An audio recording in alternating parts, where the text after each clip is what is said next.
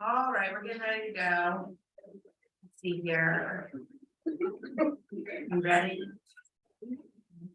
Is it still recording on the? It is recording. Then we're gonna. All right, thank you. I'm sorry for the delay from our normal 6 o'clock time. We're not too far off, so that's good. All right, is there a motion to reconvene an open meeting? Is there a second? All in favor? Aye. Any opposed? Okay.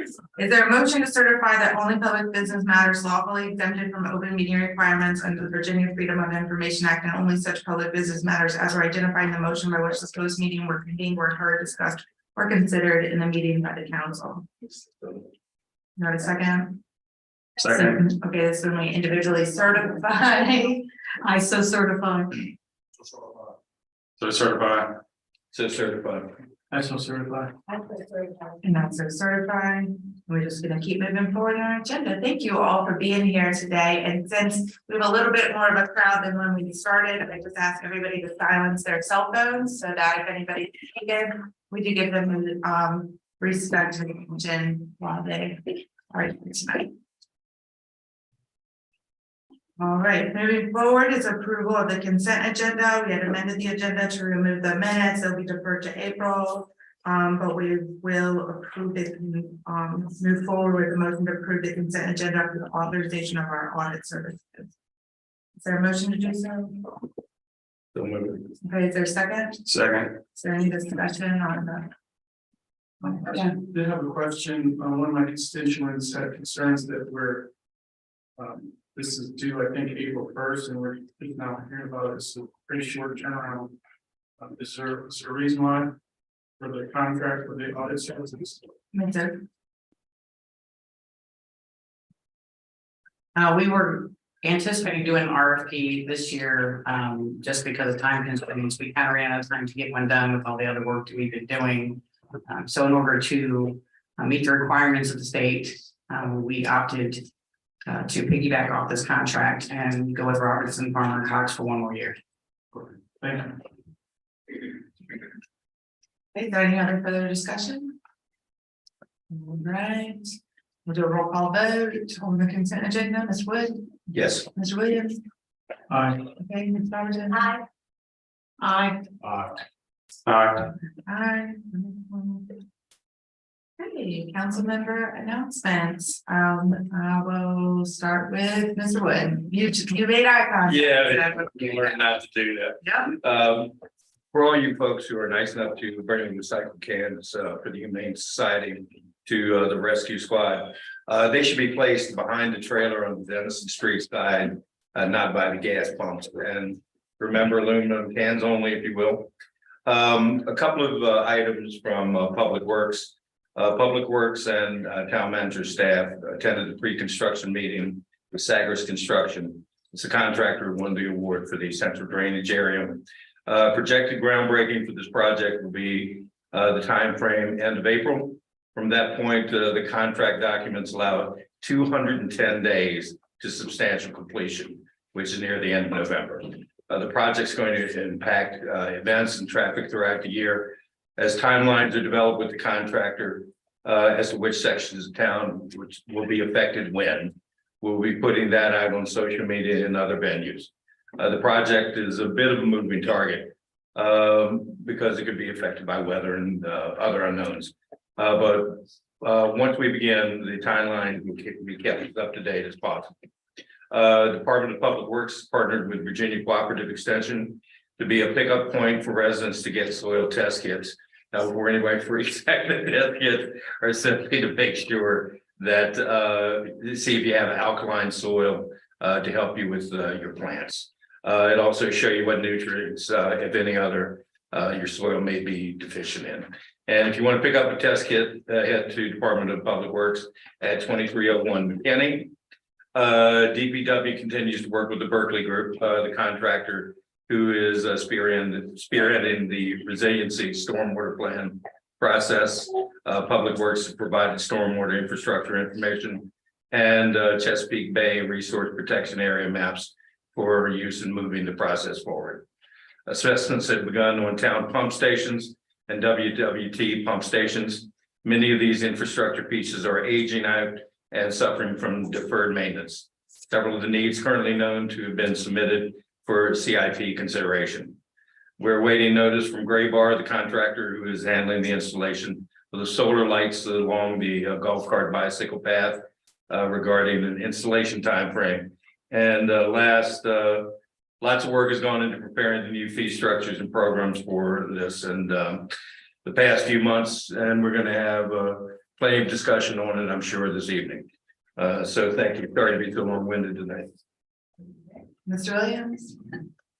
Yes, just a few economic development updates. Well, first off, I've got a question. They gave several feedback comments for the new site location for the new town center. Should I wait and give those during the hearing? Okay. Let's see. Okay, so just they had their most recent meeting yesterday, and I wanted to announce last meeting I said that their meetings were open to the public. I mistakenly said that. I was a miscommunication. I didn't realize it. Their meetings aren't open to the public because they're which is a branch of the Chamber of Commerce. But they did mention that if at some point we as a council decide to create an authority, an economic development authority, then those meetings would be actually open to the public and council would be appointing, and there would be a little bit more oversight from council. So something we may want to consider in the future. I know it may be a little bit more work on town staff, but it would give a little bit more transparency and give them a little bit more authority to raise funds and stuff like that. So something to consider. I'll just touch upon a few highlights since there were a lot of things to talk about in the meeting. Mr. Dooley, our planning director, was there and he introduced himself, gave his background, talked about his 33 years of experience and kind of let them ask a few questions. So that was good. Let's see, Mr. Fitzpatrick updated on some of the chamber activities.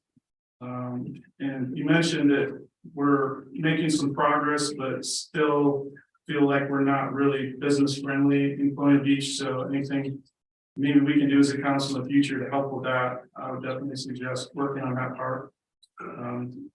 Ms. Edco gave some updates about the fire escape American Grill that's coming on McLean Boulevard. I believe that's going to be soon, next month or so. Don't quote me on that. And then she also talked about a maritime business starting up soon. They're going to be having fishing charters. I think it's going to start off fairly small scale, maybe 3 to 4 people at a time, but still, it's it's in progress in the right direction for sure.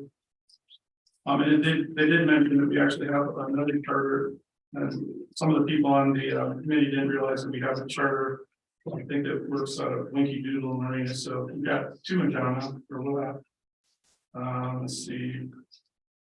Downtown Colonial Beach, you mentioned survey on Colonial Avenue, the downtown historical area. Let's see, Ms. Luna from the Planning Commission gave some updates. Things going on, including the CIP plan where they talked about possibly working that into the CIP. Going forward, if we're gonna have a new municipal facility, we have to figure out how to pay for it. Let's see. They mentioned a new visitors guide. Downtown or VTC grants, they applied for 3 of those and expect to hopefully get those. I think that's going to be up to maybe $40,000. And then they also talked about the Bike Fest being potentially moved to the end of September. Something about a conflict with the security. I'm not sure if that's the county or what exactly, but it's just something to keep on the radar. They mentioned serious concerns about the dates because it's always been on the same first weekend, I believe, in October, so they were a little concerned about that. And then, like I said, they mentioned the new town hall and some concerns with our later. Thank you. Ms. Robertson? I do see this library in the back, that's about as far as I can see. Is anyone out from the school that's library?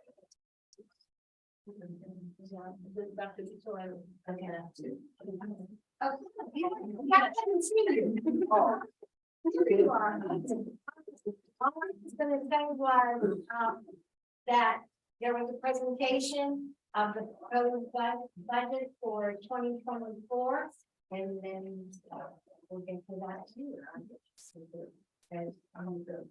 Thank you. All right, Dr. Sullivan?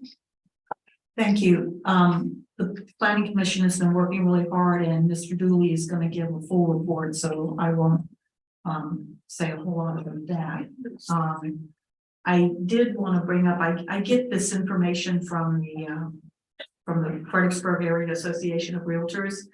And I just got the report for February. And compared to last February, our total volume of sales for houses here in Colonial Beach has gone down a little, not much, from 6.2 million to 5.1 million. The average price sold a year ago was 310,000. The average price sold this February was 299,000. On the other hand, the median price sold last year was 277, and the median price last month was 309.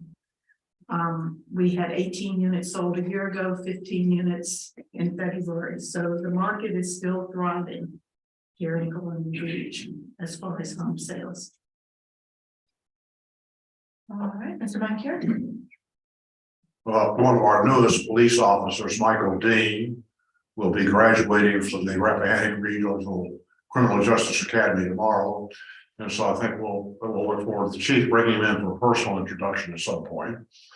On a complete unrelated aside, I attended the organizational meeting of the Northern Neck 250 Committee, which is a committee that's ginned up for celebrating the 250th anniversary of the independence of this nation. I will say on that, on an informal basis, with the idea that everybody who is going to be coming to the Northern Neck to visit Stratford Hall and all the other very significant historical options that we have, they will stay, play, and eat, and Colonial Beach is their base. I like the fun. Thank you. Mr. Allison? So for Parks and Rec, just to remind everybody that the Parks and Rec Advisory Commission meets every first Tuesday of every month. We have a Parks Master Plan Community Meeting coming up on March 22nd. That's going to be at the Community Center from 5:30 to 7:30. If you don't know where that's at, it's 717 Marshall Avenue. And there will also be a virtual option that they plan to do on the Parks and Rec Facebook page. So if you're interested in finding out some information about the Parks and Rec Master Plan, please attend that. That's all I have today. I just have a couple of things. One is to let people in Quincy Beach know that there is an innovation challenge for high schoolers. It's a competition. It is hosted in coordination with the Dahlgren Navy Base. And it is held at the Mary Washington campus in Dahlgren, and our Quincy Beach High School students will be participating in the competition. It is March 31st to April 1st, and the actual competition winners will be announced at the end of April 1st. So pretty neat things going on there. And a big thank you to the school, because we are participating in this. I am helping after school with the CLC Local Government Day, and the kids had run campaigns, and so I put their campaign posters up on the wall there, so that's what that graffiti is right now.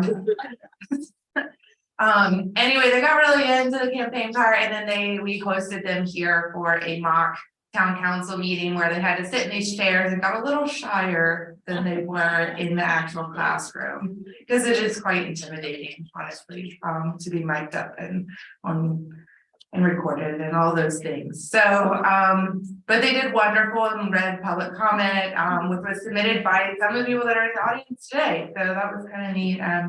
And learned a lot of hands-on stuff. And so I just want to thank the staff that all helped with that, Dr. Phil Sullivan for it. And I've just really enjoyed working with the kids. We got one more month to go, so in that program. They passed a soup kitchen. Yeah. Want to have a soup kitchen. Yeah, some of their banter was pretty funny too about some of the ideas they shot down also. Yeah. So no giant military installation apparently. Okay, that's all I have. So next up is our town manager update. Good afternoon, Mayor, members of council, members of the public. The monthly report is included in the agenda packet, and I will not belabor many of the items that you all have covered them, including the central drainage area project. We have held that pre-construction meeting. We looked at groundbreak at the end of April. Park master plan, we will have the community meeting next week on March 22nd from 5:30 to 7. We are also proceeding with our stormwater resiliency plan, along with staff in the Department of Public Works and Community Development and Zoning. We are working on finalizing community meetings for outreach on that in April, followed up with items in October for more community engagement. That effort will be about over a year-long planning effort. And other items of interest are included in the agenda packet. And so we have another lengthy meeting today. I'm gonna end the comments there. Thank you so much.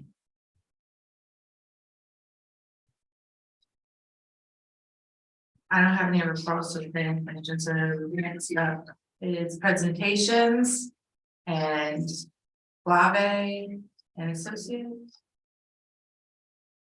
Another lengthy meeting today. I'm gonna end the comments there.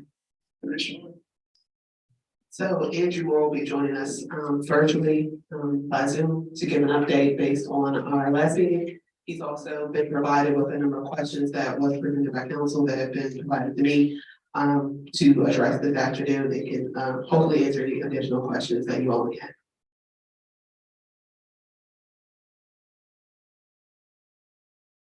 Good evening, everyone.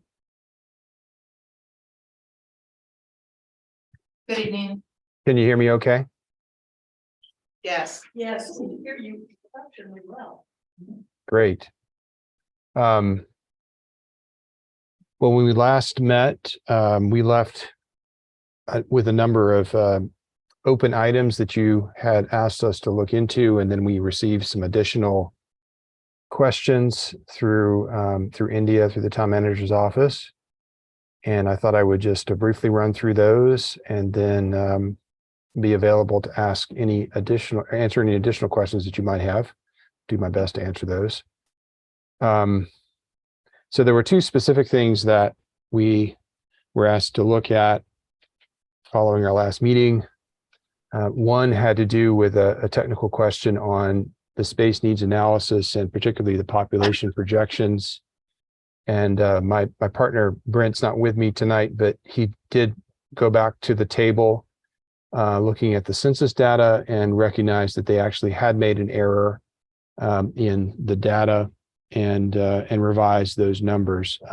The bottom line is that it didn't change the bottom line. There was a small increase in the annual population growth, something on the order of 0.1%, that did not have a meaningful impact on the number of projected staff members. So just wanted to address that.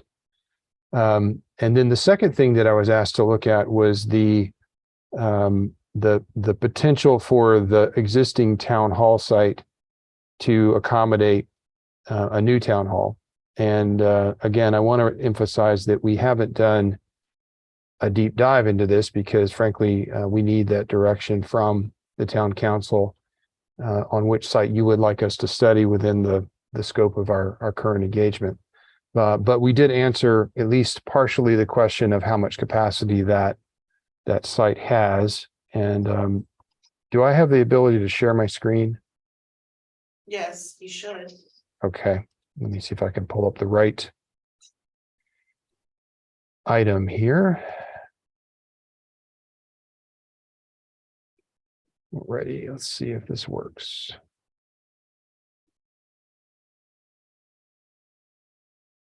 Right. All right.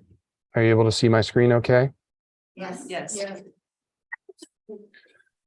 So this is again strictly looking at the site in which the current town hall is located on Douglas Avenue and Livingston Street.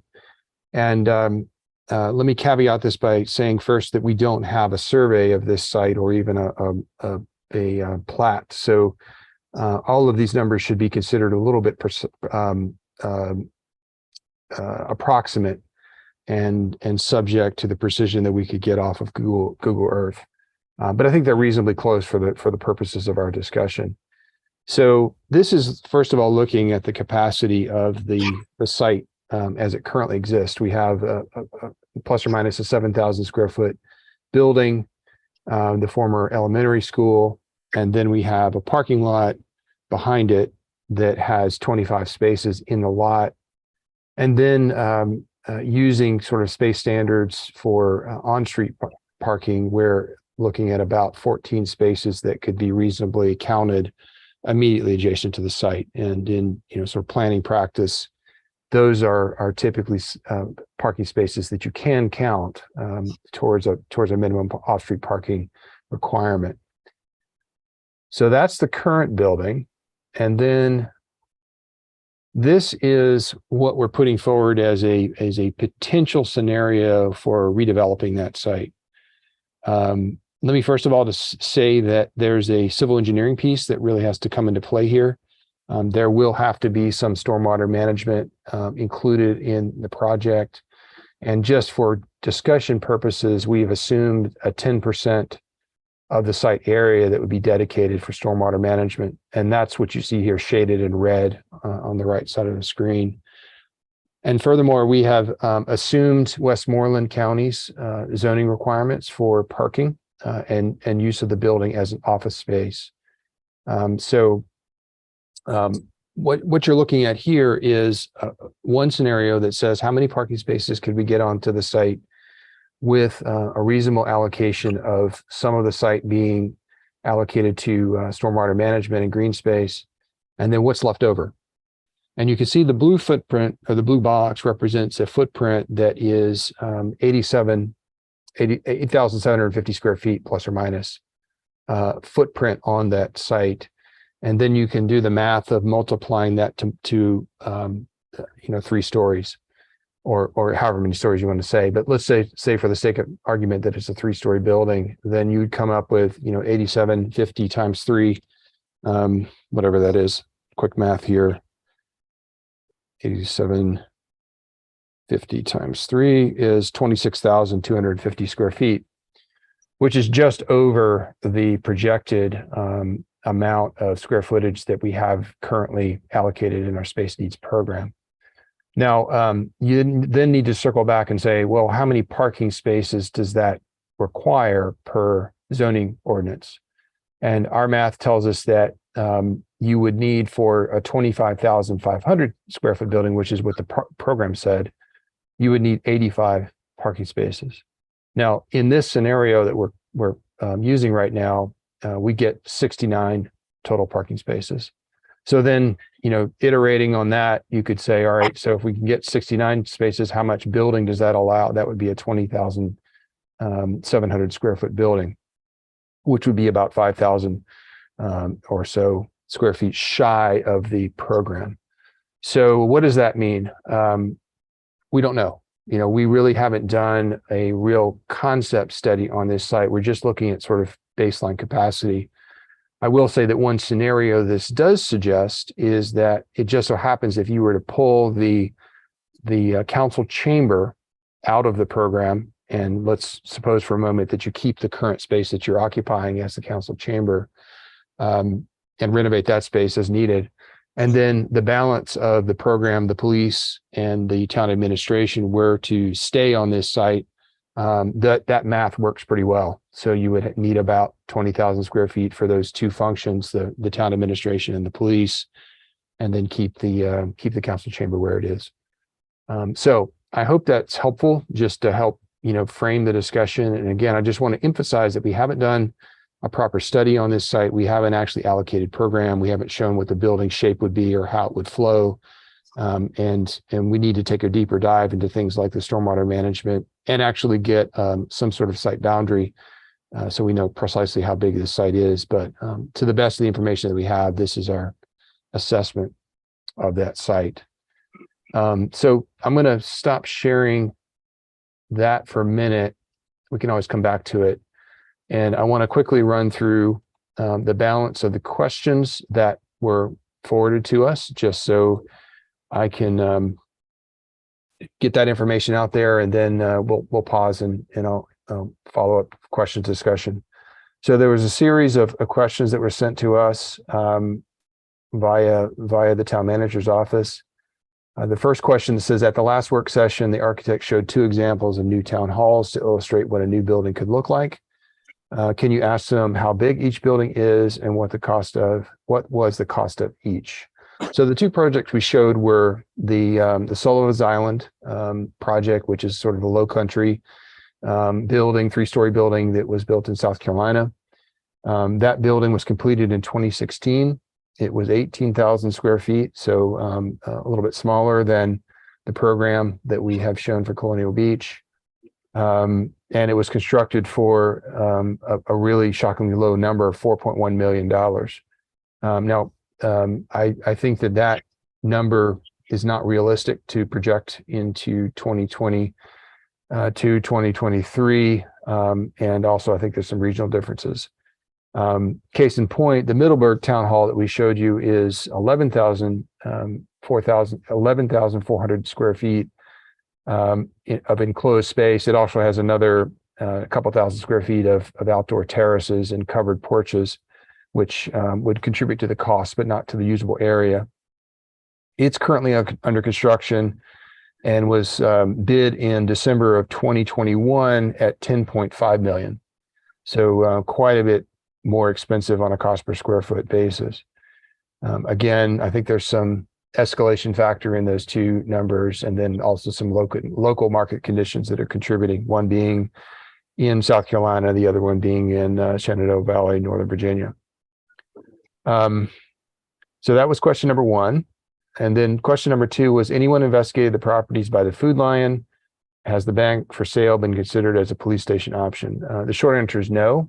We have not been asked by the town to investigate any of those sites in detail. The only sites that we have looked at all really are the 700 Colonial Avenue site, and that only to the extent that we made published an opinion that we felt like that the site was not adequate to house the rescue squad plus a town hall. And then there's a number of other challenges on that site that I think make it very difficult to consider for a town hall site.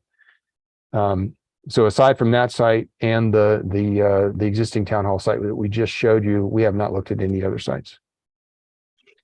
There was a question saying several constituents have asked why we are combining the town offices with the police department Do we have any evidence showing this to be the best option for Colonial Beach, and why? So it's an interesting question. It is a common practice among town halls and municipal buildings to combine municipal administration with the police station. One obvious advantage is the increase in security. You have kind of built-in security with having police there as a 24/7 presence, and it just becomes basically more or less a non-issue. There's also an efficiency of moving between departments, of the business that happens between the police department and the town administration. It's also a shared facility as compared to two separate facilities would be generally less expensive to build because you would have shared amenities, shared building systems, a lot of things that would come into play with having a single building as opposed to two buildings on two different sites. And then there's some maybe civic reasons to do it. Having a larger building means you can have a bigger civic building, more presence as an identifiable civic icon. And then finally, I guess this could be considered both an advantage and a disadvantage. So because a police station is considered a critical facility, it has elevated requirements for things like structural integrity and that sort of thing. And those same requirements would be applied to the town hall portion as well. So you can't separate them out if they're in the same building.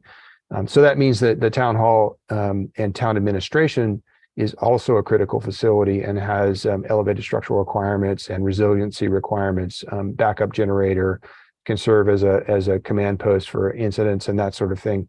But we will also admit that means that those costs associated with an elevated requirements are applied to the entire building as well. So question number 4 we have is, do we have any reports showing the condition of our current facilities and potential rehab costs?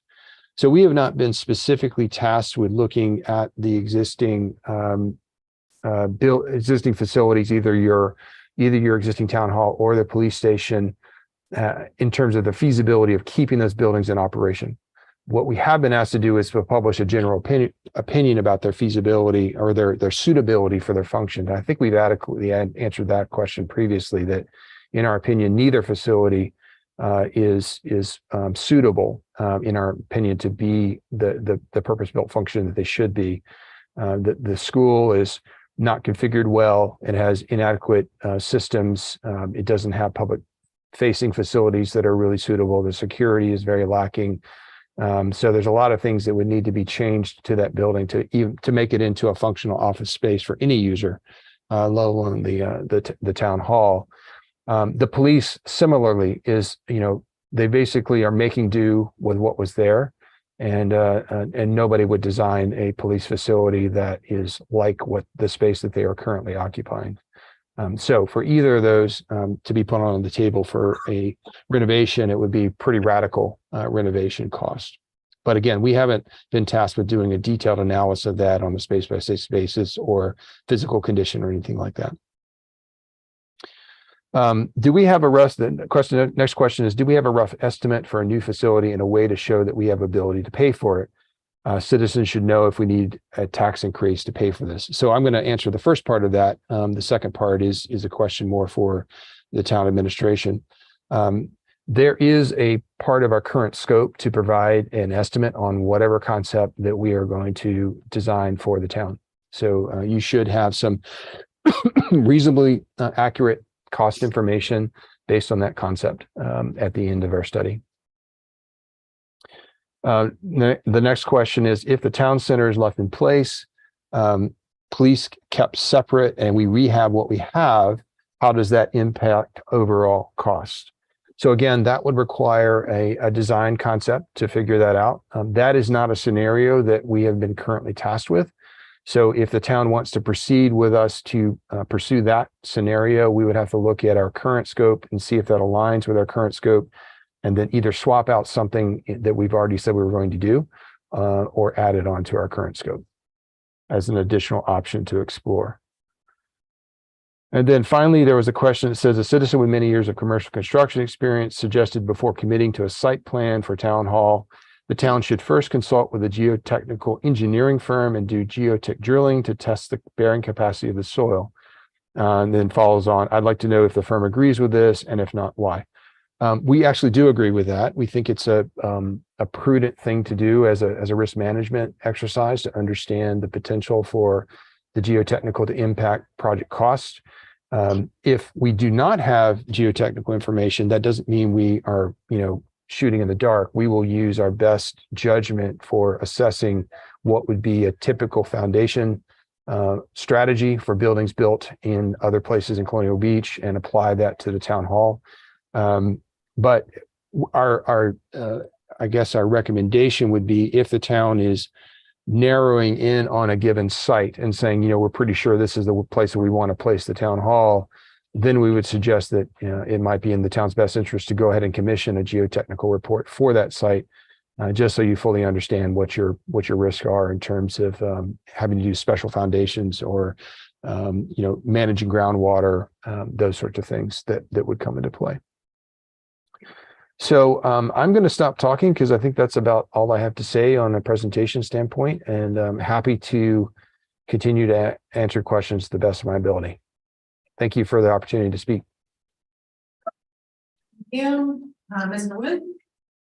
I think it's important that we preface this conversation. I've had conversations today with the town manager, the director of public works, and the mayor, in an effort to be good stewards of the people's funds, that outside of the scope of this, there will be exploration of what it would cost to rehab the existing location. A lot of times you have an older car and it makes sense to repair it. And then a lot of times it doesn't. So we need to find out where we are in comparison to those two. But I want to applaud all three of those people for their leadership in being good stewards of the town's funds. Thank you. I think, just the scope and understanding too of what that would mean. That's right now, maybe helpful too, because I'm not sure everybody's considering all of that. Is there further discussion on that? Yes, Mr. Williams? I just wanted to bring up some of the points brought to me through the Economic Development Committee. They got a little excited about this whole thing, not in a good way. So they said one of their concerns was the location. This was just their opinion, but it seemed a consensus that they really felt this should go somewhere on Colonial Avenue. They said, we're trying to get rid of blight and we're trying to, beautification and all that in the town. And they felt like there just should be a place on Colonial Avenue. I don't know if we explored all of our options thoroughly. That was one of my questions that I guess wasn't really for the firm to answer, but that's up to the county. That was one of their questions. Let's see, they also wanted to know, let's see, cost. They were very concerned about the cost. I heard just a couple of numbers that were kind of alarming, because I know 2016, 4 million is probably, today's dollars is probably more like, with the cost of materials, is probably more like 8 million. So, and then the other number was 11,000 square feet for 10.5, which is Northern Virginia. But so anyway, that their concern was cost, and that's one of my concerns is, how do we pay for this? And that would probably be a good question for the town manager, since the proposal is pending throughout the council, is we must have some kind of thoughts on how we're going to pay for this. Otherwise, we wouldn't have, gone down this rabbit hole. Otherwise, if it wasn't something we thought we could afford. Let's see, they have serious concerns about parking, which I guess some of that was addressed in your comments, so that's good. It sounds like we could be short if we try to put everybody there, but if we kept the town center, we would be in a better situation as far as parking. Let's see. They felt like that more stakeholders in town should be brought into the conversation, including downtown Colonial Beach, Main Street program, and then also that they felt like it should be part of the overall economic development plan for the town. Let's see, and then, let's see, they said this needs to be well thought out and better coordinated. So that was, I believe, the majority of their concerns. I mean, there was other stuff, but the moral of the story is that I think they don't feel like the public's been notified enough in this process. They seem to all be fairly surprised. So even though I know we've had a meeting or two about this, most of the public really isn't in tune with it. I guess that's all I have. Do you want to speak to that? Sure, just a couple of items just based on your feedback. I think Andrew mentioned in our last presentation that ideally to create that civic presence somewhere in our downtown core that they agreed. Colonial Avenue, but also anywhere in our downtown based on their last presentation would be ideal. In terms of cost, I think that it's premature to get to that based on their last presentation where it's at 5, we'll get more estimates on the cost then. We've been very successful in obtaining grant funds as well as other outside funding for efforts. In fact, the town of Middleburg received about $3 million from the feds to build their town hall to create a civic presence and a civic place in their downtown core. So we think that there are many options and opportunities for us to leverage outside funding to assist with this. So those are just some initial thoughts. But ultimately, we would have to work with our financial advisors to look at a model and bring council options in a way that is fiscally responsible for the good of the residents. I'll also mention that this is an endeavor that has been underway or at least discussed since 2008. So we're talking about 15 years. 15 years ago, a study was undertaken by Land Studio that showed about a 30,000 square foot building. So I would say that we are still in our best efforts, despite our growth, looking at ways to be conservative in that approach with our square footage. And the estimate at that time was 8 million for that building. So this is not something new. This has been in council priority since I've started as town manager, and it's been updated every time we've had updates in our strategic action plan and our strategic action plan dashboard on our town website. As it relates to specific stakeholders, we will always keep folks abreast. And I think Mr. Moore answered the question that it relates to parking. But as we've been doing, working with our ABC and our other groups, we're happy to answer any questions that they have, and we attend their meetings frequently to walk through many of our initiatives. Yeah.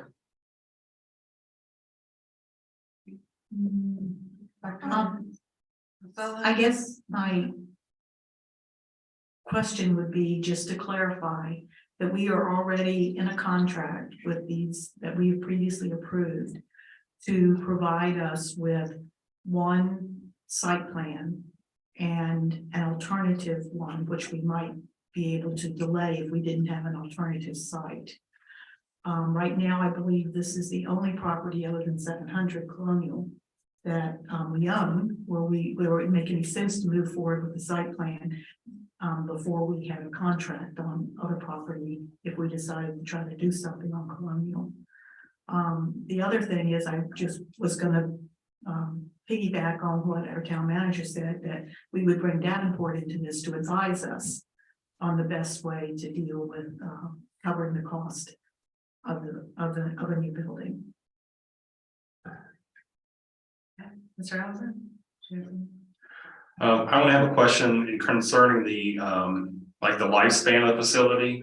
What is the usual lifespan of a new building for a facility like this? Is that a question for me? Yes, sir. Yeah, I mean, we would, I mean, I think this building's going to be a 100-year building. You know, if you design a purpose-built building that's well designed and serves as an icon for your community, its lifespan should be indefinite, in my opinion. So that's the default. Now, of course, there's other ways to philosophically approach it. If you felt like that, there was an interim building that you wanted to build towards something else. Yes, I mean, there are ways to do it. You're in a building right now that's a temporary building, quote unquote, but you've been there a while. But again, I think that it should be every municipality's goal to have an iconic architectural, recognizable architectural civic building that would serve as the community center, and that should be a long-term investment. Is it safe to say that if we built this in 2008, we would probably save ourselves $10+ million? It's never going to be cheaper. You know, I mean, I think that what history is telling us is that, except for a couple of weird blips in my career, 2008 actually, if you decided to build this in 2011, you would have been golden. I mean, that would have been like the wisest time to build it ever, because so many contractors were desperate for work. But other than that one period, construction prices always go up. Thank you. Yes, please. Ms. Rose. And I know a lot of people in here probably already know this, but that is a 70-year-old building. I'm proud to say I was in it for 10 years, not the entire 70. But during the time that I spent in there were breakdowns of the heating, trying to get heat out of the radiators that are in there. And I think we still have those same issues with them. I was in town hall late last week, and one room, it was stifling, and the next room, it was freezing. And so, how long have we had that one? 2008, someplace in two, yeah.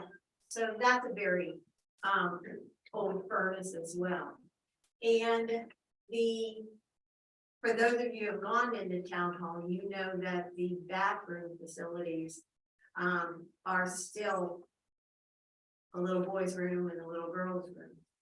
And if you go down into what was the teacher's bathroom, it's in the boiler room with the furnace. As a young breastfeeding mother, that was not the best place to go, but it was the only place to go. So obviously we have to do something, and there's a strong foundation, but it's way past this time, in my opinion. Thank you. Mr. Wood? Just before, I'm inclined to vote for this and move it forward. Just want to make sure that I had correctly expressed our conversation today. Did I? Okay, good. So thank you very much. Appreciate that. Yes. Mr. Williams? I guess my biggest concern is the financing. A lot of people that have reached out to me are concerned about their taxes going up. It's a constant struggle. I know with town governments, but if it sounds like, I have no idea how much it's going to cost, but I'm sure it's going to be, probably closer to $8 million. Are we going to be able to do this without a tax increase? I mean, realistically. I'm sure we've thought about this, otherwise we wouldn't be bringing this to council.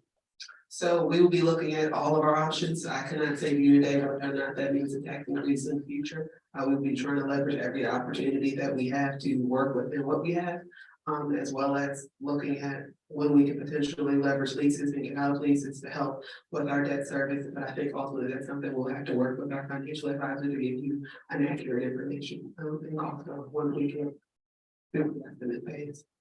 We would have to know what it costs first in order to be able to see if we can afford it. Right? You are correct. Thanks. Yeah, the point I think of this exercise and why we're engaging with the architectural firm is in order to get to answer that question.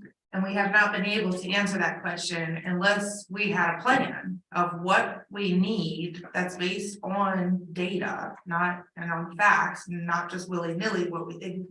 I'd like a coffee espresso machine. I don't know, what do you actually need? If you're gonna build a building that has this function, obviously it needs to function this way for 100 years because we're not gonna unincorporate as a town. I hope not in my lifetime. Okay, So this is a function that will exist. You know, well into the future, it has to be housed somewhere. And we want to get to the point where we can answer the financial questions, but if we don't know what we're building or where we're building it, how will we ever answer that other question? And so we've got to get to that point first. And I think the step taken to design, I think the suggestion has been propose a design that would fit on the site that we currently have, because it's the only thing we own that could house this function at the moment. And then would that be versatile enough to put somewhere else if there's a better location? I have to say, I agree with the economic development group that Colonial Avenue seems like an iconic location, and that there's a lot of stuff on Colonial Avenue that is bringing us down. And that we should be setting as a role model on how to change that. And, and if we continue to, let things deteriorate, not take an active role in improving that situation, then what kind of example are we setting for our next generation? So, and passing this buck down the road has cost us millions of dollars. And it will keep costing us millions of dollars. So we can pass it on 10 more years. We can not do this action. We cannot figure out what we need and how much that's actually going to cost and plan for that appropriately with a financial advisor and do it responsibly. We cannot do that now. And where will we be in the next administration in the next 10 years will be higher costs, more needs, same problem. So that's, I think, where this is a planning phase. So that we can get to answer the questions that we all want answers to. We all want to know whether or not our taxes are going to go up. We're all concerned with paying our bills. There's not a single person that sits in this seat that does not care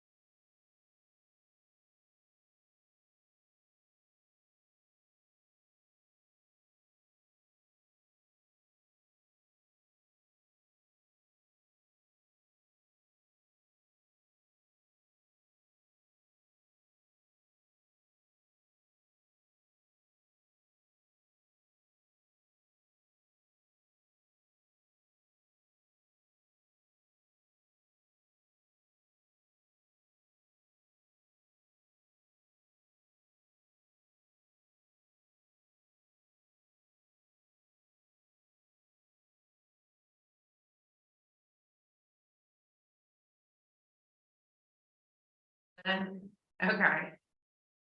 All right, is there further discussion on that then, So are we doing the 20,000 at this point? Or at are we on the current site? not taking to the fact that their recommendation is 25? Oh, I think that is definitely taken into effect in my head, yes, but we don't have a site right now, that's 25,000. So is there any wiggle room on the parking spaces? Do we have less parking spaces? We can let him, one of the things that I think was brought up the last time, which was not proposed in the way that this was to park underneath of it.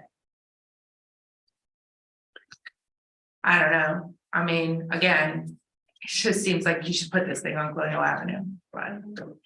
I mean, it just seems to make sense. Yeah, and maybe the more we look at it, well, but yes, I think for right now, if this is adaptable to another site, then we just go with what we've got. Yeah, So I just wanna ask, is this Mr. Glave or I can't remember? this is Mr. Moore. Sir, is, if we were to move forward with authorizing you to do a site plan on the existing site, you would be doing that for a 20,000 square foot building or 25,000 square foot building? Let me answer it this way. We will be as creative as we can to try to fit the program on the site. And if there's a way to do a 25,000 square foot building, we will we'll let you know what the consequences are. I mean, yes, there could be an option where you have some of the parking below some occupied space that tends to make the building more expensive. But yes, it's a potential option. The other, I mean, as I mentioned, there is a scenario I can imagine that puts the police and the town administration on the site, and then you continue to meet in the council chambers that you're currently occupying. That seems like one of the. All of that would fall under the scope of one site plan. That's right. Right. Yeah, we would study that site as the site for the town hall and give you the recommendation on how to best fit it onto that site. Okay, so the Thank thing, the you. motion is to do the best you can with what you got. That's right. That's the formal motion. Okay. That's been seconded. Is there any more discussion? Fine. Yes, Mr. Just Williams. one final comment. Sure, go ahead. Based on the feedback I've gotten from residents and others, I don't really support this plan, but that's just me. Got it. Yeah, and surprisingly, we don't agree. But what I would say at this point is we've already paid for the 2 site plans. We need to have a basis from which to understand if this is economically feasible.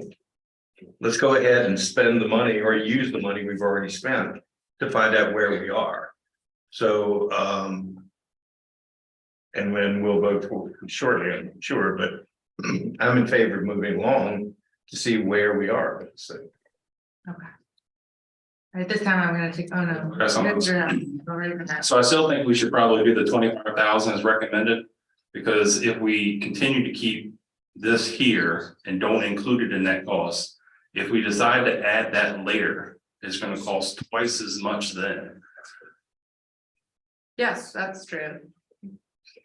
So All right, so we're gonna do the most with what we got. Yeah. I may have missed it. Have we thrown out a dollar figure with this? No, can't get there until we know what we're building and where we're building it. Not until we know what we're building and where we're building. We're just trying to figure out what and where, and then we should figure out. No. No money will exchange hands. No money at this point. is it? Yeah. Yeah, that's right. We can safely say millions. Yeah, well, that one's obvious, yeah. Yeah. Okay, all right, there's motion to say if there's any other discussion. All right, I'll start on this side. Aye. Okay, Mr. Meister. Aye. Aye. Aye. Aye. Mr. Williams. Nay. Okay, Ms. Robertson. Aye. All right, move it along. Thank you. You're welcome. Any other questions before I sign off? Nope. Okay, well, I'll circle back with India and we'll get started. Sounds good. All right, thank you so much. Good evening. Mr. RT, here to answer all of our financial questions tonight. Good timing. I was doing all the math while I was thinking. Were you doing the math? Are we gonna start investment account making some money? Where are we going? Actually, that's part of what we're working on as well.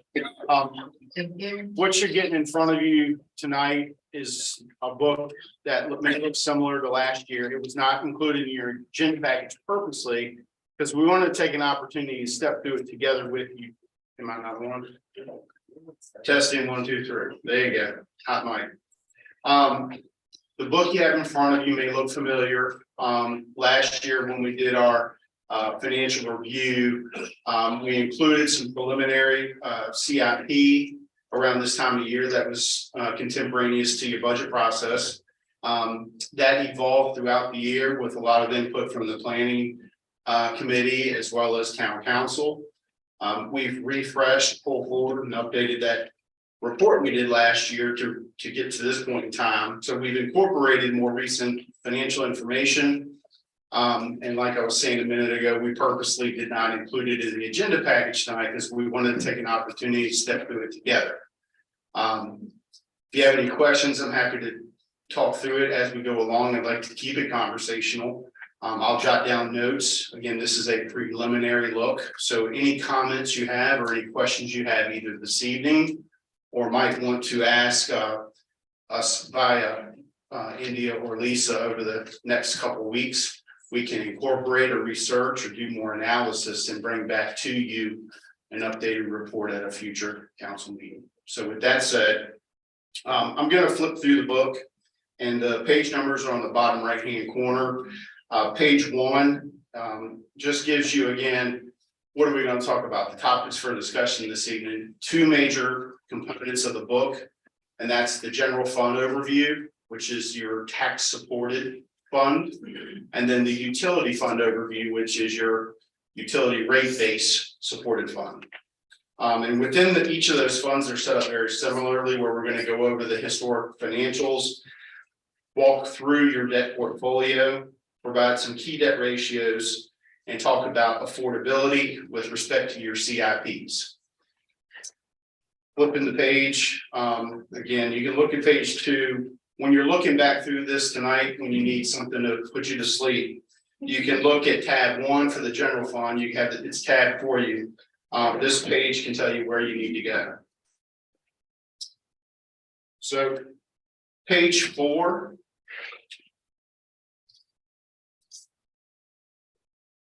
This are just some simple overview observations we made of the financial performance of the general fund. Again, your tax supported fund over the past 5 years. You'll notice that on an average annual basis, again, any given year can be an up or down or spike, but from 5 years ago through 2022, your revenues, your operating or general fund revenues have grown at roughly 3.5% on average. Your expenditures have tracked along with that. Okay. You have maintained an unassigned fund balance level at or above your 15% policy during that same time frame. And you'll notice when we get to that page here in a little bit, and we'll talk through the when, the where, the whys. You have some cushion over and above that 15% policy that we implemented last year. And one might look at that level that you currently have in your audit, which is only a single point in time during the year, and say, we've got plenty of cushion. It's not always the case during the fiscal year, and we'll get to that because one of the things we want to be able to make sure we have enough cushion, called a rainy day fund, if a storm happens and we have to replace something in the short term and we don't have time or want to go through the expense of borrowing money to cover it. And we got enough cash in our hip pocket to take care of it immediately. The other thing we want to do is make sure as a town, as good stewards, right? We don't want to have to get our fund balance so low that we have to go out in a given fiscal year and borrow money just to make sure we got enough cash in the bank to hit payroll. Okay, because then you have the added expense of short-term interest costs. And as many of you probably are aware, the interest rates that you can borrow at, the curve, they call it, the tax exempt yield curve is inverted right now. So that short-term rates are actually higher than longer term rates. Okay. So anyway, that's sort of our big picture observations for the general fund. I won't belabor page 5.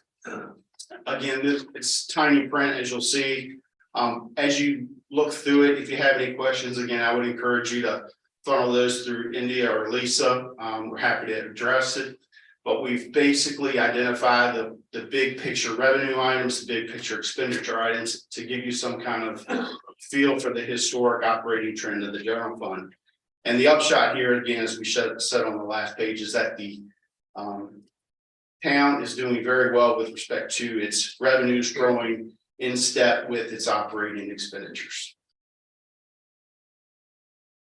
On the next page, we just wanted to give folks a quick one-page view of how we wrapped up for the audit in 22 for actual numbers versus where we are for budget 23. I guess this is still preliminary budget at this point, but the upshot here is that number one, it's a balanced budget. If you look at it and back out the one-time use of monies and the one-time expenditures for capital, the debt service in particular, you'll look at those and you'll get to $8.9 million for revenues and $8.9 million for expenditures. But in total, 9.6 revenues, that includes a one-time use of your reserves. And it also includes one-time expenditures at the bottom of 9.6. The second point I wanted to make on this page is that, you know, the question was asked recently, where our revenues come from. So the top graph is showing you what the 23 budgeted revenues are by local government, your town taxes and other sales and local taxes that you collect, among other charges for services and miscellaneous expenditures, revenues. That's roughly 79% of your budget you're getting locally. Roughly 14% of your funds revenues come from the state. And as of the preliminary budget we have currently for 23, there is a one-time use of reserves incorporated in there, and no Fed dollars at this point, because I think staff has indicated we're not quite sure what we would expect in fiscal year 23 from the Fed. So that was the second major point of this. We also, to close the loop on this page and give perspective on both, we did include a chart over at the bottom right that shows how your budget expenditures are spent by department or major line item in your audit or budget. On page 7, okay, this is just specifically Colonial Beach. We'll get to some peer comparatives here in a moment. You can see over time, Heather, if you could just scroll in a little, zoom in a little bit, or zoom out, excuse me, so they can see the green. That's perfect. The green line since 2017, you were fairly flat for the 2017-2018 year. You were roughly 20 or so %. So you had a little bit of cushion over your policy at 15%. Then it stepped up between 2019 through 21. And then because you did have some expenditures, a step up in your expenditures last year, your overall fund balance number, unassigned fund balance, did not drop. It's just that you had more expenses. So your denominator is larger, therefore it's a smaller portion of reserves you have to your budget. Again, I wanted to point out, when you look and see that at the end of the day, on row 11, unassigned fund balance as a percentage of expenditures per your policy, that calculates out to 32.4%. So you've got 15% policy and 32.4% as of June 30, 2022. I'm going to show you in just a minute how those funds are spent down during the fiscal year and why it's so important to have cushion over and above that policy. But again, the two major tenets that I hit on that observations page is that you want to make sure you have enough rainy day money in case you have a storm down the road and have damage that you gotta handle quickly and immediately. You also want to make sure that you're not borrowing into your fiscal year such that you're incurring additional interest expense on a short-term borrowing, just to make sure you got money in the bank to make payroll.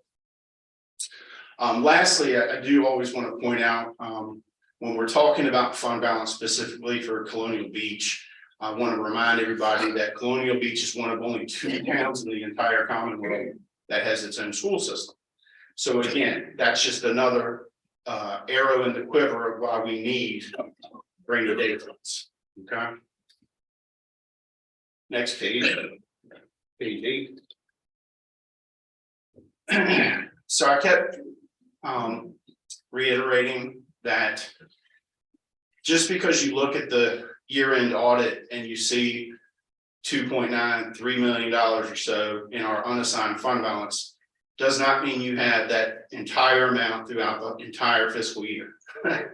So what we wanted to show is the past 3 years.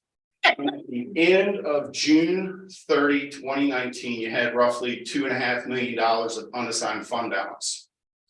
Where this graph starts in July of 2019, so that's the start of fiscal year 20, you have a major expense each July where you make your transfer over to the school systems, and you can see that was almost $3 million, right?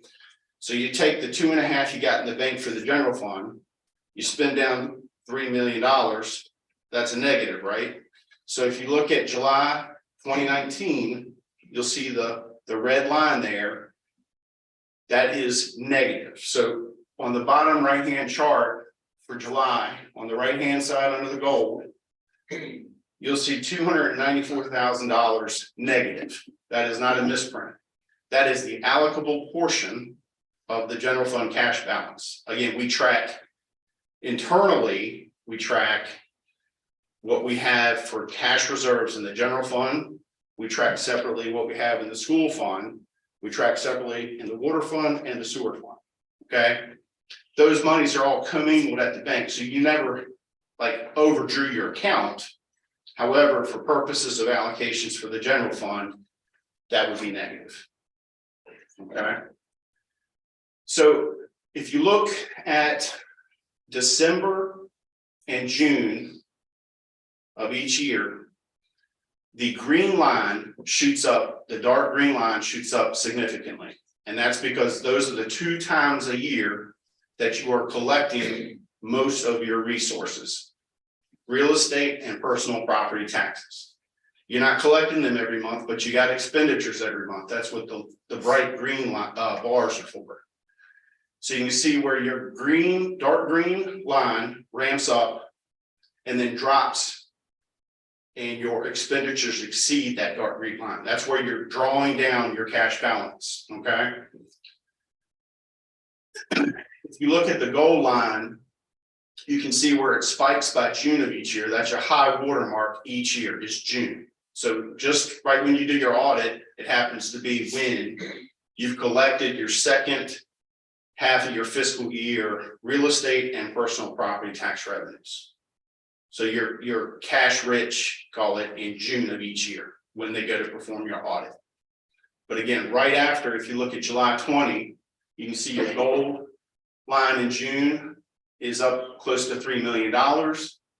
But in July of 20, the first month of the next fiscal year, you have a big green bar of expenditures because that's your school fund transfer. So you draw down that cash. The methodology follows suit across the whole of the graph. And what I would like to point out is the final column over on the far right. It says percentage of fiscal year 2022 expenditures. So what we're simply doing there is taking your 22 audit and saying, what were your general fund expenditures? That's going to be our denominator throughout the whole year. If we look at our cash balance for 22 to start July, that's $868,841. That's the cash we have in the bank for or specific to the general fund. That represents only 9.5% of your expenditures. Again, per our policy, we're trying to stay at 15%, right? We hit it at the end of the year, each fiscal year, but we don't always have it in the bank. So if you're asking yourself, do we have enough money to spend on projects? The answer may be yes. But you don't want to necessarily pull all of it down at once either, right? You got to make a plan to figure out how we're gonna balance our cash versus our debt. And while somebody might look at it and say, oh, by the end of the year, we have 36% of our budget. Right? And I'll just point out this 36%, this is cash account, call it cash balances. The other page where accruals are adjusted for your audit, that's where we're showing the 34.9%. Okay, so if somebody were to look at it and say, well, that doesn't tie to the prior pay, this is strictly just cash. The other is accrual accounting. So hopefully that helps give you some perspective on how you're performing with your cash each year. Yes, you are hitting your mark, you're meeting your year-end policy. But we don't want to get too comfortable and say, oh, we got plenty of money in the bank, we're going to draw a bunch of it down to spend on the project. Let's take a measured approach. Okay. That was one of the major slides we wanted to hit on this evening. Do you have any questions before I move forward? Would it be a advantage to splitting the school payout into two groupings instead of one, just for stability within this kind of analysis? That's up to council and staff, honestly. That's, if you're trying to smooth that out a little bit, you could do that, but I'm not sure policy wise if it matters. Sure. We certainly don't have a dog in the fight with respect to that. Okay. Okay. One other thing before we do hit the next slide, just sticking with cash for just a minute. We have been having conversations with India and Lisa about trying to program some of these dollars to take advantage of the inverted curves at the present. We are hopefully going to get that formalized soon and come back to you with some thoughts on whether it's just simply putting it in to the state pool program where it's completely liquid on a daily basis. If you need your money, you pull it from your state account. It's called the LGIP. That has roughly a 4.5% rate that you can earn. The other thought is, like we've seen today and yesterday, some of those rates now that we could earn at are dropping. And one of the thoughts is, yes, that LGIP account is going to sort of dip down too. But if we go out and reach out on the curve with some treasuries, which are backed by the US government, and we program it at 3, 6, 12 months increments, we can lock in some rates before they drop. If that makes sense. Okay. So we can move on to the next page. How do you compare to your peers with respect to your reserves? The upshot on this page is that you are in line with the medians on a relative budget basis. And what I mean by that is if you look at the top charts, total fund balance on the left, available fund balance, which is a sum of your unassigned, your committed, and your assigned, not the restricted dollars or non-spendable dollars, but what we call available dollars, or what the rating agencies call available. And then your last is your completely free, flexible pot of money called the unassigned fund balance. In total dollars, call it 3 million, you're below the medians, but there's some big towns that are incorporated into those AAA towns and Virginia AA towns. What I would point to is the bottom of that page when I said relative to your respective budgets. You may recall the 36.4% or 34.9% on the bottom right-hand corner. You are very much in line with other Virginia AAA and AA towns. Virginia AAA towns median is 32%. Yeah, can you scroll down on the slide? Because he's talking about the bottom of this. Bottom right-hand corner on page 9. Thank you. Thank you. So you're at 34.9%. Other Virginia towns that are highly rated are in the 32 to 36% range. So you are well within the range of the medians. Okay, you're tracking in line. You're not over and above. You're not under. You're in good shape from the median's perspective with respect to your peers. All right, turn into page 10. Talking a little bit about debt. Bless you. You have a clicker? I can click or something. Well, that's fucking fine.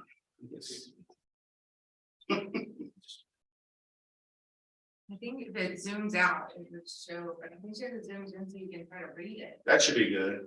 Oh. And then scroll down a little, just scroll a little bit, and that'll be fine. Okay, so the town's annual debt service approximate roughly $640,000 to $670,000 in the actually fiscal year 2024, you're at $670,000. So your upcoming budget year, that'll be your total principal and interest payments on your tax supported debt. That equates to, and just as a benchmark, roughly 11 pennies on the real estate tax rate. Okay, your value of 1 penny you collect on the real estate tax rate is $60,000. So that's roughly 11 pennies. Okay. When we break down your debt and look at school debt versus non-school debt, it equates to roughly 8 pennies being spent on schools and 2 pennies being spent on, call it non-schools or town needs. Okay.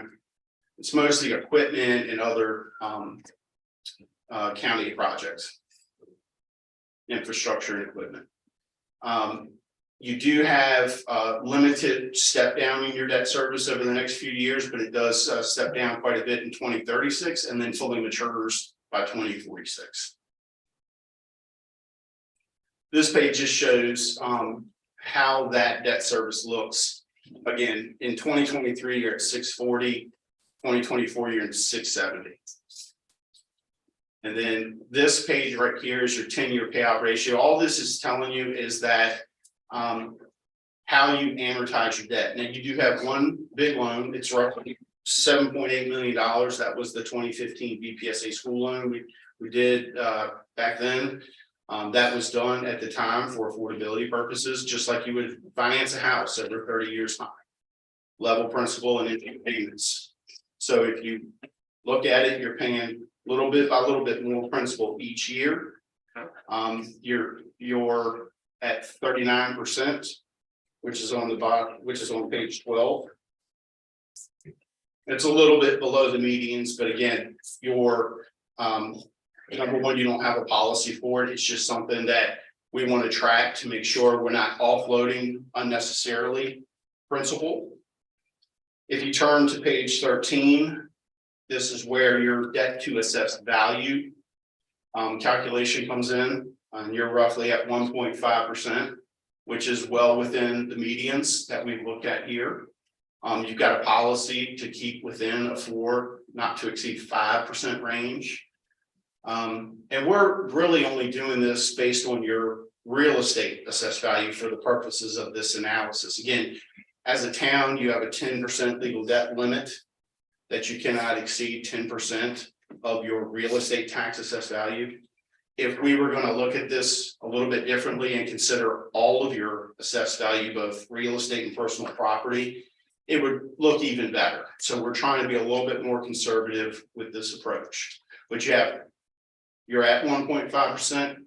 Your policy is up to 4 to 5%. So you have plenty of debt capacity. That does not mean you have debt affordability, just debt capacity. If the credit markets were to look at you and we were going out to borrow money, would we be able to get that money? The answer is yes, we have good debt capacity. If we flip to the next page, page 14, this is an indicator or key debt ratio that helps us benchmark how much of our budget are we spending on debt service or capital needs, right? So you borrow money to fund your capital needs. How much of our credit card are we using, right? So right now you're at roughly, or you're at 4%, page 14, the next page. There you go. I feel like it did something. It's no problem. Thank you. All right, so you have a policy, adopted policy of 12%. And you can see on the bottom right hand corner where we've tried to give you a little bit of what the credit markets look at as a good solid range for a solid credit. So if you're less than 8%, you're very strong.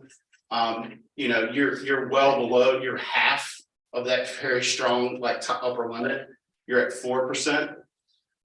Your policy is in the strong range, so 8 to 15, you're at, you know, your policy's at 12%. So again, if you look at the peer groups on the right, if you could zoom out just a little bit, Heather. Thank you. You're at 4%. You are not an outlier, meaning you're not over leveraged. You don't have so much debt that you are above the medians. You're actually well below the medians on here. Okay. So from a debt position, the town is in good shape. So if we could turn to page 15. Again, this is just to give you some concept of, we're already programming 11 equivalent real estate pennies to our capital programming. Okay. And if we were to maintain those 11 pennies in perpetuity, as our existing debt steps off, we'd actually pick up affordability over the years. So when we drop down from 2024 at 667, 348, and our debt service goes down next year at 640, we theoretically pick up, if we don't absorb it into operations, we pick up $27,000 additionally annually recurring dollars if we continue to budget at the $670,000 level.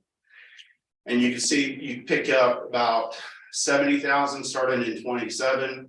You have a meaningful step down in 2036 at 157, 688. And then by the time you get to 2046, all your debt falls off, and you could reprogram theoretically that whole $670,000. The key here is that we want to make sure if we're currently using it toward capital and we're comfortable that we've got projects and we want to keep up to date on our capital programming, we don't want to lose what we're currently programming to capital. Again, it's 11 pennies out of, help me, India, 78. So we got 78 pennies total real estate. 11 of those pennies are going to our capital programming. Okay. Now that the actuality is you're not like taking these 11 pennies and putting them specifically to capital projects. We're just trying to benchmark it so people have a concept of how much, what are the dollars, what do the rates look like? You're getting revenue sources from personal property, other sales and local taxes, etc. This is just a way so you can benchmark it. All right, page 16. This is the affordability analysis. Your existing debt service is under column B. So if we add up columns B through D, we get to E, and that's your total obligations. We've got placeholders in there once the time is appropriate to drop in any updates to the CIP and any debt or PAYGO that we want to drop in here. We'll show you an example in just a minute, just for order of magnitude purposes. That's it. It will take some planning and refinement with your planning commission and you all to fine tune that CIP. In column F through I, that's where we drop in our revenue sources. So what do we have available to meet those obligations? So again, to my point earlier under column F, we're currently budgeting $670,000 in 2024. If we flatline that and pick up those additional dollars as the debt steps down over time, we can reprogram those same dollars toward future capital projects. Next page is page 17. This is the most current CIP that we have available from staff. And I won't belabor every line item in here. I would like to pick on a few, if that's okay. What we've tried to do here is identify what the town is going to afford and what we can get through grants. And I know that's still a work in progress. If you look, for example, at the line 1 storage facility, that first column there is showing you what we would assume that project could be funded. It's probably a longer term facility that could be amortized over time, just like purchasing a house. So the town would fund that through debt at 100%. It's roughly estimated at $150,000. A trash truck we wouldn't necessarily want to fund that on a long-term basis because it's only gonna have a useful life of 5, 7 years, whatever it is. So we've got an assumption that we would fund that with cash. If you go down a little bit further, like for example, body cameras on line 25. Or excuse me, 26. We can't count. There's a road hidden, I think. So body cameras, town, we're assuming that be cash because they wouldn't be sort of long-term assets, if you will, and we're assuming only 50% funded by the town because the other assumption is we get 50% from grant monies. If you look there on line 22, new municipal center, police station and town hall. Again, this is a plug figure for now. We understand that town staff is working diligently to track down additional grant sources. But for now, for example purposes, and step through this tonight, we use a 50-50% assumption. If the grants come in more than 50%, obviously that drives down what the town has to provide. If we can't get all those grant dollars, then it's going to increase what the town has to provide. We're using the total assumption of $10.4 million between 24 and 25, 900,000 and 900,000 and 9.5 million, totals 10.4. We're going to assume that we debt fund half that for the town, right? So if you scroll down to the bottom of the line 43, and if you could zoom out just a little bit, all the way across on line 43, these are the totals. You got $15.7, $15.8 million in total projects. Looks like we might be able to get grants, roughly 8.1 million. We might use over time 800,000 in cash from the town and debt fund roughly $6.8 million. Again, this is just for example in order of magnitude purposes tonight to give us an example to walk through. So flipping to the next page, and I'm not going to stick on this page long, just to give you a sense of what our assumptions are. Those two borrowings could be done between 24 and 25. There was a $104,000 borrowing in 26. We wouldn't necessarily do that practically. It wouldn't make sense to go out and just fund $104,000. We'd wrap that in to get efficiencies through one financing in 25 or 26, depending on when that actual timing would be. So we've grouped those together, amortized it over 20 years at 5%. And if you flip the page, going back and revisiting how we drop this into the affordability analysis, you can see now that column C, the proposed CIP debt service, is populated. That first $1.2 million borrowing that we do in 24, we issue in 24, the debt service starts in 25 at 101,000. And then we issue more debt in 25, your debt service steps on in 26 at 5.5 total. So that's the 101 plus $450,000 equals 552. So what happens to our surpluses that we were creating? Well, obviously we're going above our 2024 budget. Some of those surpluses are helping to offset the increase in needs. You can see in 2025, we go negative $74,000, right?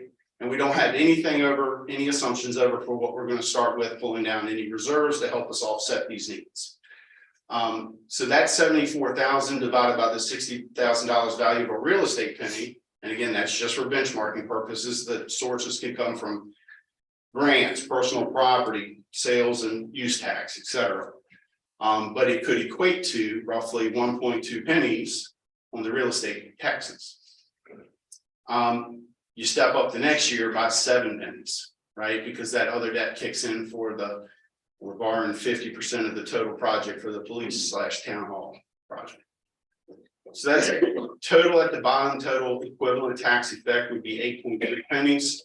That's occurring naturally in the years that you need it. If we said, okay, well, we don't want a tax rate increase in 24, but we do want to raise something in 25. If you flip to the very next page, page 20,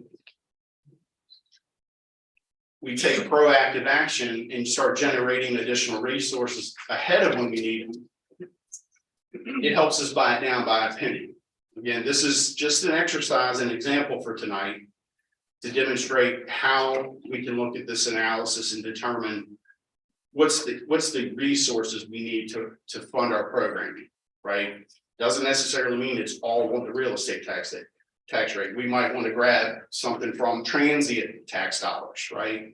People coming into the town, occupancy, lodging, etc. That would help take some of the burden off of our constituency, right? So these are just, again, order of magnitude, trying to walk you through the methodology this evening, give you some sense to walk through this on your own. And then lastly, I'm gonna close on this, the utility, we won't get to tonight, but again, feel free to answer any questions or pass any questions to Indy and Lisa. I've just in on page 21. We superimposed what this new proposed debt could look like. And again, we're not recommending that, we're just calling it proposed because it's not existing, it's new. That's the light green bars on top of the dark green, and what you can see there. Yeah. So your adopted policy range on the debt to AB is in the 4 to 5% range. Even with the new debt stacked on, you don't even hit 3%. So again, that goes back to the capacity question. Again, on debt service to expenditures, the policy is 12%. Remember, very strong is even under 8 or under, and you're well below even 8% when you fold in the new debt. Again, it's affordable, but where are we going to get those dollars from? Okay. And your payout ratio looks a little bit better than 39% here after we issue the debt because we're amortizing over 20 years. That's the assumption for now. Okay. The utility fund is in tab 2. It's set up very similarly. We haven't assumed any debt on the utility CIP. Because most of that appears to be either grant funded or cash funded. Any questions? And I apologize if I ran over my time. Any questions for our team? Yes, Mr. Williams. Yeah, this is definitely information overload, there's a lot here. So I apologize if I'm asking something you've already talked about, but I guess one of the biggest things that you heard earlier about a new town center, and you already alluded to that. Do you see a scenario for a town of our size with our current resources that we could add a $10 million town center without having to raise taxes? Well, that sounds like an opinion question versus a. Opinions, yeah. I mean, I'm not here to give opinions, I'm here to give facts, and the facts are, you have the debt capacity from the credit markets perspective. You have the affordability, debt service to explain how much of our budget would be spent on debt service and capital. The real true question is for council and for staff. Where do we want to source the dollars to be able to afford it if we want to afford it? Is that fair? Yeah. Okay. Yeah, I understand. My main concern is, like for me, for example, when I go to buy a house, I go to the bank first and say, okay, what can I afford? They'll look at my income and assets and all that, and they say, this is what you can afford for your house. And so I guess some of what you're doing here is kind of trying to help with that. And so it would be nice to know how much of a house we can afford. Yes, sir. And so I don't know if you can, if all you presented is sufficient for that, or if that's something we could work with you as a town to go into more detail. But I personally, as a council member, before I vote to buy that house, I would like to know how we can afford it and how we're going to pay for it. Absolutely. That's what we're, again, this is for preliminary purposes tonight to provoke the conversation. We expect to have follow-up and get input so we know, okay, how are these grant monies that again, staff is working diligently to identify grant monies that could go toward this and buy it down, if you will. You as council have to provide staff with guidance on, okay, well, what, we don't want to raise our real estate tax rate 7 or 8 pennies, right? Where can we get those other dollars? What are some other resources that we can grab or, assess, maybe grab, like I said, transient dollars, right? As opposed to on our constituents. And y'all are a destination town, so that's a real possibility. Other towns don't have that, you know, not all other towns across the Commonwealth have that capability. Yes, sir. Thank you. Yes, sir. Mr. Wood, did you have something? Yeah, I think using the analogy of how much house can you buy? The exercise tonight is not voting to buy the house. We're voting to see how much the house would cost. So that's really kind of disingenuous, I think. Well, I fully understand what you're saying, I think you will disagree with this, but I'm just thinking. Thank you. Okay, all right, we're gonna keep moving forward. RC, is there any other questions for our guest? Madam Mayor, could I just point out Yes. briefly, the newest additions to the CIP are all marked on this sheet as new. Our new Director of Public Works and our wastewater treatment plant supervisor have worked diligently with myself and staff, our financial advisor and CFO on looking at our utility funds and some of the upgrades that we need there. Some things that have been deferred, but also things that we'd like to attack proactively under our water fund and our sewer funds. And items 3, 4, 5, and 6 have been added under water, and then items 9 and 10 under sewer. And we'll delve more into those as we get into the budget process, but definitely wanted to call that out. Thank you. Thank Thank you, you. RT, always good to see you. Nice to see y'all. All right, Mr. Trevett?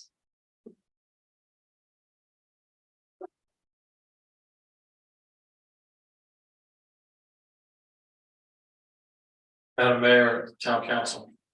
I'll be very brief. Those seats aren't getting any easier to sit in. I think we could all attest to that. District Council. This thing.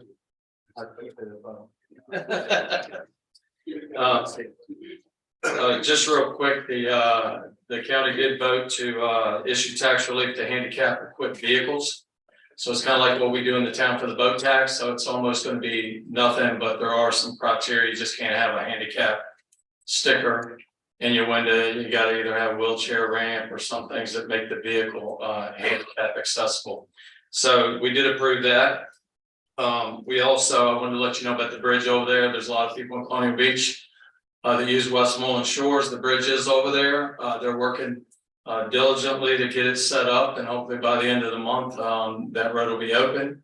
There will be a stoplight, it'll be two-way traffic, it'll be, you know, you'll stop, let one side go and the other side will go after that. So I want to make you aware of an event. I don't know whether the chief had any issues with this past Saturday with the event at the drag strip. This became chaos. It's being looked at by the zoning at the county level. It was pretty unbelievable. As we know, a couple of years ago, it was unexpected. The sheriff didn't know about it until the night before this time. I'm making you aware of it because there's another event coming up April 1st. And basically, our fire department is the first responder out there. And it literally was thousands of people and you could not get in and out of there. The person that was sitting in that drip pit, that's about the third time. It's a miracle he wasn't killed. And it took quite a while to get to him because people were jumping on the back of the fire truck and not allowing emergency services to get in or out of there. So it was pretty bad, but it is being addressed. There are some serious issues that need to be looked at there. With capacity and everything, but it has affected our town in the past and it may even in April, so you need to be prepared for that. Those people come from Washington and Maryland and North Carolina's where they're doing all the advertising, and they come for that event. When they leave their stuff behind. You know, they could care less what goes on here. And there was numerous police chases, vehicle accidents out in the county that we responded to as a result of that behavior.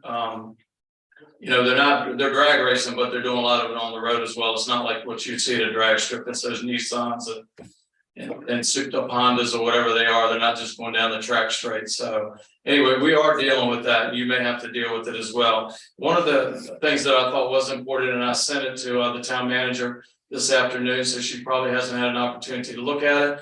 The county received an email from DEQ. And we've had numerous complaints about debris being burned out there in the county. It does affect the town for the fact that anytime anybody clears a lot, they obviously can't burn it in town because of the proximity of houses. So a lot of people hire somebody to come and clear that, and they take it not too far out of town to where they're burning it. Evidently, DEQ regulations doesn't allow that. So the county's trying to figure out, because they don't have the capacity at the landfill either to take on all that stuff. So it's something that you might want to look at. I don't know how it's going to affect the town, but DEQ appears is going to put a stop to that based on the complaints that they've been receiving about the burning of vegetation and trees or whatever else is being burned out there. Any questions about anything tonight that I can answer for you? I don't think so. Thank you. Perfect. Thank you. Have a good night. Dr. Mitchell? Feel like I gave everybody a brain break. I know, I think I'm gonna take a bed break after here. No, he's the educated in me, sorry. Feel like I give you a brain break, but anyhow. Madam Mayor, town council members, everyone in the audience, thank you for having me. Tonight, we're gonna spend a little bit of time talking about the proposed budget. What's on the screen is not, is a condensed version of the budget presentation to the school board on the 8th. In the interest of time, I'm gonna speed through this because I know everyone in here, I've seen it, but I'm gonna talk to the audience a little bit, okay? All right, so who's clicking for me? Next slide. One more. So, why do we do the work?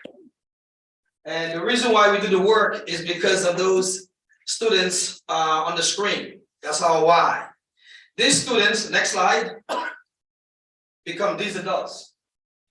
And these adults you see on the screen are graduates of Colonial Beach Public Schools who are now educated in our school system. The young man to the far right is a first-year teacher, former police officer in King George. Next slide.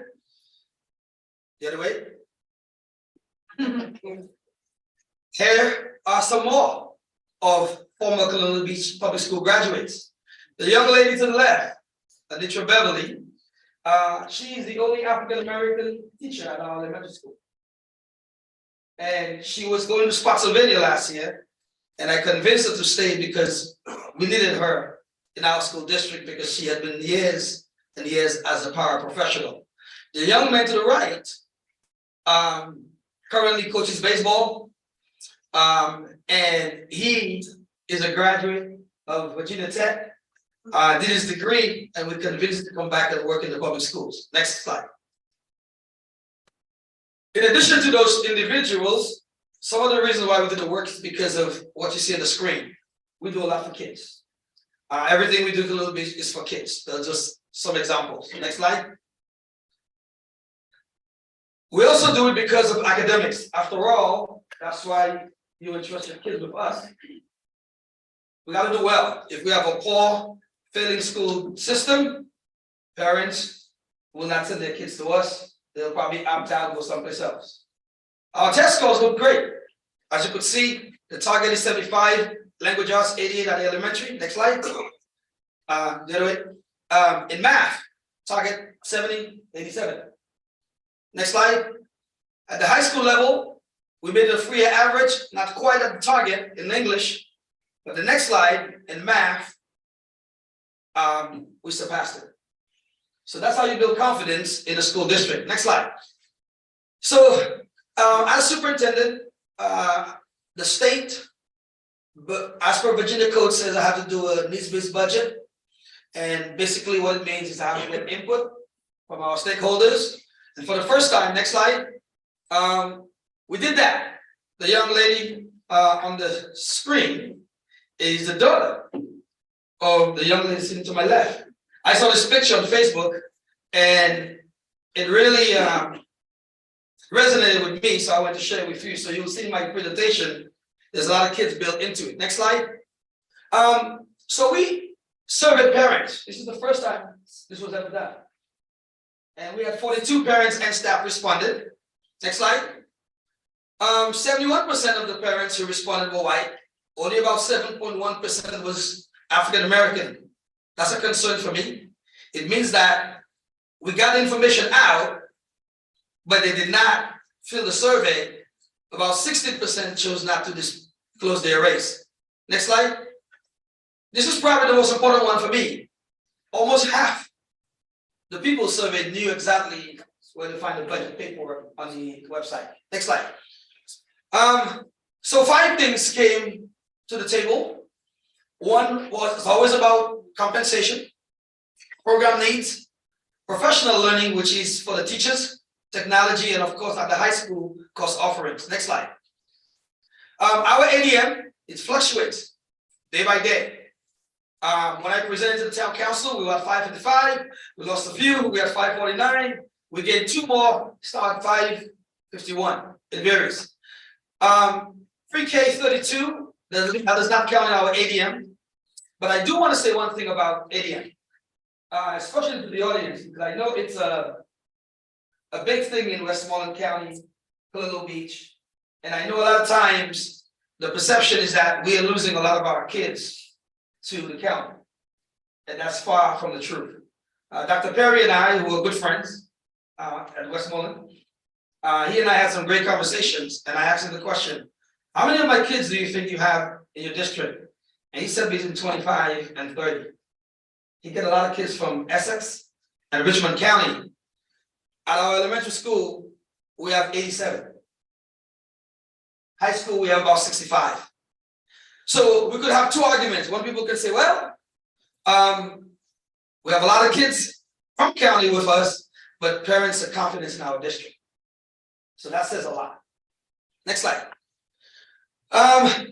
Very interesting piece, Colonial Beach, the LCI, which talk about how we could fund schools, remain the same from one year to the other. Even despite of the homes that we are building, it didn't change. Next slide. So I want to highlight 2 things on this slide from the governor's biennial budget. The governor does a budget every for 2 years. And the top right-hand corner says $5,000 bonus payment for teachers performing at the highest level. That will be removed from the budget by both the House and the Senate. For those of you who've been around for a long time, there used to be these grants where they paid teachers who had the best test scores. It never worked because schools who had the highest number of minority students, these teachers never really got a grant. The budget called for 5% increase in teacher salary for retention over the last 2 years. But all of a sudden, next slide, the debate started between the House and the Senate at the state level. And here's what they said. Next slide. The Senate says, and I've never seen this before, and I've been in education for 24 years, and I've never seen it where the Senate and the House pretty much agrees on anything, especially because they are a Republican. I believe we have a Republican House and the Senate that's Democratic. But they both said let's raise teacher compensation from 5 to 7%. That's rare. It doesn't mean it's going to stay there, but we still have the General Assembly, but that's rare. They both removed the teacher performance initiative, which is a good thing. Next slide.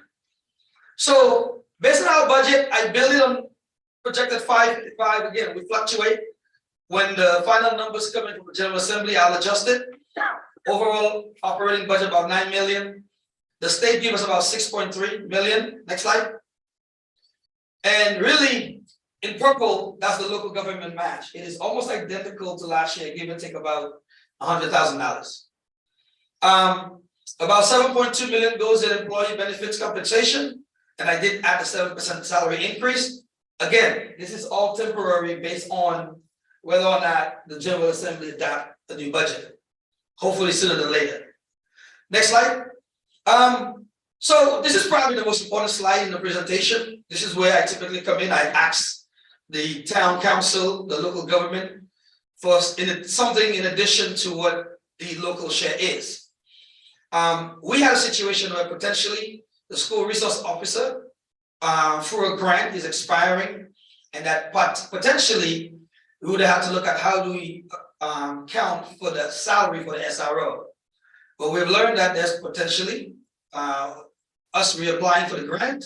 If we get it, that is not gonna be an ask. However, I have asked for the funding to cost for an additional AP at the high school, out the elementary school. Every school in the Northern Neck has one AP, either at the middle school, elementary, or the high school. We're the only school district that does not. We have one AP shared between two schools. It creates challenges, particularly around the discipline, because I find a lot of times my principals are really spending a lot of their time dealing with that, as opposed to helping some of the young teachers you saw on the screen, because they're still learning. They have a lot more to learn. And if they're not in their classrooms working with them, then it makes it a little bit difficult because we end up losing them within 3 years. Next slide. On the state level, notice that on the red, they give us $0 for an assistant principal. So the state funding is 0. So the local government share help us fund for the one AP. Notice they don't even pay us for a full principal. They give me a 0.94. Not so sure what that means, but the local government funds pay for the rest. In kindergarten all the way to 4th grade, we have 2 teachers. Notice they only pay for 1.87 of a teacher. So the local funding pays for the rest. Next slide.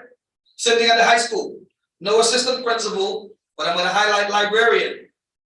We have a full-time librarian, but the state only pays us for 0.47 of a librarian. You go all the way to the bottom, where you talk about a reading teacher. Again, same thing, 0.69 when you combine the two, not for a full. Next slide.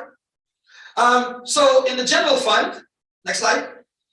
The local government share accounts for about 30% when you combine the state funds, as well as the local funds.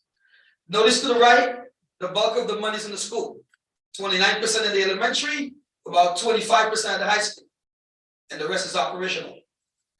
Typically, in most local governments, we typically see about 40–45%, but again, going back to the LCI, it remains the same.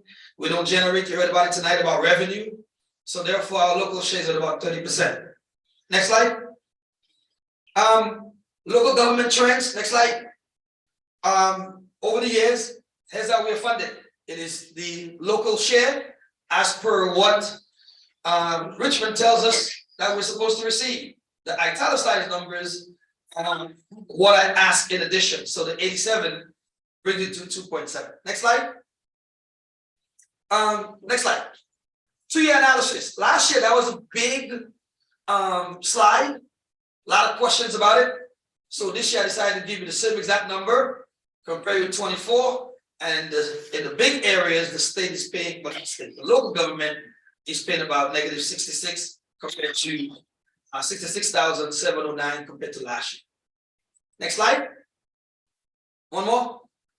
Our ADM, again, if you go back to 2019, 2020, before COVID, we're doing really well.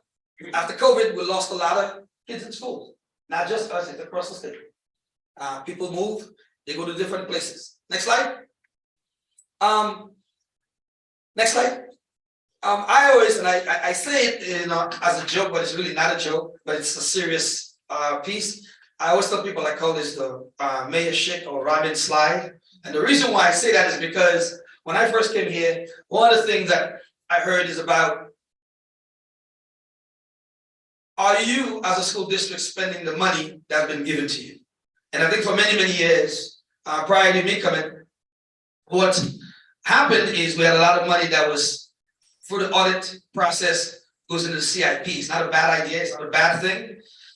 But as a parent, if you're given an allocation, you want the money to be spent on your kids. So why put money into a CIP the following year, give or take 5% of it? That means that you're not spending enough on the kids. As of today, we are well within that's $9 million range in terms of year-to-date expenditures. Next slide. The highlights. Next slide. Again, same thing. The only ask I have is in purple, the funding for the extra AP. I have added some new positions at the high school. special education to support some of our kids with special needs. High school music position we've added, as a matter of fact, I already filled this position last week. We added an additional guidance counselor to support students using some of the federal funds. Next slide.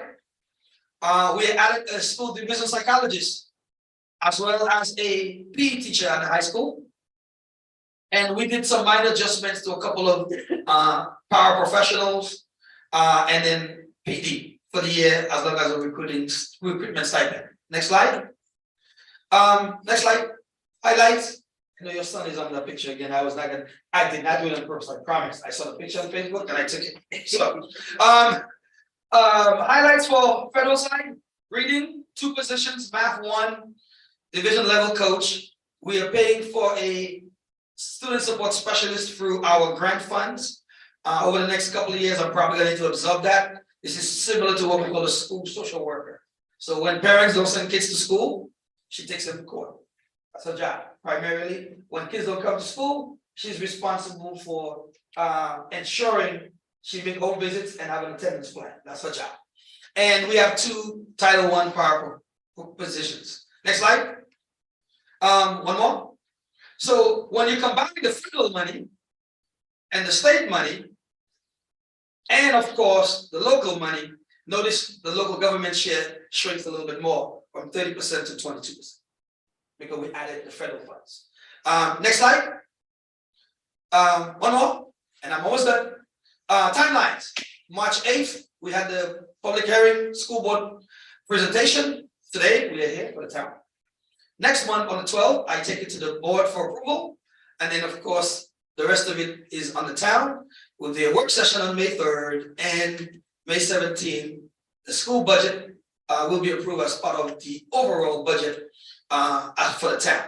Next slide. There was a big discussion in Richmond, if you didn't listen to the news, about the calculation error that was made from the governor's office. It cost millions of dollars for school divisions. The state basically held school divisions harmless.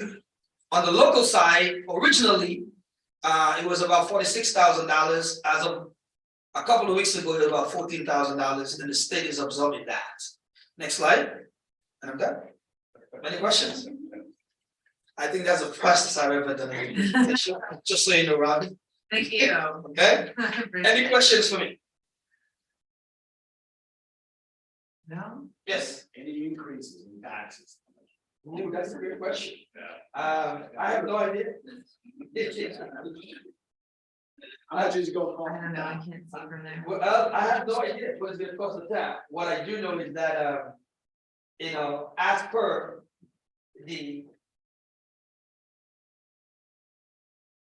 LCI and the local share that is coming from the state level, which is what we call the level funding fees, that's required by law. Now, whether or not that goes ahead and bring the issue of taxes into the picture, that's beyond my pay. I'm an education guy. So I'm gonna leave it at that. I know I didn't answer the question. Okay, but thank you for asking. I don't know. Hopefully not. That's a good answer. I will say I use the tool and I put in I've never done this before and always thought about this to see what came out, right? And if you put we do obviously educate a lot of county kids, right? And if you take our ADM number and you go to the Westmoreland side of things, the county side of the school system, you take their current ADM number and you add all the kids that we're educating here to Westmoreland ADM number, what does their local match become? Right? Because see, we have a discount of Westmoreland County taxes as a portion because we pay for our own school system. Our local town match is approximately $2.7 million. When you take the 555 kids, you add it to the ADM of Westmoreland County, their local match requirement goes up $4.6 million.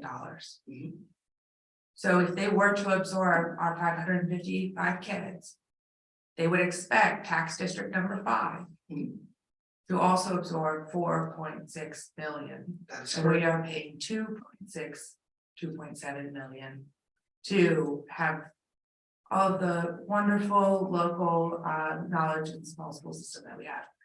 I didn't think it would be that drastic. I was actually kind of shocked It is, by that. I certainly think the county board of supervisors would be a little shocked by that. yeah.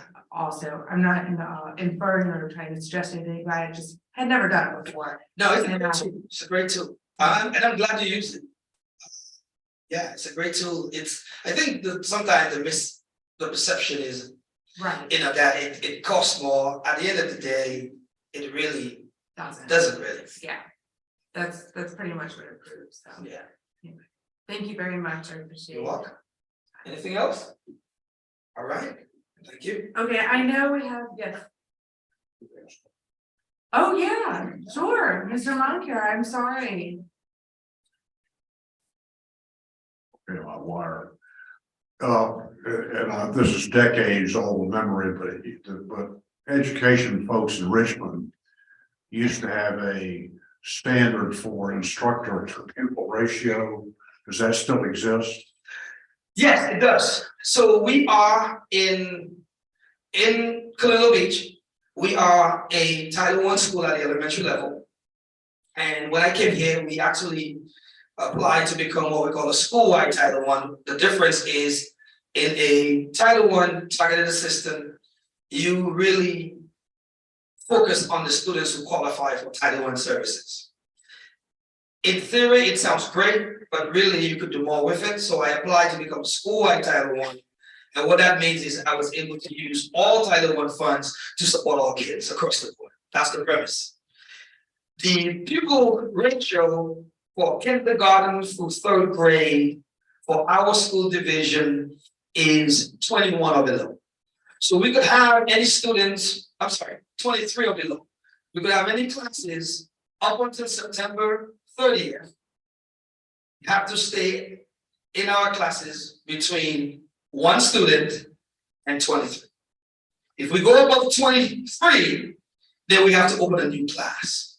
But again, that is only up until September 30th. When you get to grades 4 through grade 8, there is really not a per pupil ratio. Now, the state allocation says that you can go up to 36. When I was a principal, I never go beyond 25. It's too big. If it's up to me, I would like to see elementary pre-K to 2 classes be about 20, and anybody else between 20 and 25.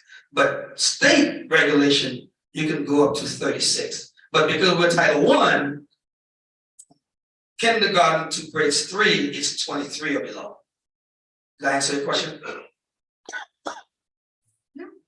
Well, same question with regard to administrative staff. Is there any standard with regard to per pupil with administrators?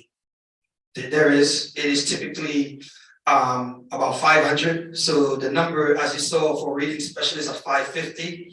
For administrators, it's about 500. That's why we don't get the entire allocation. We get a 0.94. If we were above 500 at the elementary level or the high school, we'd probably get a full 1.0 from the state.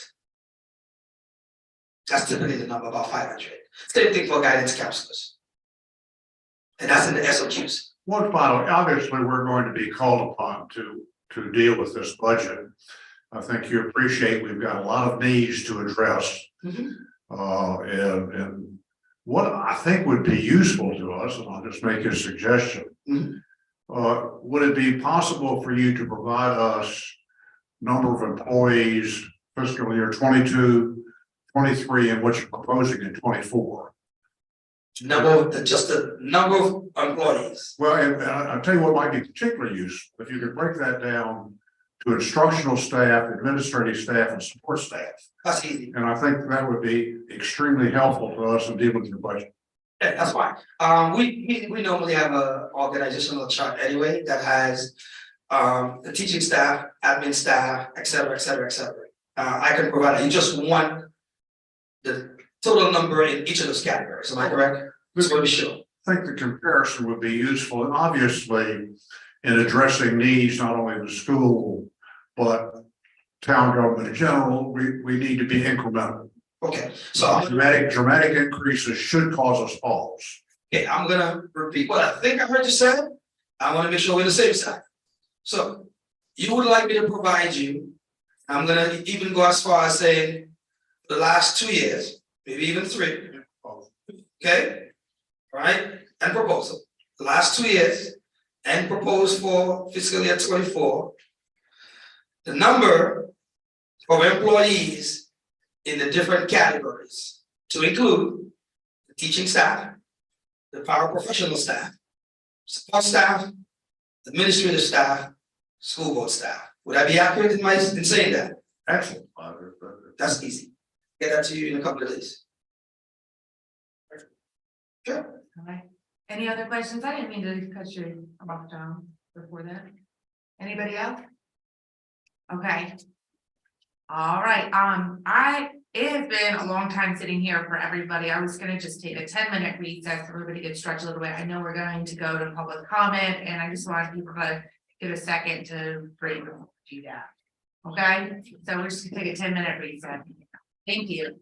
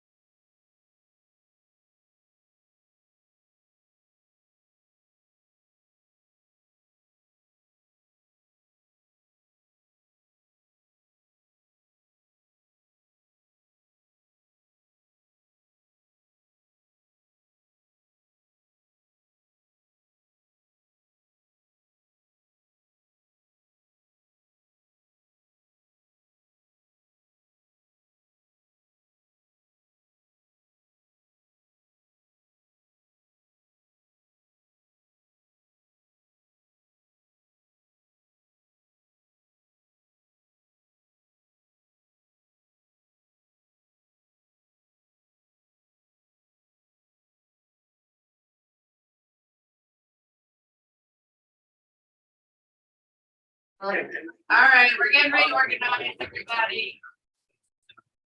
Wait for.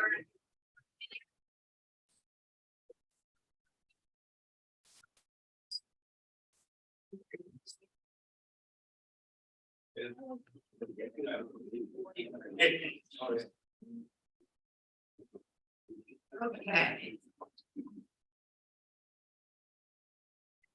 You good to go there? Okay. Right, thanks. All right, we are going to reconvene at 8:34. Is what that. I think our clock is still an hour back. It is. Okay. All right, next up on our agenda is just public comment. This is always on our agenda, is just general comment on anything that's not on for a public hearing. We also have 2, 3 public hearings events, so sometimes people miss the wrong sign up sheet. I'm just saying this now so that if you meant to sign up for a particular public hearing instead of public comment, you can wait and come up at the public hearing, or you can speak now, whichever you prefer. Okay. First up is Nisha Thompson. Make sure the mic is on when you're at the podium. Oh, yeah, and please state your name and address for the record, so when we write minutes, we have that properly. Thank you. Is it okay? Cool. Hi, I'm Nisha Thompson. I live at 101 10th Street, Colonial Beach. I am coming today as a town employee and not just as a resident. I know we discussed y'all were discussing the town hall situation with the new building, and I just want to give you some perspective from our side. Would you want to work in a building that has no heat or AC? Would you expect your wife or your husband or your children to work in a building that has elementary school sized toilets? Or a pretty much non-available break room? We are using space heaters to keep warm, most of which we have bought ourselves. Some of us can't even use them because they trip the breakers, and we don't even have to be in the same office. The clerk has to turn off her heat and AC for us to use the microwave in said break room / conference room. We cannot always get to the break room when we need to because it's our conference room. And if there's a meeting going on, we can't get to our food, we can't get to water, we have to wait. Same conference room, if there's more than one meeting going on, people have to figure out where to go. Some people have to do meetings in their car because they need the privacy or the quiet, because we work in open spaces. Not everybody has a quiet office. I think that there are 3 separate offices that can be used for quiet space, no interruption. I shouldn't have to bring blankets and heaters and mini ACs to keep warm at work to focus on my job. I personally cannot plug up my calculator because it trips the breaker. I don't feel like anybody should have to work under those conditions, and it makes me feel bad when I'm freezing, or I go to ask somebody a question and their office is an ice box, and I'm like, well, let's go to my office because I can close the door and my space heater that I plug up at my coworker's desk at least keeps our room somewhat warm. It's upsetting to see when the office was shut down because it was so cold that people on Real News just told us to put a coat on. Please come sit in that office with us and tell us, and then tell us to put a coat on. It's not, I don't want to say it's not humane, but I don't feel like this is an environment you would want to work in. So why are we being forced to work in it? And I understand it's a financial issue as well, but we're still people and we're still human, and we should be able to work in a comfortable environment. And if you're cold, it does affect your productivity. If you're hot, it affects your productivity. If you're miserable, it affects your productivity. So I hope you take in consideration my point of view, and that is all I have to say. Thank you for your time.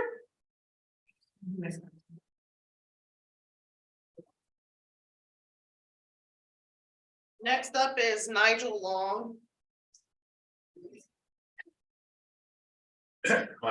This is very quick. I was going to speak in favor of the town hall development. You covered a number of issues there. I really struggle with those numbers of 0.6% growth per year in population in Colonial Beach. I heard him increase that to 0.7, I think, but I really wonder whether your architectural firm understands the number of weekender residents there are here for whom you have to provide services, who have demands, who pay money, and that using the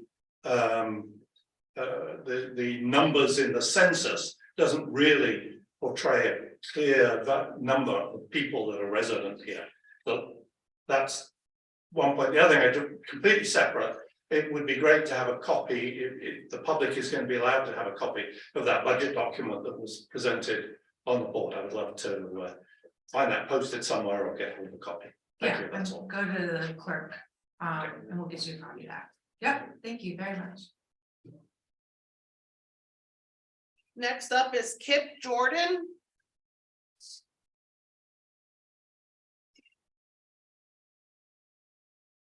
Sorry, you have to work in the cold there, don't need to, but I live at 128 Locust Avenue. I just, I'm upset about the tax increases. This is what I'm seeing right now.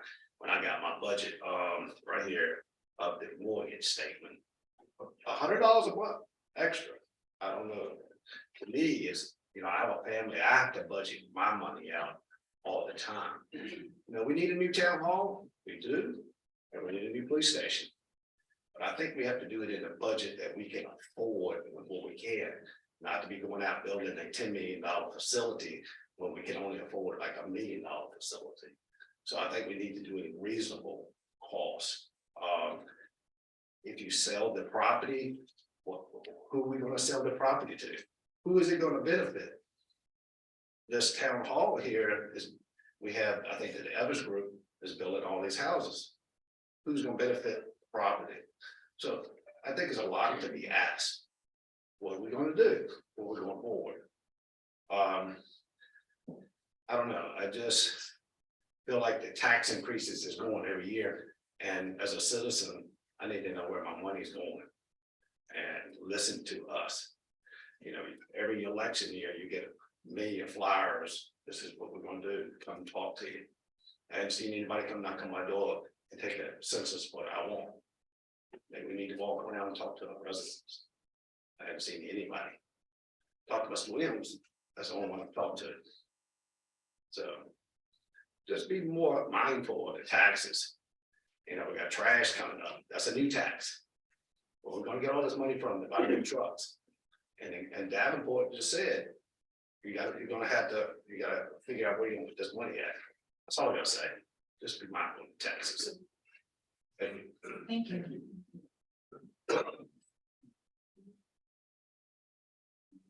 I signed up too, but I'm gonna just wait till last.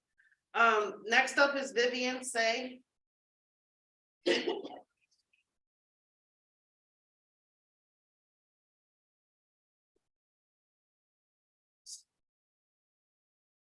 you guys. Vivian C, 265 Cedar Lane, Clarksville, Virginia. Far away. I just wanted to take a minute and applaud you and encourage you. I was so excited to see on the agenda tonight the an analysis or continued discussion of the town hall, the new town hall. I had the very good fortune of working there for a little while, so I can't do any better than explain what Ms. Thompson has shared with you tonight. But what I can speak to, and the notes that I made were just some other things maybe to keep in mind. I understand completely. I just had to balance a budget, a big one, and it's not easy a lot of the times, and it's not pleasant in raising taxes and that sort of thing. So expenditures of large amounts of money, it's not easy and it's not pleasant. However, it is critical, and for the reasons that Nisha shared, and for the reasons that I jotted down. My notes are that I would ask you and encourage you, you're at the point I feel like where you just have to have a town hall. And if you, pardon me, my thoughts were messaging, as I was thinking about this, trying to convey or think about reconciling the fact that it is unpleasant to have to spend big chunks of money, but to think about the positives. And what I mean by that is the messaging that comes from this. If you build a town hall, I sort of thought of it in terms of if you don't, but I have been told an annoyingly optimistic person, so I cannot talk to you in the negative terms. I have to flip this and talk about it in the positive. So what I mean by that is the messaging that would come from engaging in this project for a town hall. I jotted down 3 to your community. What does this say to your community? It says that we as the town, we're asking that you spruce up downtown, that you keep your homes in good shape. And we, the town, are going to do the same. So the message is that, and the mayor said it earlier, that you would be leading by example. Same thing to investors. You're asking investors to invest in the town. So the messaging would be that you also are willing to invest in your town. And I can tell you that things like schools and town halls, they are very critical to economic development when you're trying to attract investors into your town. So again, your messaging. And finally, and maybe most importantly, in this day and age when recruiting and retention is very difficult often, what it says, your messaging to your staff, that they are important, because it's easy to put yourself last and to take care, and you want to do that, take care of the citizens and the other things, but you can't, it's just reached the critical level, I would say. And you don't want to send that message to your staff that they matter least and that they're last. It's time. So I encourage you, I applaud you for having this on your agenda, and I encourage you to keep it on the agenda and keep it moving forward in whatever form, but it's something needs to happen. So thank you for allowing me to come back, and I would like to come back again, just as I love this town. Okay.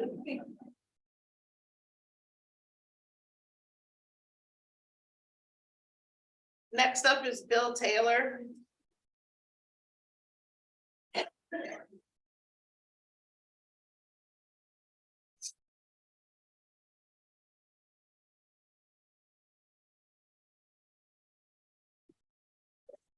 How do you do? Bill Taylor, 122 11th Street, Colonial Beach. And I'm just here to talk about a little bit of, we were going to have a whole bunch of guys behind us today to have a chat. Unfortunately, hey, it's been cold out there. These guys are probably whipped, gone home, got showers, got up under the covers and getting ready for another cold, windy day. So I just wanted to stand up and say that all the men that I work with, it's been my observation over the past couple of years that all of our new hires, our new employees, they've all got together in their little groups, water department, streets and grounds, and they've started to cross-train each other. Not because it was mandatory or anything, it's just that they decided that if one guy has to take off, then the other guys can cover up for him and get the job done from the task at hand. So with that, I was doing well. I kind of see them as a more than co-workers. I see them as for Shakespearean verse, they are a happy few. They are a band of brothers. And they work well, they cross-train, and they do all this mainly not because it's a high-paying job. It's not. It's some of them can't even make. They're just barely making it to work on their gas allowance. So what I just believe is an increase would be not even an increase. It should be a step up and give these guys something to look forward to. And when they make advancements in their positions to, show them the town's gratitude. Their dedication to the town is above contestation. And all I can say is when everything works, when Public Works works. Thank you.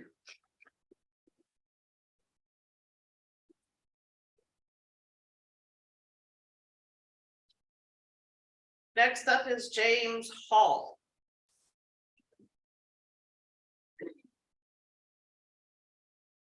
Hi, James Hall, 320 Curly Lane, also known as the dump guy around town. I was disappointed that the town decided to sell the property, which they abandoned it 47 years ago. The 100-year-old site is still laying there. The stuff continues to fall in the creek. I understand why you want to sell it, wash your hands and walk away. It's the easiest thing to do when you have land that's contaminated like that. However, the DEQ is going to get that cleaned up. It will probably take a couple of years. But I think it would have been more beneficial for the town to wait to sell that property after it's cleaned up, or work with it after it's cleaned up, because this is a federal protected creek. A lot of people don't seem to realize what that means. But anyway, I'm glad you're going to sell it, wash your hands, but the DEQ is still going to be on the back to get it cleaned up, because I'm going to be pestering them. But they've already given me authority that they will get, not authority, basically a commitment that it will get cleaned up in time. It might, again, 2 years. And if you sell it, I mean, you sell it, that's what you guys can do. It's your property, not mine. But I do hope that you at least donate some of that money to whoever gets that property, or donate some of that money to the cleanup. Some immediate barrier walls would be very beneficial to keep that appliance hill to stop falling into the creek. I know a lot of people think it's not dangerous, but it's a train wreck just waiting to happen. That's the new terms that people are using. All those contaminants cannot be good for this ground or the water system. Thank you.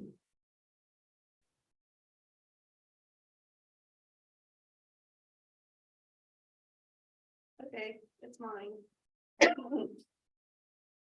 All right, I'm coming as a town employee and a resident of the town.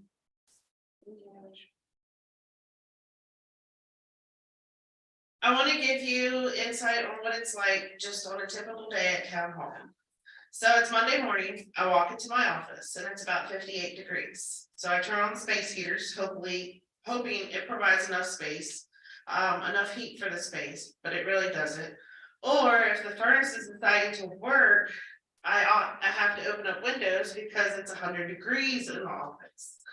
And then after a few hours, the temperature kind of evens out, it's bearable. But within those few hours, because I share an office with HR and Parks and Rec, about 20 people have been through the office. Either to meet with me, HR, or Parks and Rec, and at most times, we're all meeting at the same time. So we have all heard each other's conversations and broken each other's concentration, and sometimes we dive into each other's conversations when you're not supposed to be in the conversation. So that happens every day when we're there. Sorry, I do better reading other citizens' input than my own. So then the next thing is storage. So as you know, I keep all the records. I currently have boxes under my desk, boxes in the lockers in the conference room. I have items back and behind town center. And I have a Connex building that town council was very nice to let me buy. And that's at capacity. So oftentimes when I'm digging around in boxes, I have to move 70-pound boxes to get to the one underneath that or the one underneath that. I'm crawling around on the floor to just access the boxes. So that's one thing. And that's almost a daily occurrence. And then it's lunchtime and people are coming in and out of my office, turn the heaters off, turn the AC off so they can go microwave food.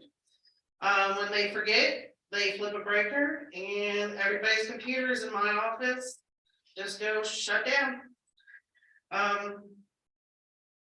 So it's just a lot. And then if the conference room is being used, like Ms. Thompson said, people are going to their cars to eat their lunch. They're going to their cars to have their meetings. If you gotta use the bathroom, I hope your back doesn't hurt because you almost have to touch your toes to wash your hands. You practically have to squat to the floor to use the toilet. And hopefully it's not summertime because the smell of sewage and cat urine will run you out of the bathroom. Department heads are sharing spaces and are unable to have their privacy in their own meetings. Department heads are taking Zoom calls in their cars just for the quiet. When everyone is at the building, it's nonstop and there's absolutely no focus happening. I can feel the tension that builds up between staff members because they are frustrated, because they think they're going to a quiet place. But then the person who works in that office comes back into the office and is loud, doing their own thing, and it causes disruption. So you see the tension building up in them. So it's more about the functionality. We're at capacity. It gets harder every day to concentrate on a task and function the way we should. I should be able to access the records without having to lift 70-pound boxes off of each other. Each of us should be able to sit at our desk and concentrate without being overwhelmed with multiple meetings happening in one space. And lastly, I know some of you think we're asking for too much and will question if we really need this. Well, I grew up in Fitzgerald County, Maryland, and had plenty of stories about the places I worked, and there were some very scary places, but all of them at least had working HVAC. And that's all I have.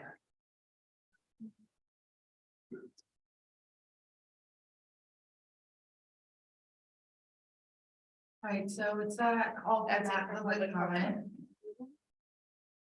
Thank everybody for sharing, and I know we have several public hearings coming up, and I just want to thank advance for anybody that's sharing during those public hearings too. It's your time that you've given tonight to sit here through this meeting so far, and it is a privilege to listen and hear from each one of you. Appreciate that. Thanks, Diana. All right. Ordinance 742. Which is streets and sidewalks amendment. For those of you that are new to this particular tab, we've discussed this previously several times, and it was gonna pass, but then we decided to take the fee schedule out so that the language would stay relevant as we could adjust the fee schedule. It is a separate document. And that's the gist of this. We already held public comment on this, and it is just awaiting motion and vote. Madam Mayor, Yes, I move that we pass ordinance number 742 as presented in the agenda. right. Is there a second for that? Second. Is there further discussion on the streets and sidewalks code of ordinance? Okay, I'll do a roll call vote then. Mr. Wood, Aye. Ms. Williams. Sorry, but aren't we supposed to have a public hearing on this? Or- We held a public hearing on February 15th. Oh, that's that, okay. I'll vote aye.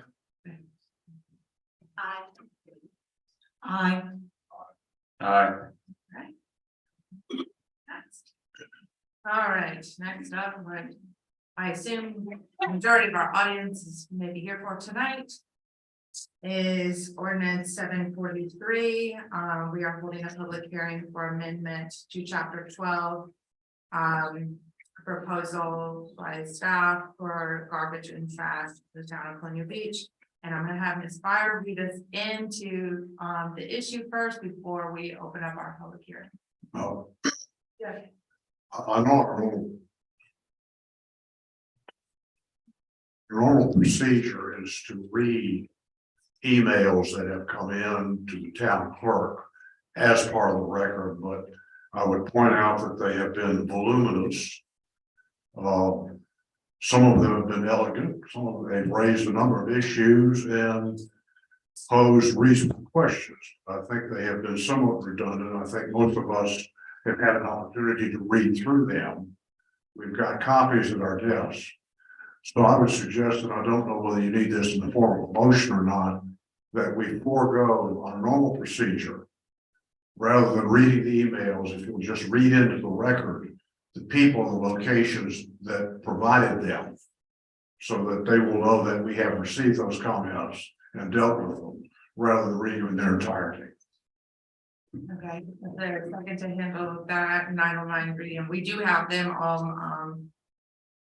in front of us. I second. Yeah. Okay, how do we feel about moving forward with that kind of procedure for public comment? Can I make a recommendation? Sure. Ensure that these do get included in the minutes. Yeah, I expect there would all be, and the great, well, not great part, but if you do submit your public comment by email for our clerk's minutes, she does get to cut and paste it. So versus typing out, you know, on. Madam Mayor, I would disagree with the motion. Okay. I feel like our citizens deserve to be heard in person. Whether or by email, and I would totally disagree with not reading in the public comments that were requested to be read. You want to verbally read them, okay? If you know carefully, we need to read the names and addresses of people who submitted them. I think we need to put that on record. Sure, I think the motion that stands right now that's under discussion is to read the names and addresses. And put the actual comments in full record. Okay. Yeah, I understand that. Yeah, I understand. I just wanted to make sure everybody's on the same page.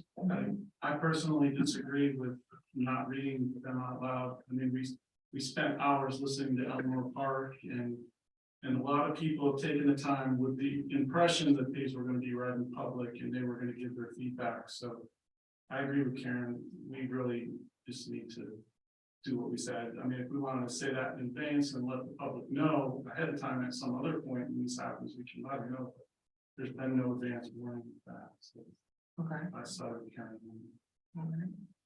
It's still under discussion unless there's ready to vote on this procedure. Okay, all right. He made eye contact first, Karen, so I'm going on this side. Hi. Okay, Mr. Woodford, aye. Nay. Yes. Aye. Nay. Nay. I'm gonna say nay, we're gonna read them out loud, guys. Sorry. Can we take them? There's 21. Can we take them 3 each? Is that okay? Do you mind? We kind of split that up last time.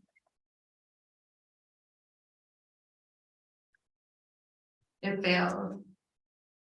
Okay. Can we read them 3 each? Yeah.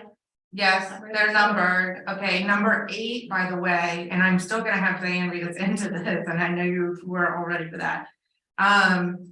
Number 8 has been substituted, so take that one out. That person submitted a amended version. That's Mr. Epps. And then number 10 is in here twice by accident, so that is in here 2 times. Number 8 is the version 8 that's in front of you has been amended. I have the new version that you do. So we want to go ahead and hear from blind We do. people first. We do. I just wanted everybody to get their papers work situated before that. 1, 2, 3, 4, 5, 6, 7, 8, 9. 10, 11, 12. That would be great. That would be great. That's what the clerk said. That would be great. Yes. Madam so- Mayor, I do believe some additional emails have come in since this was printed. I don't know if the clerk's had time to check them. Oh, no, there's emails that came in after the meeting had started, Yeah, so I wouldn't consider those. I'm gonna go with our town attorney on this one. Huh. All right, in the meantime of getting that sorted, let's get a read in, so, because everybody here has been waiting for this, and I don't wanna delay it any further. So. No, we're gonna have a read in, and then we will open the public hearing, and it's not open yet. Yeah. Okay, the issue at hand for public hearing is recommendations for trash program revisions and fee implementation for the trash program. The issue is that employees are exposed daily to unsafe conditions. Program costs and equipment maintenance costs continue to rise.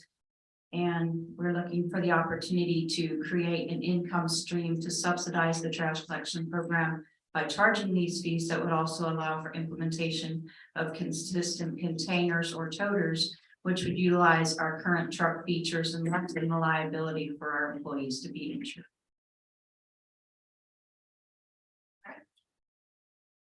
All right.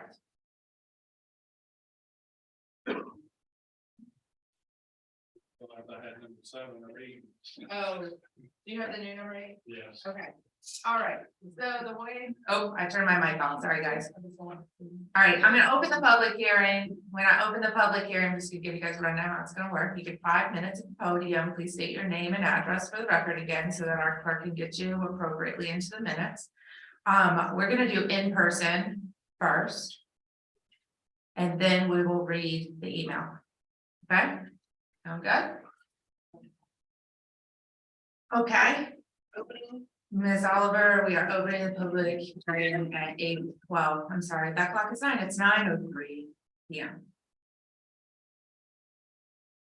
I'm gonna call you up 3 at a time, just like you would at that. First we have Robin Cahill, Nigel Long, and Kip Jordan. And please be respectful through people's public comment. We do have a lot to get through tonight, and so we just want to make sure that we do listen with our 2 ears and only 1 mouth. So, to everybody. Thank you very much. Make sure the mic's on. Testing. Yep. I'm Robin Kehoe. I live at 118 Lynn Haven Court. I'm a permanent resident. My husband and I live here full time. And we live in the townhouses that are on the water right there at Torrey Park. The back of our townhouses backs up to the water. And the front of them has no garages. We have no place to put these totes.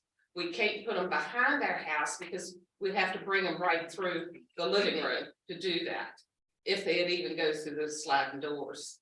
But if we put them out front on our front porches, our cars are out there. So there's gonna be a lot of damage with them blowing around and stuff. And most of the people that live in these townhouses, probably 50% of them are weekenders. They'll come in, stay for a weekend, and then they may not come back for a month. So they fill that tote up, they're gone, and then the tote's blowing around in the parking lot. And probably 25% of the people that live there cannot even handle these totes. They're elderly, it's not something that they can do. And I'm asking the town council to let our homeowners association decide what's best for our community. We have 29 townhomes there. And, we have different needs in some of the other places. But even the last couple of days, there's been totes blowing all over the town. I mean, that don't belong to the city, but there's no way to keep those things under control with the wind and stuff that we have in this environment. So I wish you would really consider, letting the homeowners association decide what's best for our community. Thank you.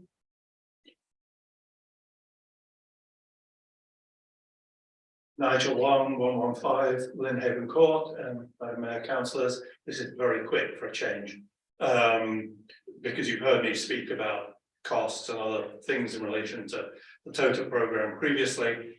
One thing I noticed within the wording is that there is no provision for there to be a rebate on this program for the elderly in the way there is on our on their real estate taxes. So the prime request is that you add some allowance for that unless it automatically applies, so that those people who are not as fortunate, as perhaps many of us in this room, can get some relief from this. I tried not to say extortion. There's significant cost. I was struggling with a word there.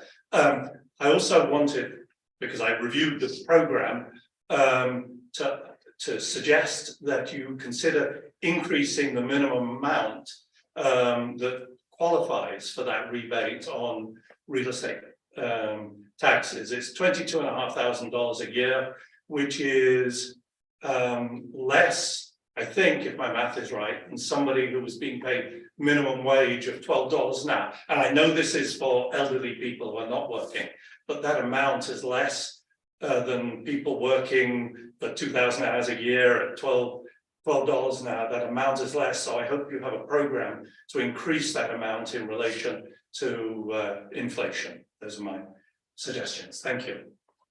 Thank you. Sorry, I'm back again. My name is Kip Jordan, 128 Locust Avenue. I have some issues I want to ask about the trash. Are we gonna have to buy new trash trucks eventually to start doing this? You know, we have a 2015 truck. They say there's gonna be issues. Well, if you gotta spend $600,000 next year, where those fees are gonna be increased on the monthly fees? Is that's gonna, since you start a new business on the enterprise zone, you already have money allocated for the trash now, you're gonna get that back to the general fund, but you're gonna start a business collecting trash. Have we reached out to the King George trash companies to ask them what the cost would be to provide toters? Their fees, they give you the toters, you don't have to pay for them. I don't know. I think we need to figure out where the cost is going to cost us in the run. We want to hurry up and start these new businesses. We don't project the cost of what is going to happen. I see a new trash truck, 2 trash trucks, and you want to be spending millions of dollars. Where are you going to get the money from? You're going to have to increase taxes. The fee's going to have to go up. A $30 quarter fee is just a start. Next year, you're going to have to ask for more money. Where does it end? I think we need to study it some more, see what we need to do. Have we had any injuries? Yeah, we may not, but I think that the town, the taxation is the issue that we have. We're starting all these new businesses, need a new town hall. Now we need to start trash service. When does it stop? I have a street that was right there, y'all paved on my street last year. They put 1.5 inches of asphalt on the street. It's bare dirt in there now. So we need to be corrective actions. We're gonna be doing. So be considerate of the taxes. I don't know. I think right now, I don't think we need another tax right now. And at $100 a month that I have taxes, and then I don't have another $30 on the water bill. I don't know. Just be careful. Thank you. The next up is Spencer, Eric Nelson, Bill Taylor, and then myself.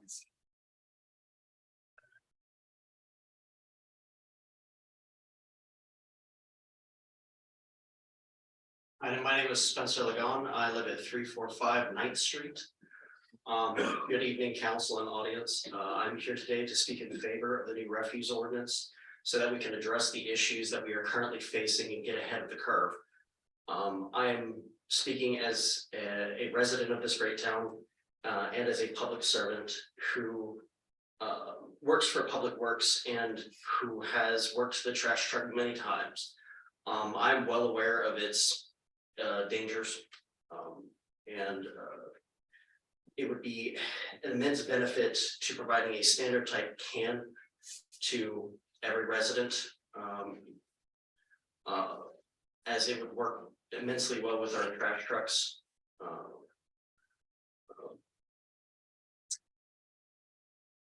sorry.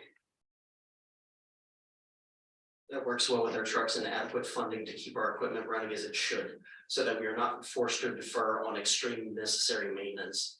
And for less than the price of a Netflix or a streaming subscription, and actually probably less than a Big Mac meal, you could be getting this once a month. $10, it's not that much.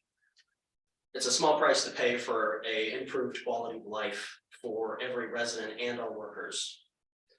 And as a constituent, I ask that you approve this new ordinance. Thank you very much.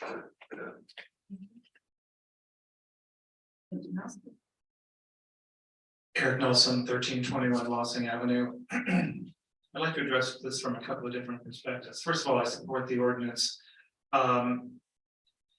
Until recently, I didn't really understand that the trash service was not explicitly paid for. I thought it was part of the $305 a quarter that you pay. Now I understand that that's not the case, and frankly, it makes no economic sense for the town to be providing a service that doesn't get compensated for by the people who are getting the service.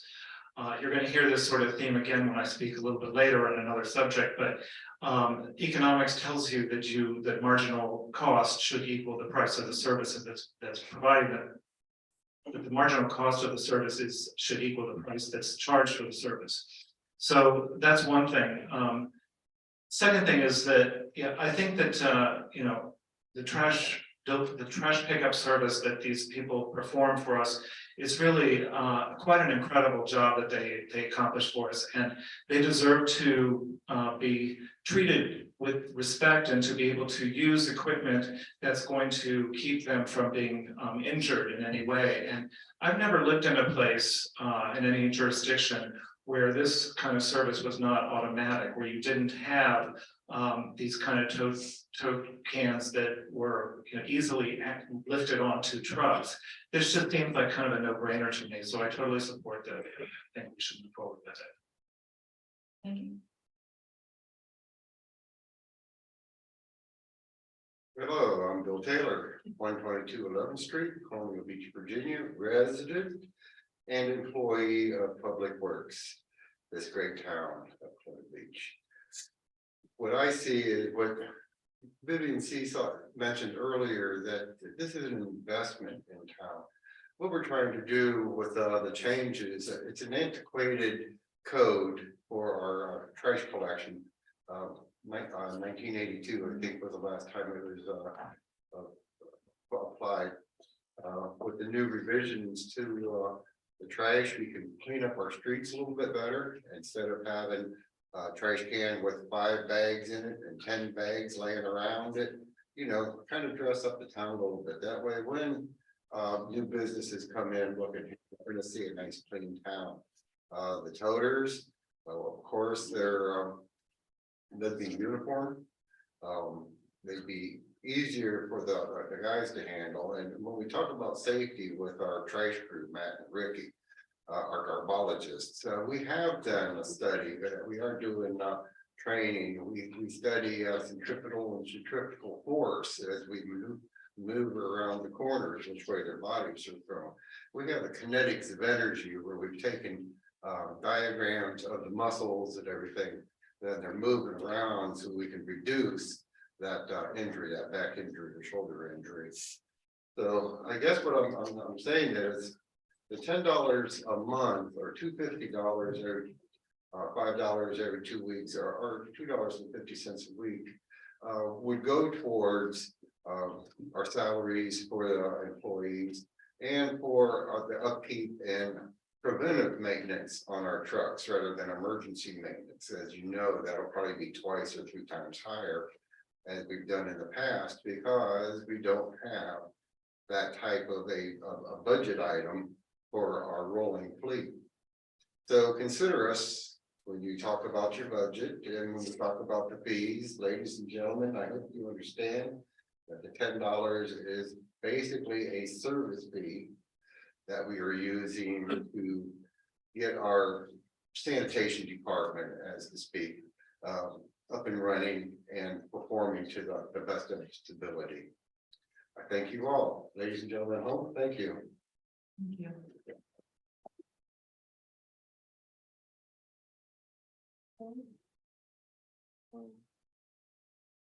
They didn't skip my comment because they pretty much addressed everything that I was gonna say. I mean, the only thing I can add is that $120 a year is what I drop at a restaurant in one night for a family. So, I mean, to me, $120 a year is nothing, which I'm sure most people in this room probably drop that at Dockside or the brewery in one night too. So As long as you keep spending it in town where you that's what I'm saying. bottles and meals. If $120 is gonna make sure that my guys in the truck are not gonna throw their shoulder out because they're slinging bags in there. And we don't have to issue debt, and it doesn't have to be a part of our capital improvement plans, because it's gonna be self-funded now. Hey, it's a win-win for me. And I know how heavy bags can be, because, you know, the second job, beer bottles. And that's heavy. Probably explain that a little bit more. You're not. Now, No, it's like- That's basically what my comment was gonna say. I'm in full support of it. Are there more people signed up for this? Nope. That was the end of it. Okay, so is there any more public comment from the audience if we're reading to record the email? Welcome to come on up. Other people bring me my. I have it. Email. Okay. There you looked out, your number one got off your list there. Thank you for coming. Is this Mr. Chris? Mr. Christensen, yes. First of all, while they're bringing me that, I just want to say how impressed I am by all the staff that is here tonight. And now I learned that they're here to get warm. I'm Bob Christensen, Robert Christensen, and I live at 18 Washington Avenue. I want to clarify that trash collection is not free to citizens. There is expense for this service, and currently it is being paid by the taxpayers. The town should not be in the trash collection business. Mr. Taylor and his wonderful crew are amazing. But anyone who thinks that the town can do a cost-effective job of collecting trash, I'm afraid is kidding themselves. Resources that are currently being spent on trash collection should be redirected to preventive maintenance, maybe a town hall of the town property, something that has not been done well in the past. I've not researched the local availabilities of companies that provide this service, but I can tell you how it was handled where I last lived. A professional company, which has connections in most states, was contracted by the local municipality to handle trash collection and recycling. They billed each resident based on the size and number of containers that each resident requested. Recycling containers were free, and the charge for large containers, which was part of the monthly bill, was slightly higher than for medium containers for regular trash. The trucks that picked up the trash were state of the art. The driver was the only employee on the truck. He never had to leave the driver's seat unless someone didn't place their container where the arms of the truck could grab it. You could opt out if you would be away from the house for a month or more. If you didn't pay your bill for a few weeks, they would come, take your containers away, and charge a fee to return them after you paid up. Yes, I did not like paying for this service, but it was much better and much more economical than making a weekly trip to the dump. The municipality had stiff fines if you left trash on your property, which made the neighborhood unsightly.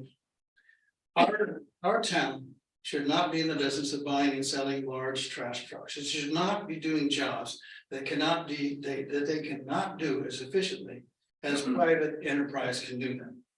And I'd like to add, since I think I have a little bit more time, is that I have no dream that the privatization of the trash collection is going to happen here in town.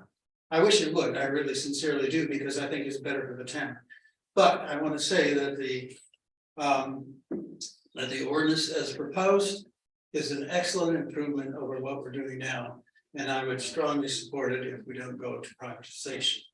So, by the way, I should have mentioned that I am a member of the Planning Commission, but this is totally my opinion. So, thank you very much. Thank you, Mr. Christensen. Is there anybody else that speak? Okay, all right, we're gonna move on to the digital submissions then, the emails that we received. Since Dr. Sullivan got out on number one there, Mr. Christensen came up, you want to start us off with number two? Yes, ma'am. All right. Douglas P. Gasterlin. And he is at, he doesn't give his address, but I know, oh, there it is, 1317 Irving Avenue. There are commendable features of the plan. However, there are gaps and weaknesses. I comment as a longtime town resident. Families with second getaway homes are omitted. For them, this amounts to a tax increase lacking return of value.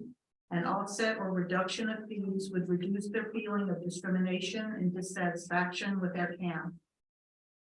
Choices of total size are omitted. My neighbor and I currently place our combined 3 to 5 weekly trash bags together at roadside. A single 64-gallon toter would suffice for both of us most weeks. We should get a discount. Potential for adverse impacts on town beauty. Will second homeowners have to leave toters out until the next weekend?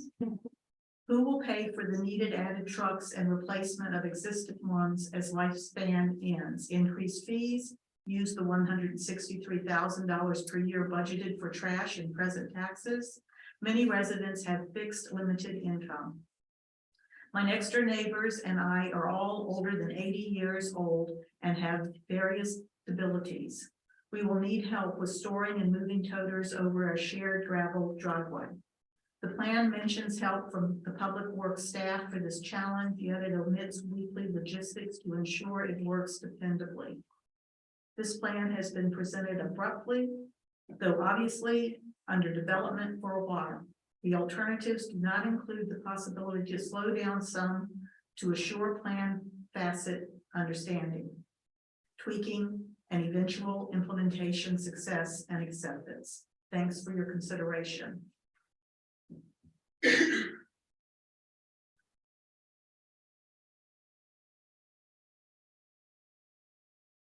Larry McGlamory, 210 Ball Street. Even though we are renting currently, we like the idea of provided receptacles and easier unloading. We would pay extra for recycling receptacles too. Thanks.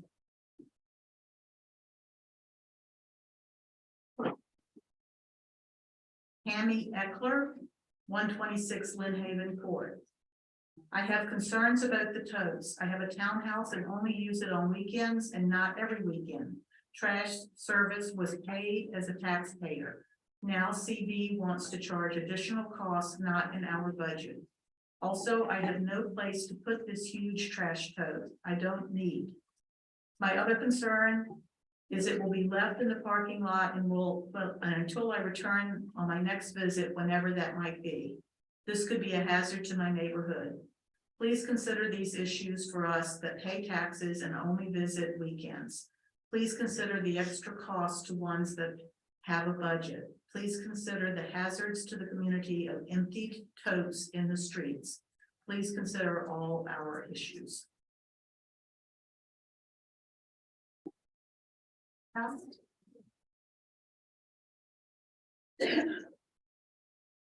You're gonna read the next one. I know he voted no, or yes, or whatever. Okay, we were just gonna split them up. Do you want Karen to keep reading? I'll read Tom. All right, sounds good. Let's keep moving. But when I was in the legislature, we used to joke that if you voted against the law, you didn't have to and pay it. So having voted against this, I don't want to obey it. Understand. Deborah Holt, 109 Lynn Haven Court. I am requesting that if the trash collection proposal goes through, it's approved for a total corral for Monroe Bay Landing townhouses. There is nowhere for us to store a large trash can in our townhouses.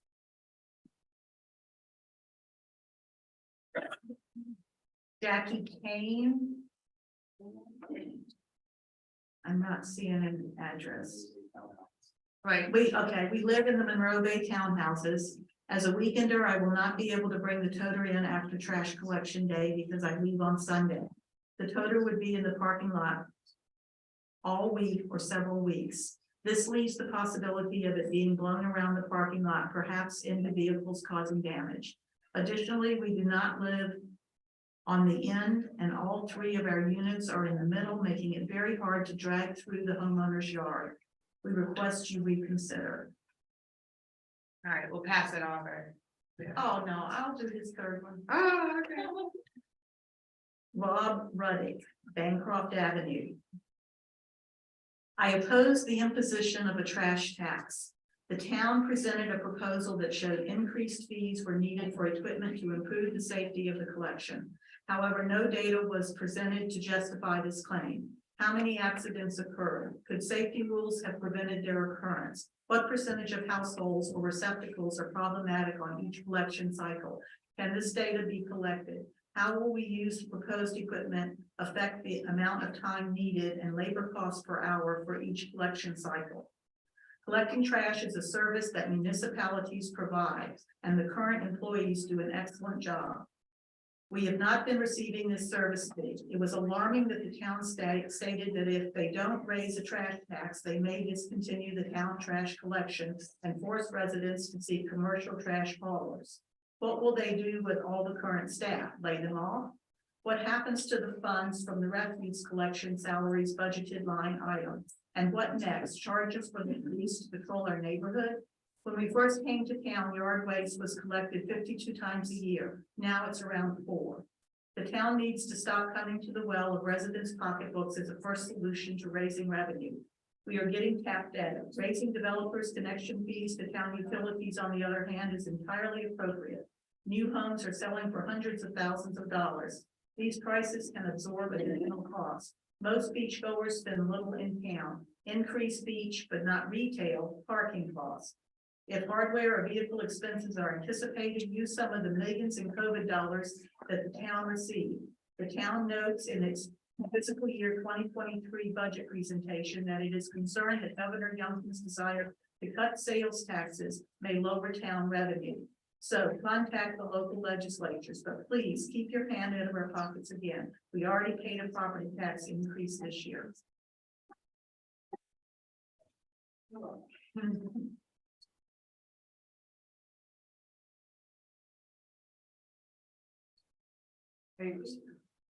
Yes, are you doing X revised then? You have it?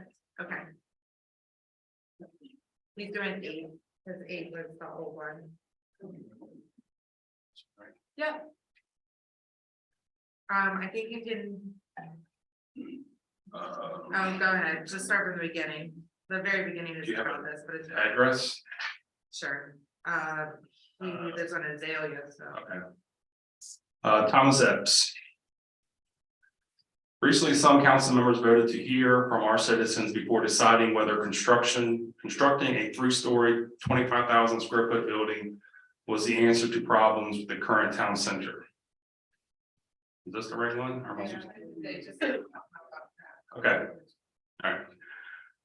I thank them now for wanting to hear from us. Mayor Schick, Tom Monicure, David Williams, and Rick Wood. Right now, the council's been deciding about a trash collection, and I have 3 questions. What do they want us to do about trash? What will it cost? How will we pay for it? Answer A. What do they want us to do about it? Council wants to improve trash collection in several ways by getting the new toter cart trash collection system. Toters are supposed to make trash collection safer and healthier. They'll be given to each of us and our neighbors. Council also wants to improve service by raising pay for the trash employees. Probably a good idea and worth the increased taxes to pay for it. But all public work employees need raises and not just the trash crews. So that's another topic. And no reason for the proposed twice as big trash fee on top of our current trash tax we already paid. But you might already know that toter carts have 2 wheels for easier dragging and 3rd handle for easy lifting. I'd call you lucky if you already have one. Toter carts are well made and priced accordingly. If we knew how many and what kind of health and safety incidents affect our current trash collection, we might tell if this would help. For instance, what's our workman's comp record for sprains and repetitive motion injury? Are they only happening every now and then or all the time? How do our problems compare with the supposedly improved safety and health statistics for the toter equipment and toter lifter system? I wonder how much trash does each employee empty in a year? Let's find out if we have the demand that justifies spending our taxes before we spend them buying a big tuck can for every house in town. And don't worry if you can't fill all your trash into your can some weeks. You can buy a one-time use sticker for $1 to pay for an additional bag of garbage. Do we call that a trash sticker or another trash tax? I'm asking. I'll be getting one this week before Christmas for all of the Amazon boxes that what is that word? I don't even know what that is. Turkey carcass.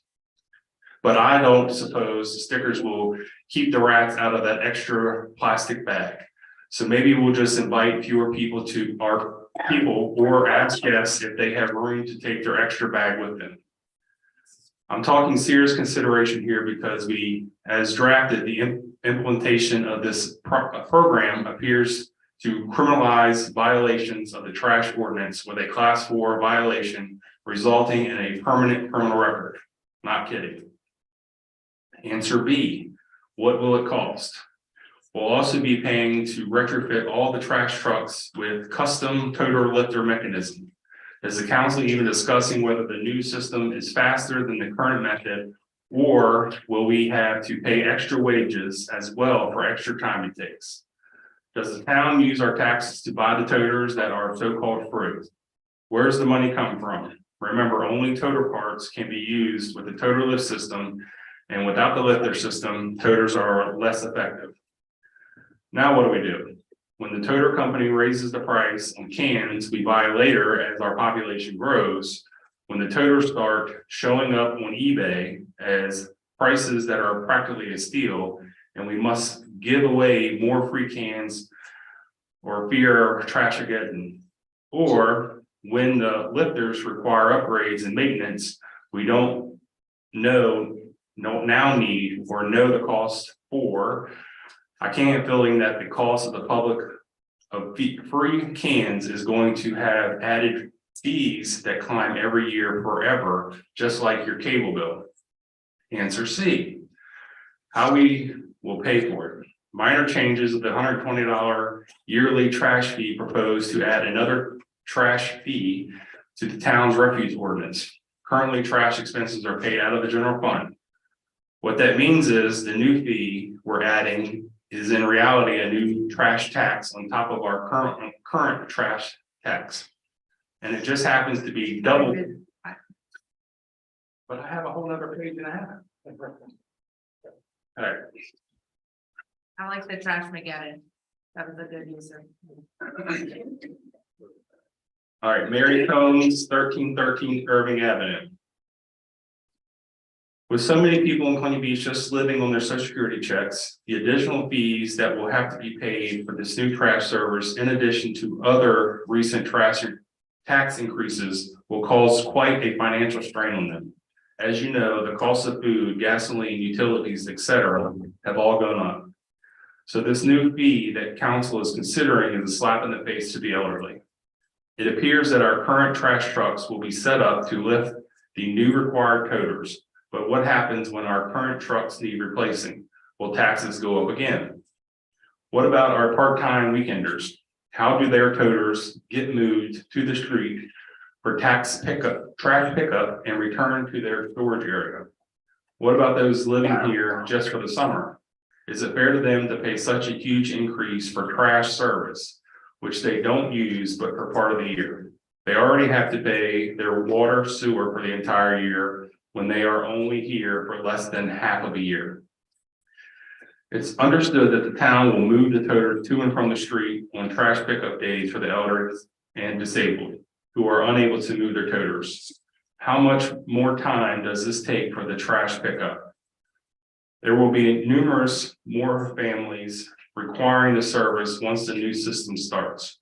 What about the elderly who do not qualify for town assistance with moving their toters to and from the street? According to section 12-2, 12-3, 12.4 of this ordinance, they will be charged with a class 4 misdemeanor, giving them a record. Would you really charge them for not getting their trash out by 7 a.m. or for not turning the handles to face the street? Either the trash plan has been discussed for some time without public input, or not enough that has been put into implementing it. It appears you're trying to grow our town too quickly, and it's hurting our senior citizens. Hopefully the council will consider rethinking this proposal. Okay, no, is it? This is James Epps, that other one was Thomas Epps. Oh, I'm sorry. Okay. Yeah. Oh, I live in James, that's where farmer is. Okay, sorry. Dear council members, it is great to see how methodology and systematically you have been proceeding during much to improve the infrastructure that we need to improve the quality of life. The amount of work and thought is impressive, and it is so encouraging to see you compensating for lack of progress by past leaders. I appreciate how you are working to run the town in a legislative manner more comparable to other localities. I would especially like to commend the excellent budget information online with accompanying graphics. You have done a lot to provide clarity and transparency to Plenty Beach citizens. It is a huge task to upgrade what has been neglected for a long time, such as water system. We've seen our taxes raised by hundreds of dollars per taxpayer in the past year, with increases from both the town and the county. This includes the property tax increase, the personal property tax increase, and new fees and licensing measures. It appears that having raised taxes by the maximum possible, our leaders are now turning to fees. On top of proposed new sewer, water, and trash fees, we are looking at increasing when water meter is added. And it's hard to say what other fiscal surprises are in store, such as the state government requiring larger local expenditures for schools. What happened this year? Which happened this year? Many of our residents moved here to escape the high costs of other areas. If we increase the costs, especially without considering changes in entertainment, shopping, medical care, and businesses, it may keep people away. I appreciate the difficulties of catering both the young families, midlife wage earners, and retirees. But if you look at the statistics and the demographics of our population more closely, answers may become clearer. For example, as you sure that you would rather have a new town hall than a badly needed medical facility. If you add up the town taxes we pay on groceries, utilities, food, which taxes the poor, guest occupancy, etc., it's really on the impressive revenue stream. Along with that greater flow, if you can also demonstrate fiscal conservatism, you will go far. What is the return so far on the new positions you created, the consultant fees, and more?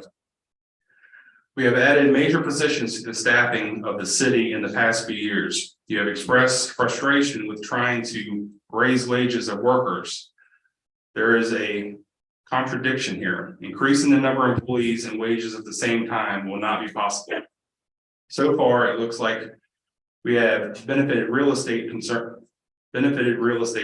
by selling land and permitting new development. As far as I can tell, none of the developers have been required to contribute to any public infrastructure as part of the permitting. Sweet deal for them, but at the same time, we have accomplished community building with the public-private effort of the basketball and tennis courts. Kudos, we need more of this. I noticed in the most recent work sessions that council members were talking about generating revenue from recycling. That's the kind of thinking we need. Also, we increase revenue by using publicly owned land for renewable energy generation to reduce the town's utility bills and enhance our image as a forward-thinking, innovative place. There may be other revenue options as well, instead of more fees and taxes. Finally, it would be helpful for citizens to know why half of the town budget is not up for discussion. I haven't found evidence of leadership determining reasonable expenditures for schools and police. It would be useful to know how much extra it costs us to maintain police and schools separately from the county. In my preliminary research on the topic, it looks as if we may have expectations beyond our means. For a town this size to maintain a full school program and police, it is expecting more than such a small town can do. At least not while also attempting to establish high standards. Since I moved here 6 years ago, I have not seen any official discussion or publication about the cost effectiveness of our police and school divisions. Thank you so much for listening, and I look forward to supporting your continued good work. And next time I'm reading Tom's. All three, long way. Okay. Mary Ann Berry. And she does not give her address. I can't remember what Mary. Okay, Mayor and Town Council. Please accept this as our views on the proposed increased cost of living in Plainview Beach for the purpose of trash collection. Between the town and Westmoreland County, real estate and personal property taxes are already very high, and as senior citizens on a fixed income, the proposed $120 a year yearly increase is a meaningful amount.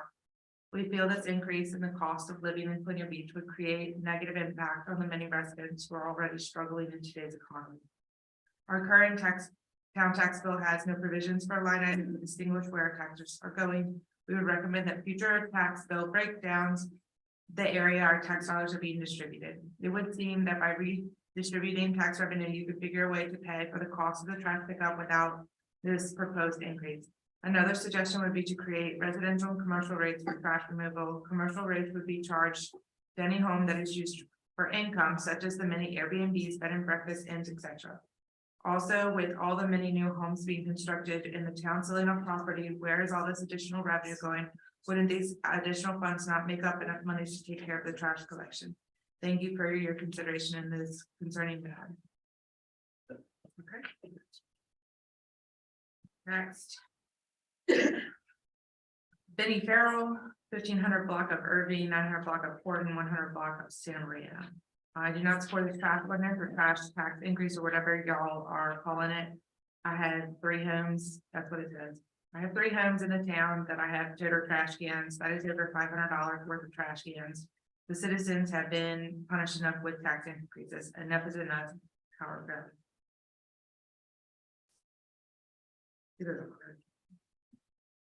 Okay, Jane Gaynor.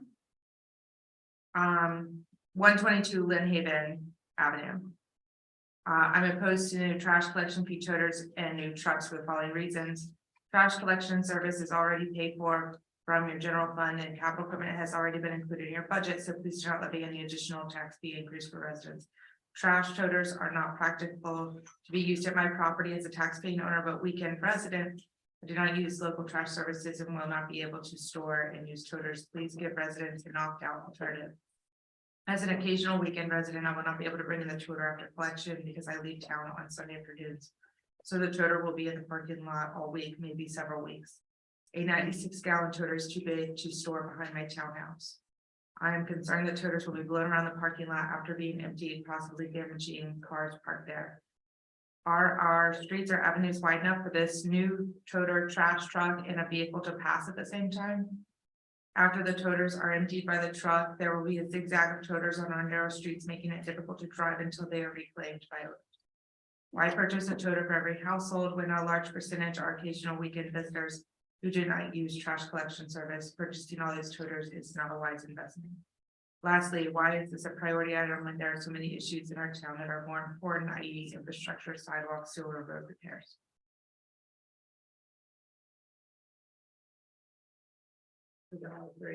Next. One thing. Yep, that's you. Okay. Hello.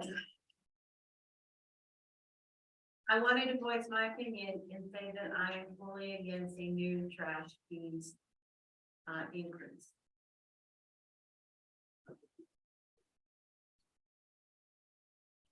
Dear Colonial Beach leadership, I'm a member of the board at the Monroe Landing Townhouse Association.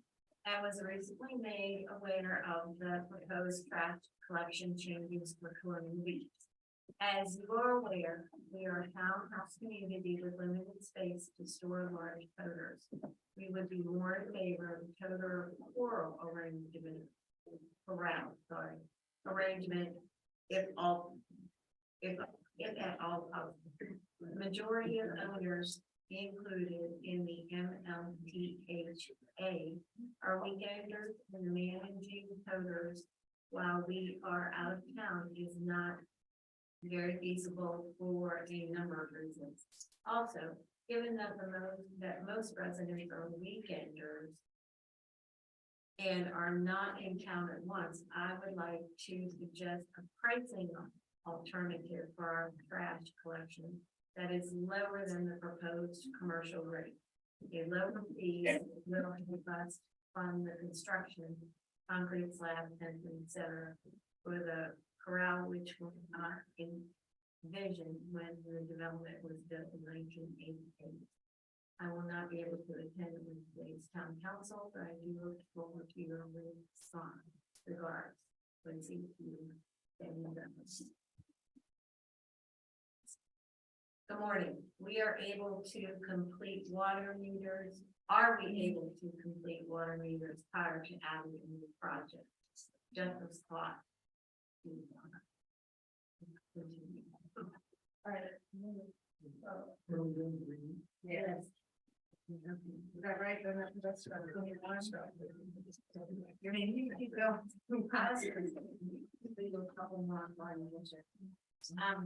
Here.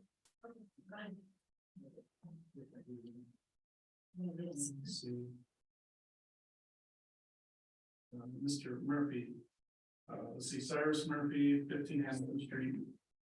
He says, please, no more increased fees. It appears everything in CBB is going up, all taxes, water, etc. Now trash pickup. If this continues, you are going to price CBB out of reach for very many residents. No more increases. Next one is At the bottom, it's from Vernon and Lori Fitzgerald, Lori Fitz, okay. 77 Thackeray Street. To our representatives on town council. We have heard grumblings about Colonial Beach making changes to the town trash collection to include an increase in those fees. Our new understanding is that trash is not part of the quarterly water sewer bill, but is charged within the real estate and personal property taxes, which will now increase. It is hard to believe that every home or vehicle, personal property owner is paying into that fund, and there is still a shortfall. The proposed idea of using toters, which along with being expensive themselves, requires the purchase of a new refuse truck. New refuse trucks. They may work well in the city where trash cans are commonly lined up along the street, or in suburban areas where lots are usually larger to accommodate storage of these large wheeled cans with easier terrain to move those cans from behind the house and to the front in the morning, back in the afternoons. The cost of buying these toters and buying more than one of the trash trucks that works within the toters surely costs an amazing amount of money. Makes one wonder who is pushing this solution. Perhaps the trash toter truck salespeople. Who better to sell? Let's see, sorry, this thing print's really small. Who better to sell such a solution to our problem? This type of selling a bill of goods occurs in all levels of government, federal, state, and local. A more serious concern is the reality that there are many older residents who are lucky to make it to the curb with their little trash bags once a week that would now need to wrestle a huge trash can from behind their home, rolling it through the grass. Let's see, or rain soaked, dry or rain soaked, and on gravel driveways in a timely fashion in the morning, and then have to wrangle it back to the same path until the following week. Not sure if anyone making these decisions has ever dealt with a trash toter at their own home. But until the following, but until we did for years in Stafford County. Being just two people, we generate little trash, more recycling as we do here, and And we can tell you that those empty toters were hard to navigate along the path, paved driveway each week. We can't imagine the struggle for so many of our town residents. There needs to be thought given beyond dollar signs. So possible solutions. One thought we have coincides with our newly realized concerns about the water and sewer bill here in Colonial Beach. The house parts of houses/apartments built over garages as additional income for homes all generate more trash than a retired couple does on a weekly basis.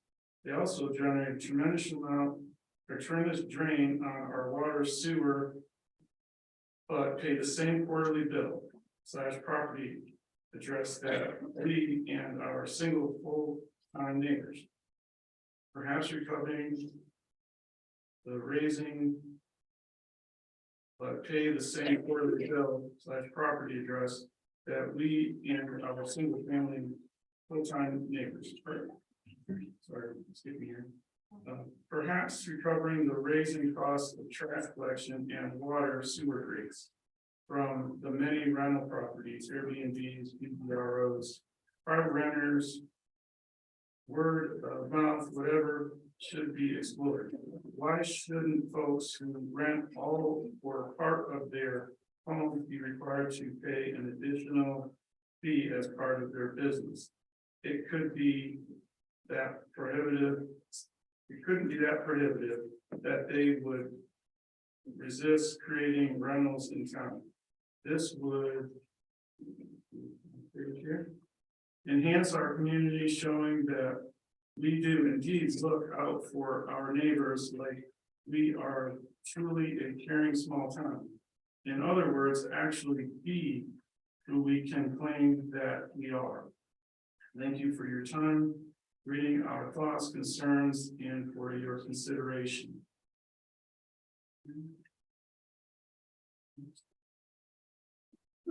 For various, okay, let's see, this one's from Barbara Golf.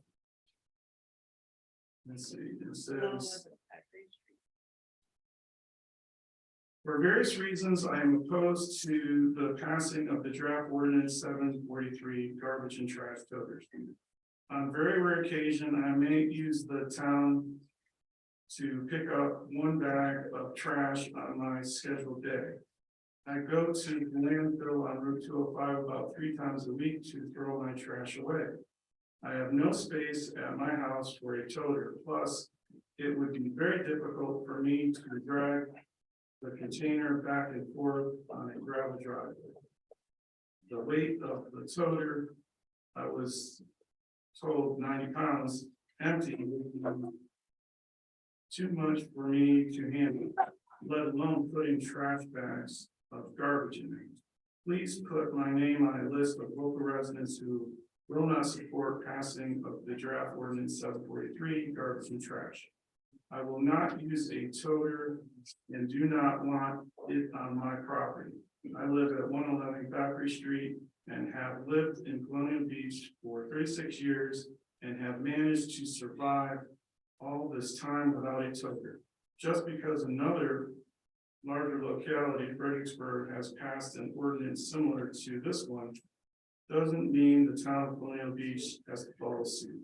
The local residents are being taxed to death in one way or the other, and enough is enough. There are other obvious means of collecting revenue that keeps getting overlooked time and time again.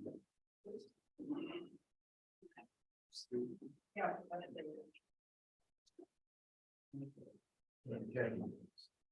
This one is from former Mayor Pete Bowman. Hey Pete, I know you're watching this with your little dog on your lap. Mayor and members of council, I've watched the many presentations concerning the issue from the outside looking in. I do feel your concerns.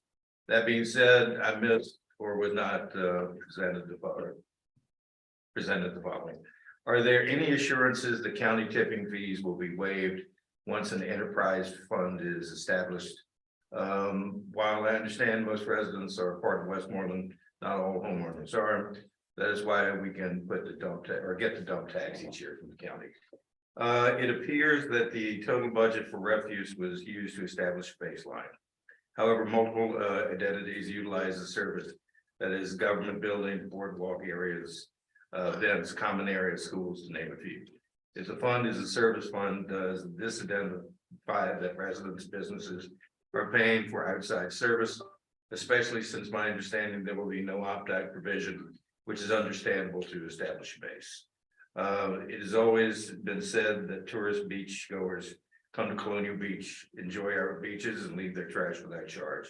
So now we are establishing who is paying for it. Thank you in advance and appreciate your efforts. And this is Mary C. Parker, 3008 Riverview Drive. Dear Mayor Schick and members of the town council, and thank you for using big print. This letter is about your proposal to add a yearly trash fee of $120 to the residents of Colonial Beach. I did some research into a few other towns on the northern neck and discovered that Colonial Beach's trash pickup procedures have been quite an unacknowledged gift. I suspect the need to install a debris fee has been ignored but necessary for a long time. Therefore, let me say from the open that I do not oppose the fee. Nevertheless, there are some bullets that follow that I would like you to consider. The town of West Point also has a yearly fee of $120. However, they offer trash pickup in 5 categories: household, yard, hazardous, recycling, and bulk items once a month. Since Colonial Beach only offers a trash pickup in 2 categories, household and yard, would you consider a yearly fee of $100 instead? It is unfortunate, but according to the 2021 census, 1/4 of Colonial Beach residents are below the poverty level. Other towns provide a program that offers exemptions to people who struggle to pay this extra bill. Will the town offer the same service? The same census offered numbers that indicate there are well over 1,000 residents who are 60 and older. I realize that is not an indication of incapacity or weakness, but if some residents are not able to move a 64+ pounds super can to the street, will you consider what Richmond offers? A backdoor service that provides the elderly or handicapped help each week with only one of the assigned cans. Please reflect on what appears to be a lack of town spirit in your proposal.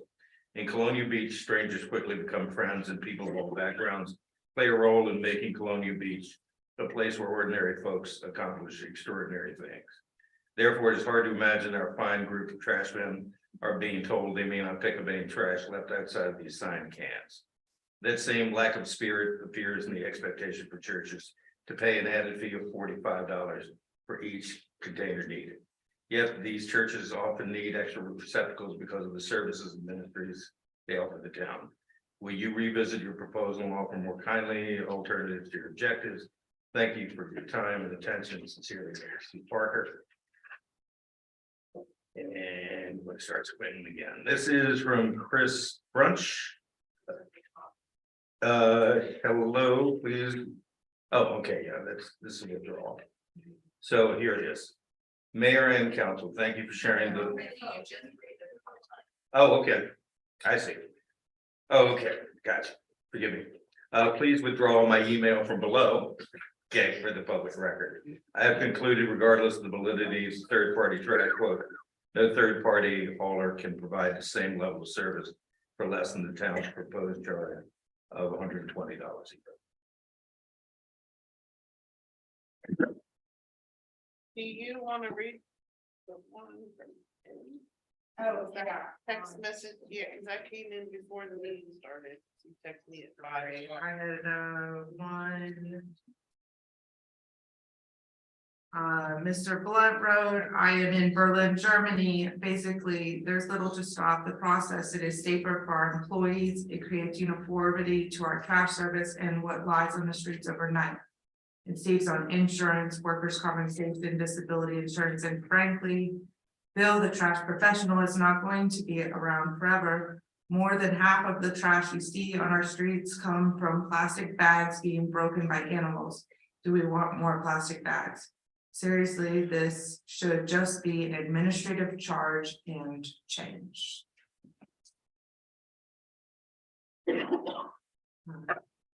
Okay, so I'm gonna close the public comment. If there's anybody else out there after all that, all right.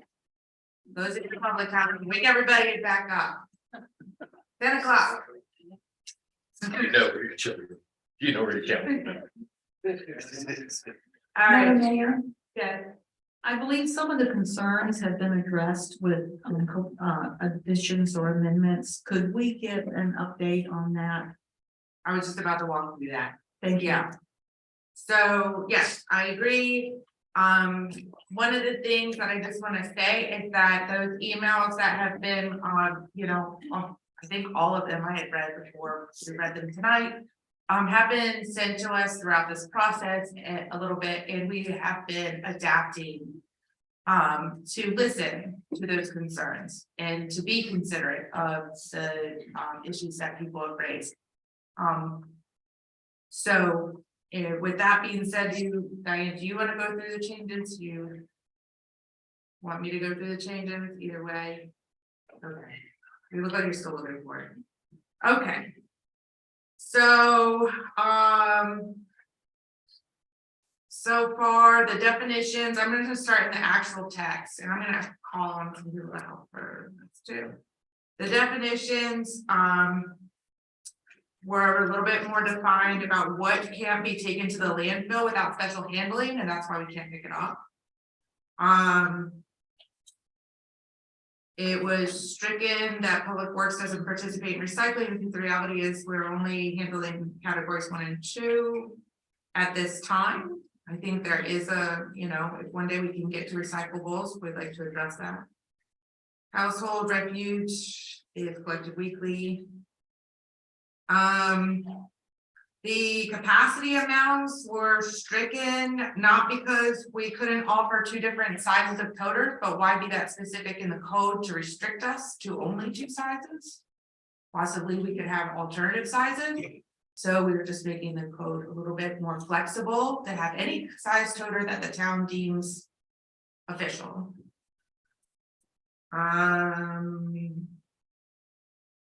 We want to make sure that if your toter is unserviceable, that it will be replaced.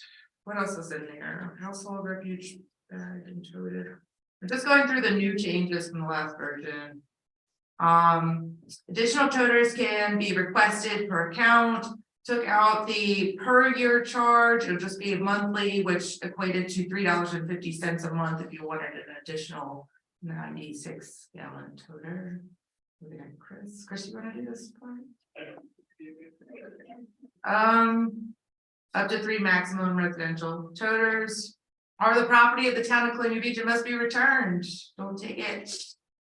Cause it'll have our full, I don't know, the name of the town on the side, I guess.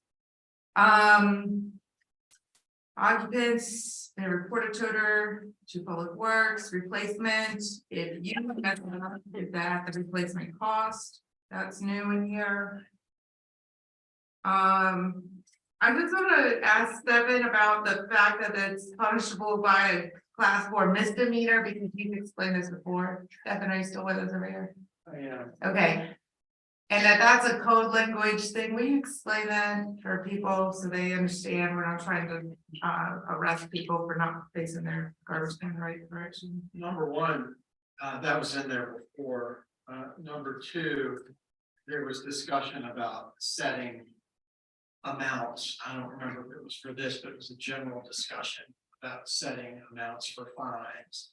And the idea was to just let the Virginia code set the amounts, and I think a class 4, I know a class 4 is the lowest misdemeanor in Virginia, and right now it's a $250 fine compared to a class 1 misdemeanor, which is a $2,500 fine, up to 12 months in jail. This is nothing like that. There's no incarceration for anything less than a class 2 misdemeanor.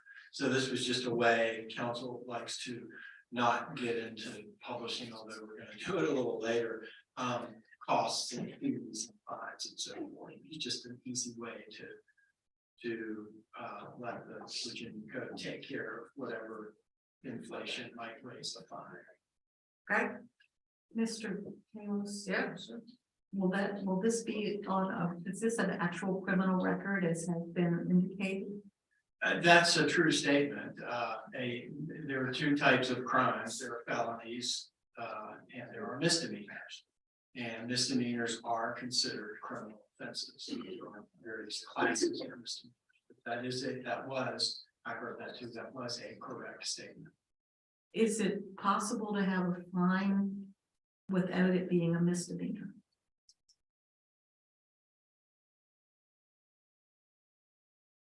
I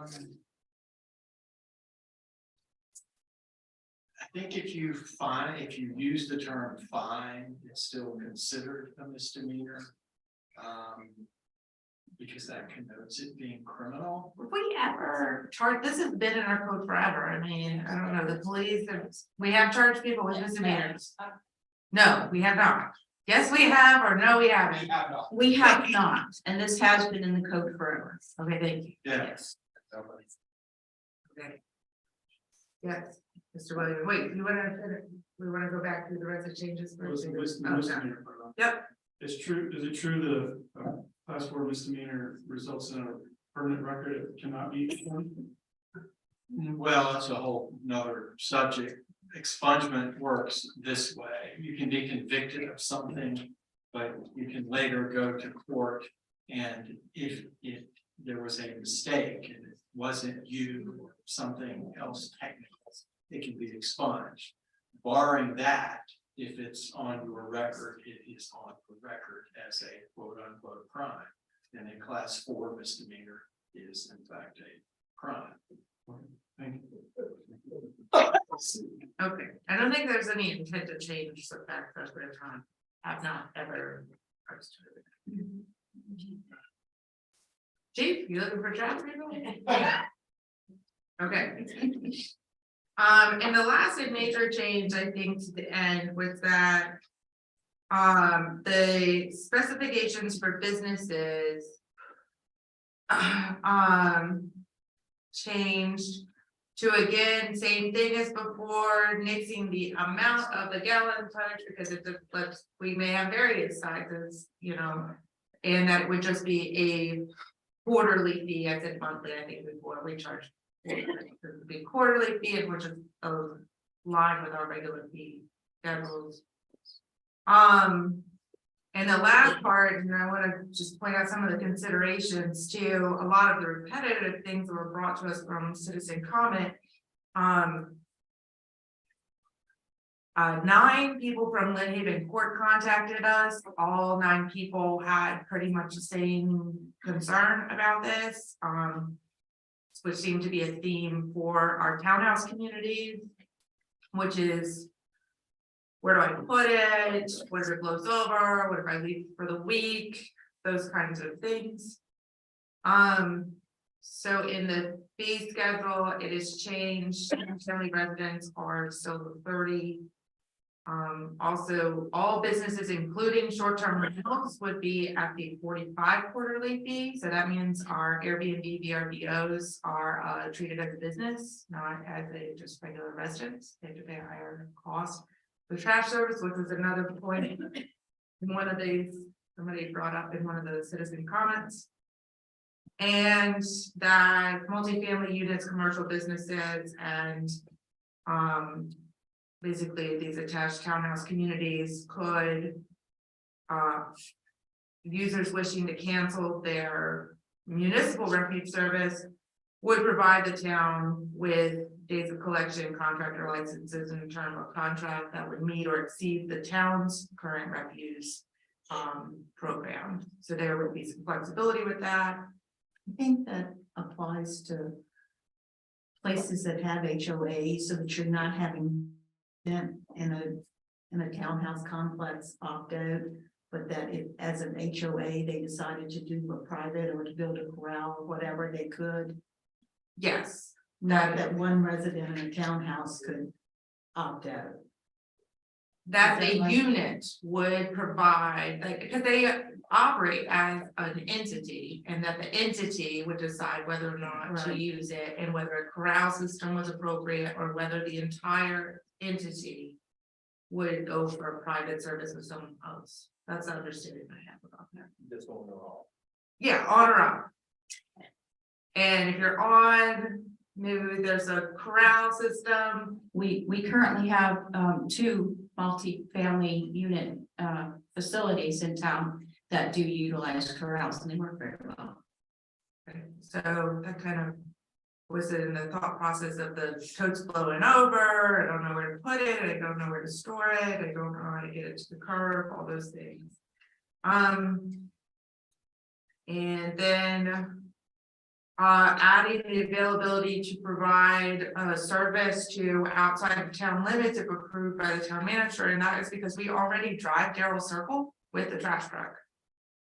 And so for 150% of what a residence cost would be, somebody outside of units would get their trash picked up along there, and it would pay higher than residents in town.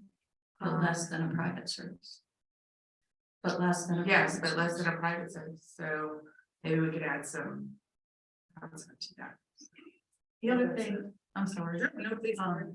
I wanted to, because it was mentioned, I think, in several comments, that the proposed fee is proposed and budgeted out for 5 years and to include the replacements of trucks. It's not going to be, in other words, this is going to be a service that pays for itself with the fees, and it's in the budget. It's proposed out for an extended period. It's not like it's going to we're gonna have to then charge something else because we needed a truck, because that's included in the budget for the fee, right? Or Have we financed trucks before, trash trucks before, Lisa? Not since I've been here. Okay. So we have been making these emergency purchases or capital purchases. We have been using money out of our CIP. Okay. No debt service. and So, we don't have this to will be buy a good. truck to do this. We Right. already have a truck that We does have it. That was brought up We have too. two that will do this. Both of our loans. Okay, Mr. Woods, I see you're right here. I'm not trying to. Ask Ms. Meyer a couple of things.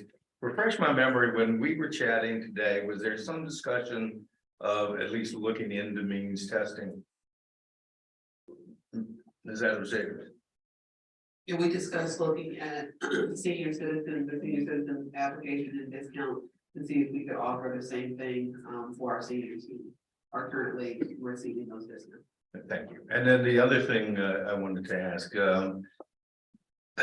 in regard to people not being able to get their toters to the curb and so forth. Could you explain how we're gonna handle that pretty much the same way we do it now, right? Where we help people who need help? There is a stipulation in the new code that outlines that. There are also things that we can help folks with as far as if you can't bring the toter back to your home, or if you don't have a place to put your toter. In the last presentation, I showed you a slide where there is a nice wraparound storage container or option that you can put at the end of your driveway or somewhere in the front of your residence that would be acceptable. It would keep the toter safe. It would keep animals out of the toter. You wouldn't have to move it back and forth. So there are all kinds of options that we can work with folks on. But yes, as far as special needs, that's addressed in the new code. And do you recall when you worked at Fredericksburg, people actually helping take your toters in the night? Did you get that? Absolutely. Okay. Absolutely. So it's something that has been Absolutely, done we and had a know how to do list. and so forth. Yes, we're kind in Fredericksburg. Great, thanks. Yes, Ms. Williams, please. I still got a few questions. One of the questions is about the business. I heard you say something about an extra $3.50 a month for a dish of can. What about for the businesses? How much extra per month? I think that is, they get one toter and each additional toter is monthly at that same rate. $45. $45 plus the $3.50 for extra toters. But the first account, if I remember right, I'm not finding it here right now because I'm looking for it, but I think the first account goes up to a total of 6 toters. Is that what you're finding? You can add up to 6, but there's one included in the $45. Is that right? Yes, I'm just trying to figure out what the additional proposed fee at this point. I know the change can change. $3.50 per can. After the one you get. Okay. Have we considered, I mean, that seems like it might be significantly cheaper for businesses that may already get a professional service. I know a dumpster is like at least $3.50 a month according to one of the local restaurants that I talked to.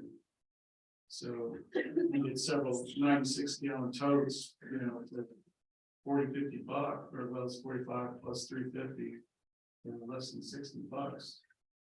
I mean, just something to consider. Well, so in this code, one of the things that was changed was that we didn't put the quarterly fee in the code because it gave the ability for Public Works to assess what the actual cost of that was. And keep in mind, if the business does need more than 6, they have to open another account. And so this fund is going to be self-sufficient? Right now, it should be, but this does not take into account increases in staff compensation, increases in truck maintenance and that sort of thing. Right now, it should, for the next 5 to 10 years, be self-sufficient. Yeah, that's definitely a concern I have because we're no longer going to be able to, so if we somehow or another screwed up and end up with a huge budget shortfall, next year, we're gonna have to raise the fees because this will be a self-sufficient fund. But there are things we can account for, price of gas per gallon, tires, things like that have just gone through the roof on us, oil for the trucks. So those are things that we can speculate, but we don't want to charge for those without having that amount needing paid. And That's has not fair. anybody calculated the administrative cost? Because I'm just thinking about it, if somebody came to me as a town employee and said, okay, you're gonna implement this trash shredder, okay, by the way, you gotta count for 2,600 or maybe 3,000 toters, depending on, you know, the addresses, you gotta make sure they're all stamped. Somebody's gotta go in and figure out who's been stolen and who's hasn't been stolen. Somebody's gotta, I mean, seems like there could be a lot of administrative burden here. I mean, just getting them out into the people's households. Have we figured that cost into all this? We haven't figured the rollout cost because there's a rollout cost to any new program. But once we do roll out the program, I think a lot of those administrative costs will go down to next to nothing. We're going to stamp them to identify them. There is a fee, a fine in the ordinance to, you know, if I go to West Point and find a Colonial Beach can, that can be, you know, if you live, okay, you're on Irving Street, you have a can. If you cease that service and you do not turn your can back in, you can be charged for that can. So administratively, yes, there would be some data collection, but we're already doing that data collection in the field. Yes.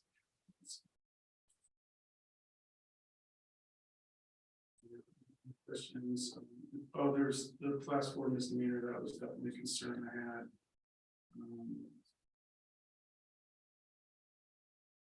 So I see how it looks like we've added in that developments or HOAs can opt out. But we haven't allowed the residents to opt out. So it almost feels like we're in a way discriminating because there's a lot of residents in this town that may not even use trash at all, being seasonal in town. So can I ask why we haven't thought about letting them opt out? Because that was one of the big complaints I heard. Doesn't the ordinance say if they opt out, they have to provide evidence that they're paying for private service? That's for attached multi-units or businesses. The reason we didn't address resident opt-out is because you need a base. And I believe one of the comments spoke to that you need a base. We're not establishing a new business, so to say. We're trying to self-sustain a service that we're providing. So without a base of customers, we can't do that. I think also one of the concerns that was brought up to me was, and it wasn't indeed, I don't know, maybe they just sent me the email, not to Heather. Was that they would not in favor of allowing single family homes to opt out because then you would have private services running in town every single day of the week all over the place. And right now we have one section on Monday, everybody's kids are out, everybody's kids go away. One section on Tuesday, everybody's kids are out, everybody's kids go away. And if you allow these piecemeal houses, you would have these. Increase in noise, increase in activity, yes. Yeah, and it was a nuisance and a problem, and they had lived in a community that had it like that, and it was very disruptive. Very true. There was some other comment to it, now I can't remember what it was, that somebody else even. I'd also like to just add briefly to that comment that generally our enterprise funds and our utility funds are able to be managed efficiently and effectively in ways that the volatility of sometimes the general fund is not. So I hope that's clear. But I'd also like to thank Bill for bringing this up. We often talk about people wearing many hats. And I know Mr. Williams, when you were the public works liaison, you went on a ride along with him and saw many of the challenges. And I think actually encouraged him to help us rewrite the ordinance. So we thank you for that comment and thank him for the lift over the last 6 or 7 months that we've been working for that as well. Thank you. One other comment, and I went over this with one citizen. If we went to a private service, if we contracted this whole thing out and got into the trash business like somebody had suggested. It's first of all, there's no way that you're gonna get service for this small town for $10 a household. It's gonna be $20, $25, $30 a month for that kind of service. Two, those people that are hired by those big companies come and go all the time. We would have no control over who was actually out there running the trash cup. And we would have no way to ask them to help our citizens that need help like our employees do. So I think because I thought for a long time, maybe we should go to the trash business and go with a private company. And I had called around and gotten some quotes 4 or 5 years ago. It was quoted about $19 a month for a community. I didn't identify us, but there are lots of subdivisions that are bigger than we are, but for a community of this size. And then again, you have, I mean, like I said, we've got some of the best employees in the world that are doing this. And we would have absolutely no control over that if we got out of the business. And some of the people that work for the lower wage jobs are not the most helpful. They do their job, they get their paycheck, they go home. And I feel like our staff is some of the best in the world when it comes to helping at residents. And they were in Fredericksburg too, because my grandmother, they used to come up and get her her cart, because she couldn't get it to the curb. Yes, ma'am. I have a couple other things over here, but I want to let other people speak. Yes, Mr. Williams? I just want to say, yes, I did do the trash truck ride along. Unfortunately, fees never came up in that conversation. It was more about, the toters and safety and the fact that the ordinance was very out of date. And then to my surprise, when I suggested we should try to get more toters in town and pay the trash tax. But I wanted to make a comment that I do agree that the guys who do the trash truck and the rest of the public works employees deserve a raise. I just don't think this is the appropriate way of doing it. So, what happens to the guys that mows the grass at parks, so we can start charging a fee to get into our parks because we have guys mowing and we need to give them raises. I just think there's other ways to address that part of it. So that means you'll vote for a budget this time around? And we're having, I'm sorry, I thought. They are to recognize. So, but anyway, we got 163,000. We're collecting right now. Those are the trash budget. So that will, they'll still be there. So we're collecting an additional 312,000 on top of that 163. We haven't really considered the fact that now the homeowner is going to be completely paying for each trash, because before the homeowners weren't doing that except for in their general taxes, but now we're going to charge them through this enterprise fund, and they're going to be paying for each trash unless we have a way of separating that out. So the enterprise fund's not going to fund the beach trash. We're going to have a separate budget line item for that? Public Works collects the beach trash. It's part of our buildings and grounds. Okay, so that's separate. It- We're gonna separate that out. it's not, It's separate now yes, in the budget. correct. The trash truck does not go along the beach to pick up trash. We use stake bodies or dump trucks or small pickups or whatever. Right. So it's a separate operation. So the trash truck doesn't haul that trash to the dump. No, It doesn't sit over by someone Long Avenue waiting for them to come fill it up.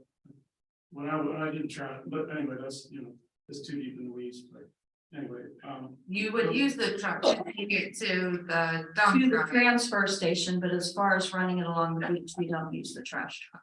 It's Okay, more I see what you're efficient. saying. You're saying that there's a buildings and grounds part that takes Yes. care of beach Correct. maintenance, and that involves the labor and the trash bags and the things for the beach. Correct. A Okay. lot of that beach trash, a lot of the supplies that Mm-hmm. we use for the beach trash actually have come out of a litter grant for the past so many years. So we even have supplementation there in the buildings and grounds funds for collection of beach trash. let's get them. Those are all my concerns. I don't know that either. Okay, does anybody else have anything for me? No, okay. I wanna address a couple other concerns that came up a couple different times. I know one lady said she runs the dump 3 times a week. This is $250 for a week, and it's gotta be more expensive than that to run the dump 3 times a week. Just for gas, and your time is worth something, so I feel terrible for her for doing that. I don't know, I think she lives in town. It's always cheaper, to do preventive maintenance and emergency repair, and when we're asked to be considerate of our tax dollars, if we don't get to have this in some ways. The reality is what we've been doing is emergency repairs. And it's not going in for an oil change and making sure everything's, getting the brake fluid, and it's, oh, the brakes are out, we don't have a trash truck, and it's $40,000. I currently have a list on the older trash truck of about, and Bill will correct me if I'm wrong on this, but it's about $85,000 right now. I am not gonna help us in that. It's a lot of money. I got this question. Why do we not lay off our staff? It's all a sobering question. Yeah, I think, one of the reasons why our trash service maybe is efficient, or maybe most things in government maybe are not efficient, is because these guys just wear a lot of hats. And oftentimes that other hats that they're wearing are not full-time gigs. And so the trash service helps keep them as a full-time employee with benefits and full-time wage, and keeps them in Colonial Beach working with us instead of looking for other jobs. So I just want to thank them for doing a lot of other things other than just trash. One of the questions that was asked a couple different times, which actually has me a little concerned, is what health and safety incidents have occurred? Show us a list of how much money has occurred. Am I gonna wait for? Yeah, well, no, I'm not even talking about the fact that it's private personnel information, number one. Number two is, am I gonna wait to be in a car accident to buckle up my kid? Am I gonna wait for that? I'm gonna wait, just get sideswiped, be in a car accident and go to the hospital before I'm gonna put a seatbelt on my child. So that one is a little disturbing to me. I hope we don't wait for people to get, more seriously hurt. The tonnage amount was given, Bill, I know you have it. You have it with you right now. Can you just give me one of the tonnage amounts? Give me the winter one instead of the summer. I don't care, one of the two. I know you have them both. I really appreciate your time. Sure. Gotta find out which. through, but yeah. Or just a roundabout number, because I know you have the exact amount of tonnage.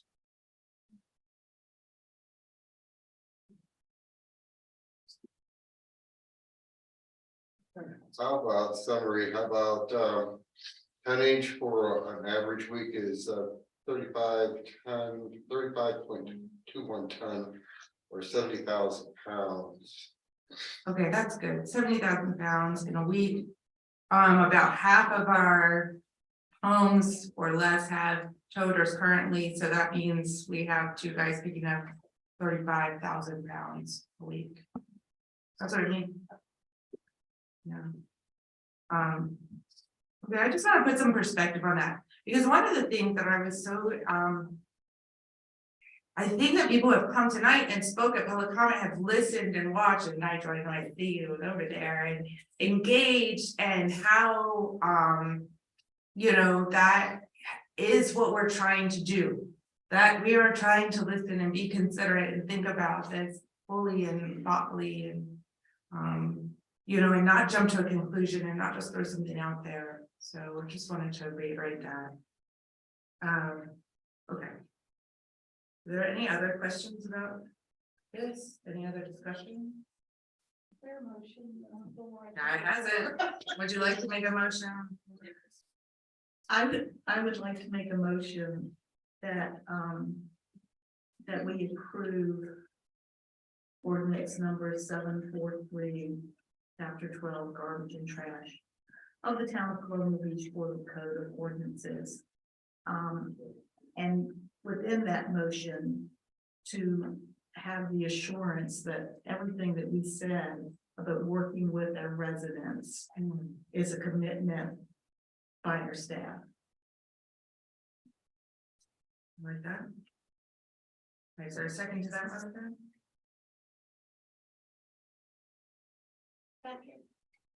Okay. Y'all are the.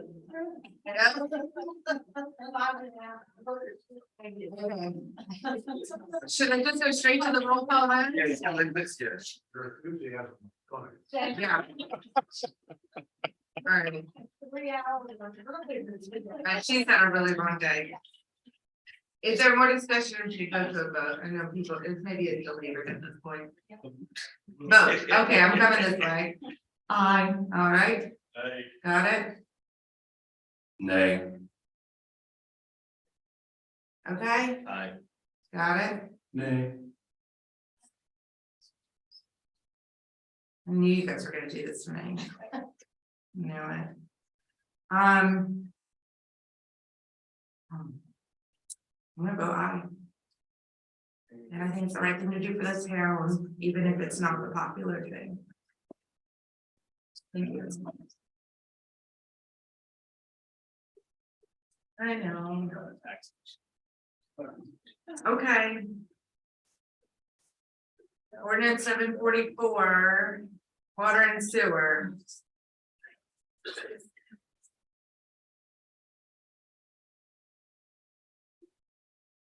Connection fees. This is connection fees, not your regular monthly or quarterly bill.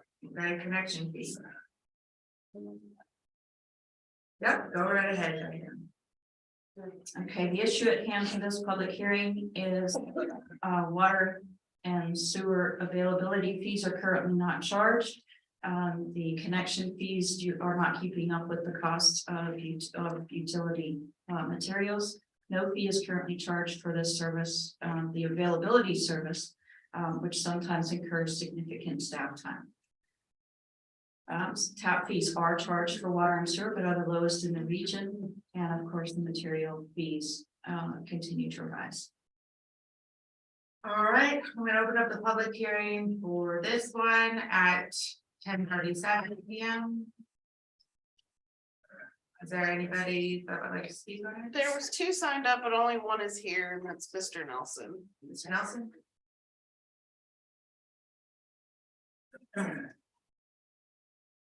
Kirk Nelson, 1321 Lossing Avenue. Yeah, I have a background in economics. I have a master's and a bachelor's in economics, and one of the mantras that I was taught through all my education in economics was that the price for a service should equal the marginal cost of providing that service. So I am thinking that if the amount that is being charged for the service of connecting the sewer line or the water line does not meet the marginal cost, then it should be increased to meet that marginal cost. I can't speak to these exact numbers because I don't know whether these exact numbers reflect the actual marginal cost of providing this service. But I will say that that's the economic way to do things. It's the most efficient way to allocate resources, is to have the price for a service be the same as the marginal cost for that, for providing that service. So as a realtor, I am thinking that at least on the residential side, this is probably not going to have a significant impact on the market for residential housing.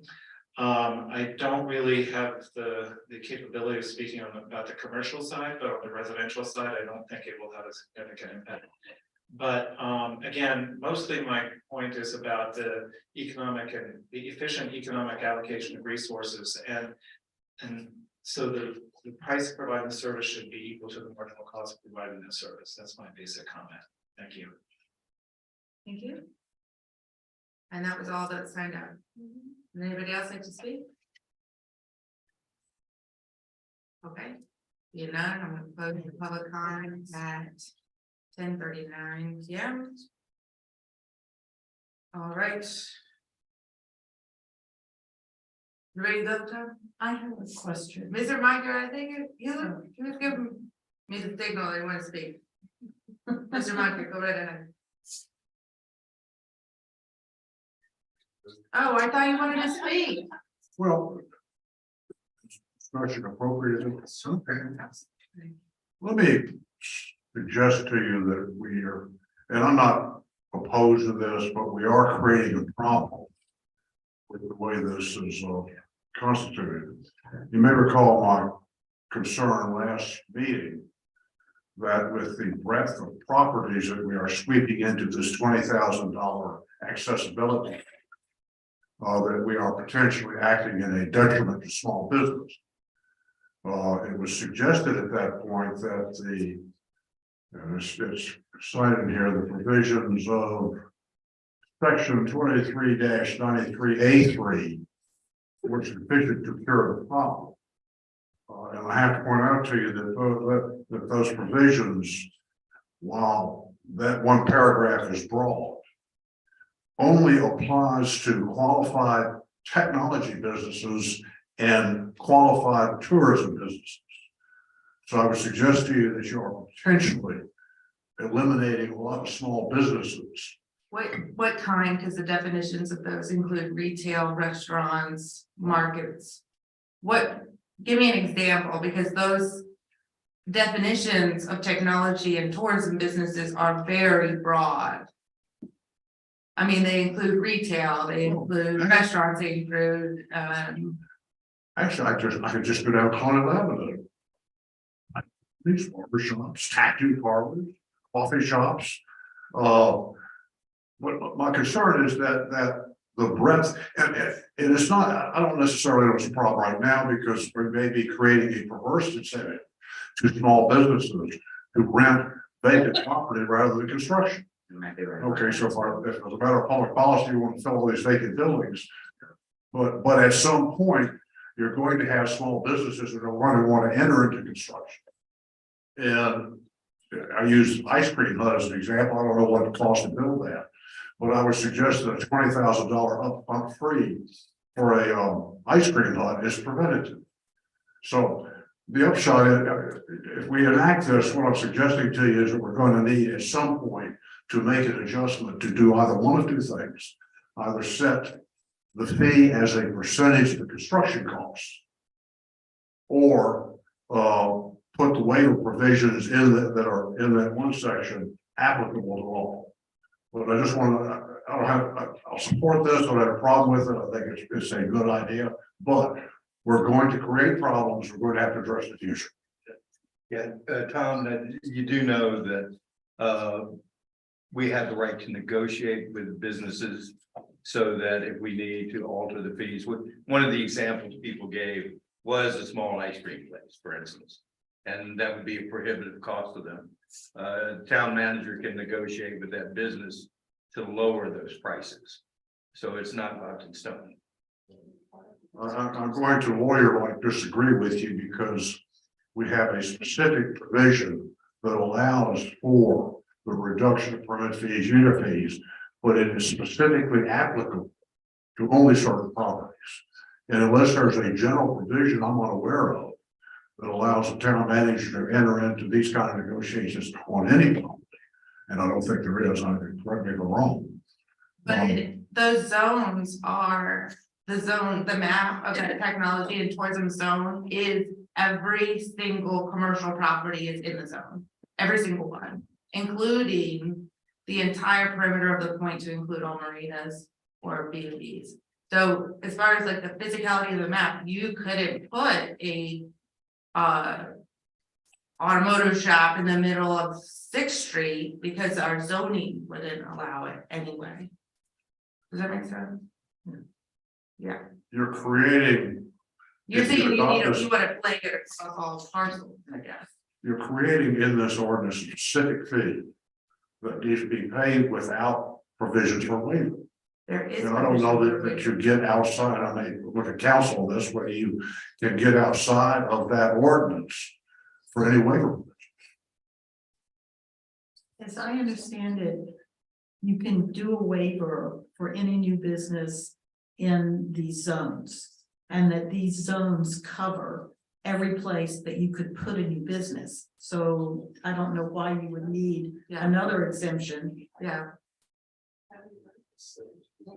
I think the confusion maybe is that they're called technology and tourism zones, Right. but that the scope of what's in those zones is a lot larger than just a technology or a tourism business.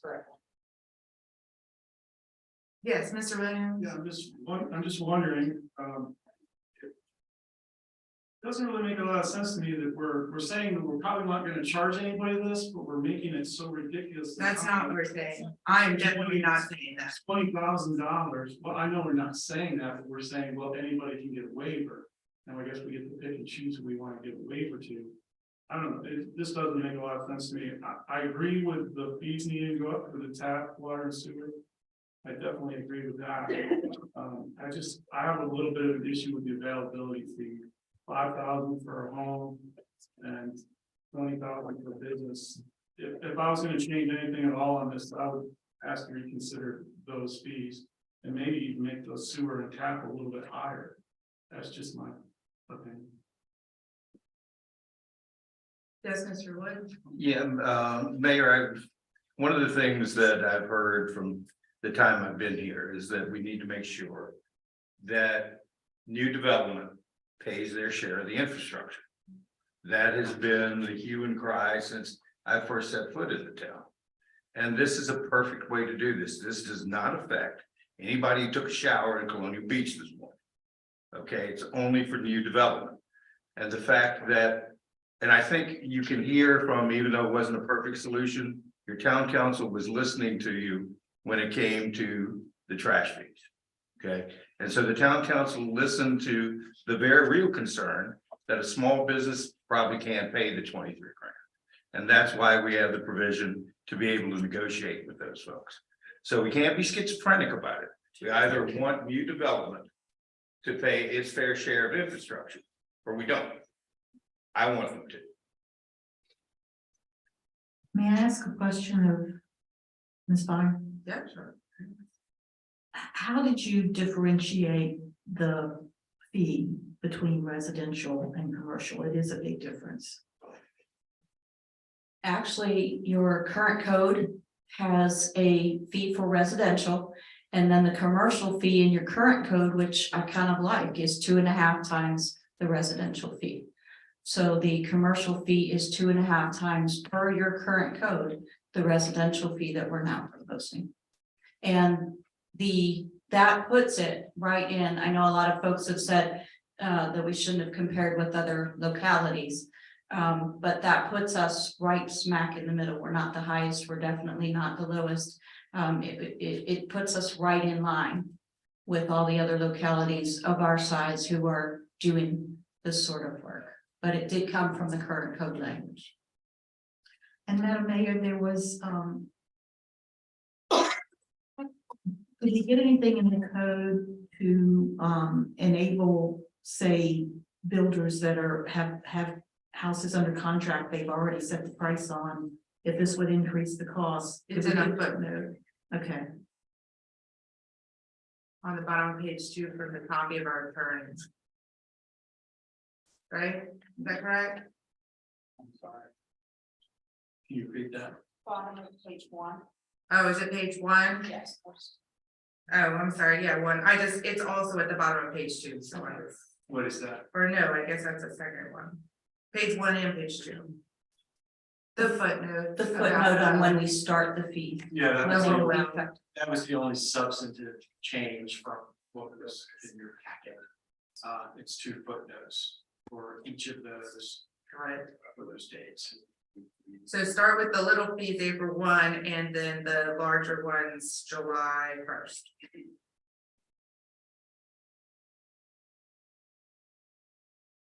Okay.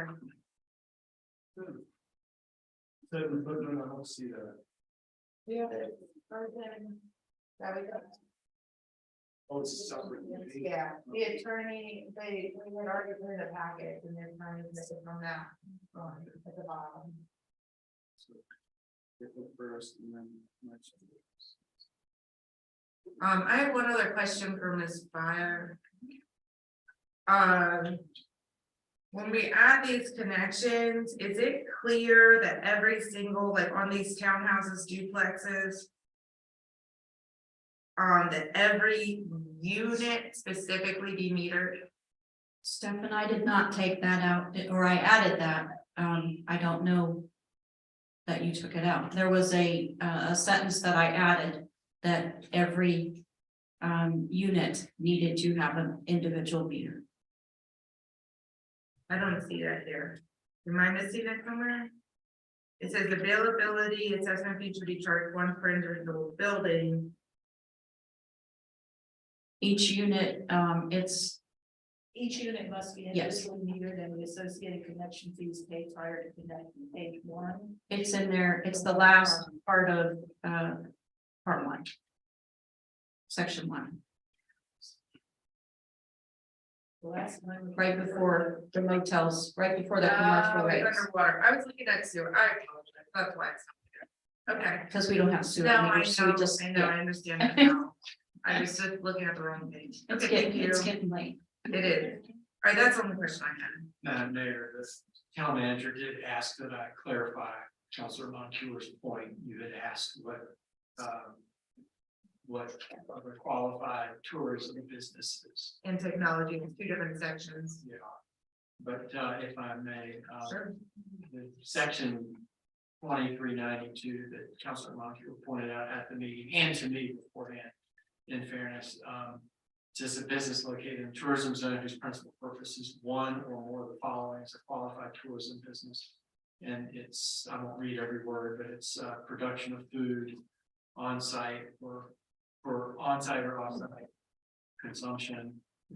Provision of food services for on-site and off-site consumption, production and or sale of novelties, crafts and collectibles with on-site sales, or provision of lodging services, including B&Bs and hotels, cottages, home rentals, provision of amusement, attractions, entertainment, and production of devices and entertainment services.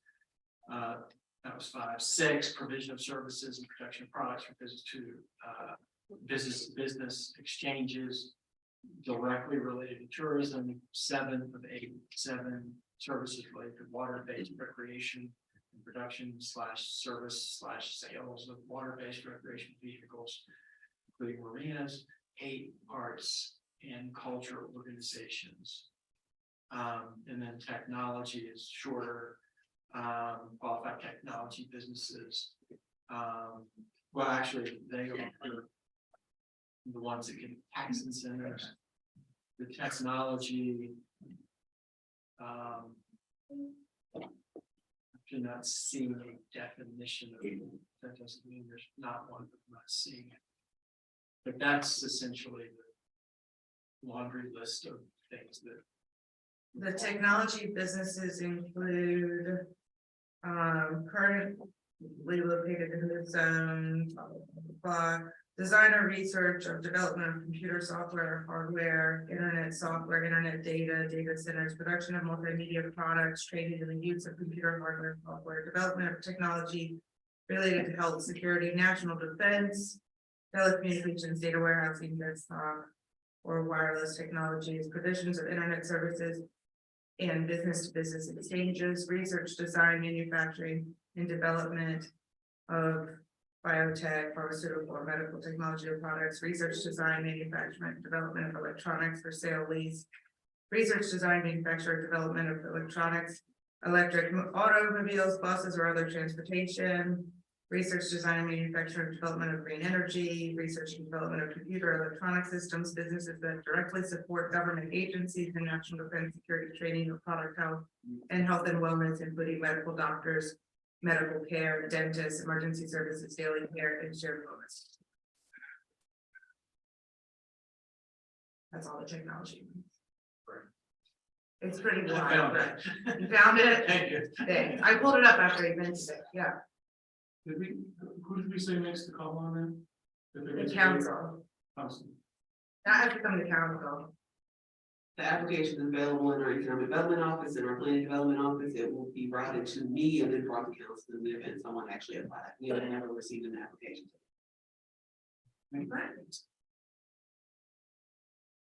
Okay. Is there a motion? Yeah, you're the one tonight. All right, we got a second. The motion is to approve the ordinances, I assume. Yeah, to make sure I'm not getting ahead of anybody. Right now, clarify that that's the one with the footnotes. With the footnotes.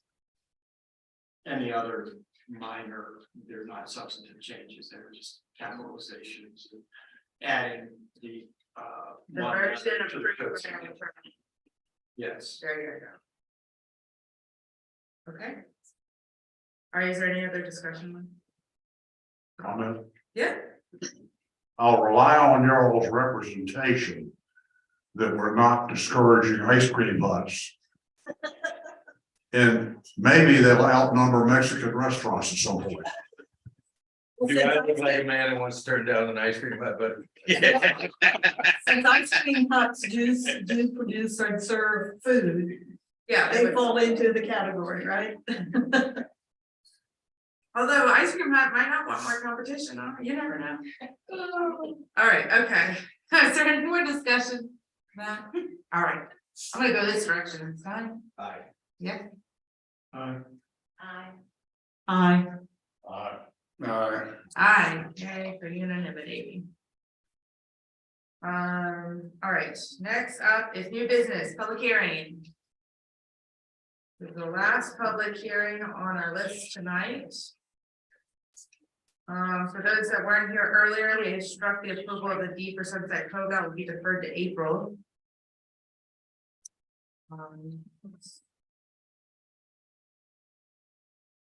Just gonna move right forward because it's late, okay? All right, we all know what this is about. The Old Town Dump. So I will open the public hearing at 10:56 p.m. is the time I see. Is there anyone? We have Mike, I can't make out the last name, and Eric Nelson. Okay. Michael. Honorary Mayor and council, staff, God bless you guys. Painful.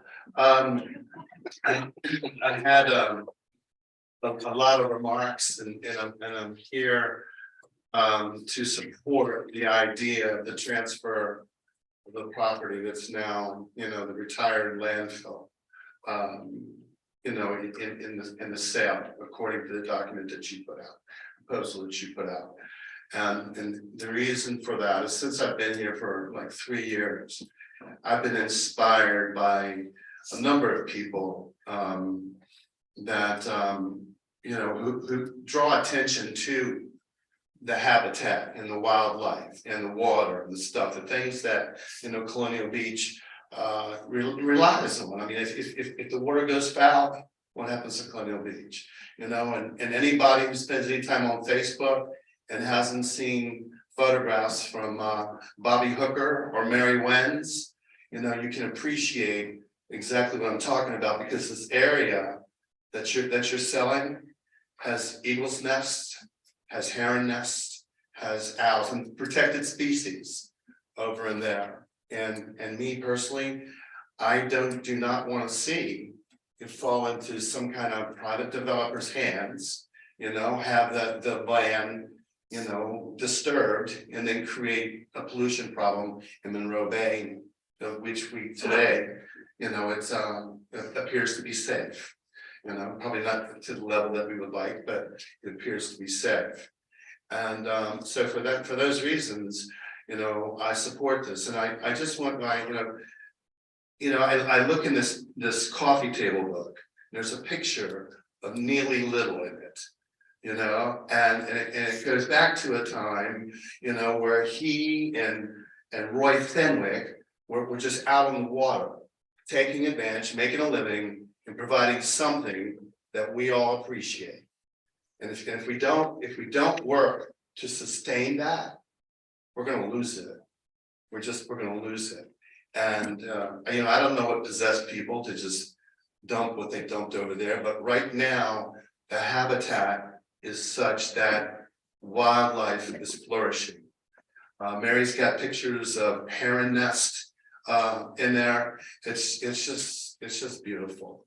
And I also want to take this time to thank Mr. Hall for his gumption and his backbone for raising this issue. Now, it may not have been popular in all circles, but it motivated some of us to motivated me to get off my butt and put my money where my mouth is.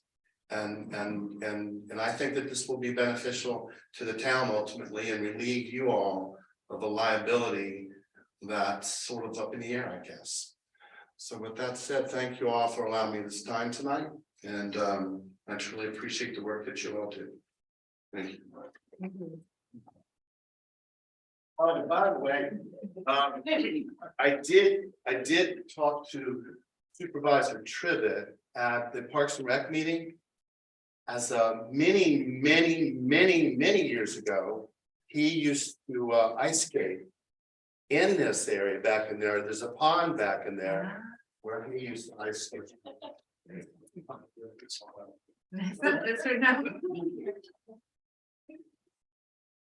Well, you're hearing again from me, Eric Nelson at 1521 Lossing Avenue, and I couldn't say it more eloquently than Mr. Mueller did about the reasons why this property should be preserved and that nature should be allowed to return and become a beautiful place for us to appreciate. The only thing I will add, though, is that the reason why I think the town should sell it, the reason why I support the town selling is that I think that the town will not do as good a job at conserving the property as Mr. Mueller will do. So I support him and his efforts, and I support the town selling it because I think he will do a better job than the town would. That's all I have to say. Thank you. All right, is there anybody else? Okay, I'm gonna close the public hearing. It's 11 o'clock, 11 p.m. Okay. We have received 2 offers. That was the point of the closed session prior to the meeting starting. I would at this time, like, having heard from holding the public hearing and working through this process, I'd like to make a motion to, when you sent it to me exactly, didn't you? Accept the offer of Robert Michael Mueller to purchase from the town of Colonial Beach real estate identified as Westmoreland County map ID number 6127 pursuant to the town solicitation for offer subject to approval by town council of a contract to be negotiated by the town attorney. Okay, there's good. No, second, all in favor? Aye. Aye. Aye, it's unanimous. And I'm still looking forward to the wonderful things that you can do with this. So, or not do any, not disturb it, but protect it. And that this is really, I don't know, piece of trash turned into a diamond, whatever that scenario is. Madam It's Mayor, wonderful. did we approve payment for Sunset Cove? Did I slip? No, we nixed it from the agenda before we got here. Sorry, thank you. It will be in April. All right, I move that the town council of Town of Clean Beach, Virginia, convene a closed meeting for the following purpose and to discuss the following subjects, all of which are exempt by Virginia law. Pursuant to Virginia Code 2.23711A3A, discussion and consideration disposition of publicly real health properties for discussion of the meeting with the first and effective bargaining position of negotiating strategy of the town council in consultation with legal counsel regarding specific legal matters related thereto respectively.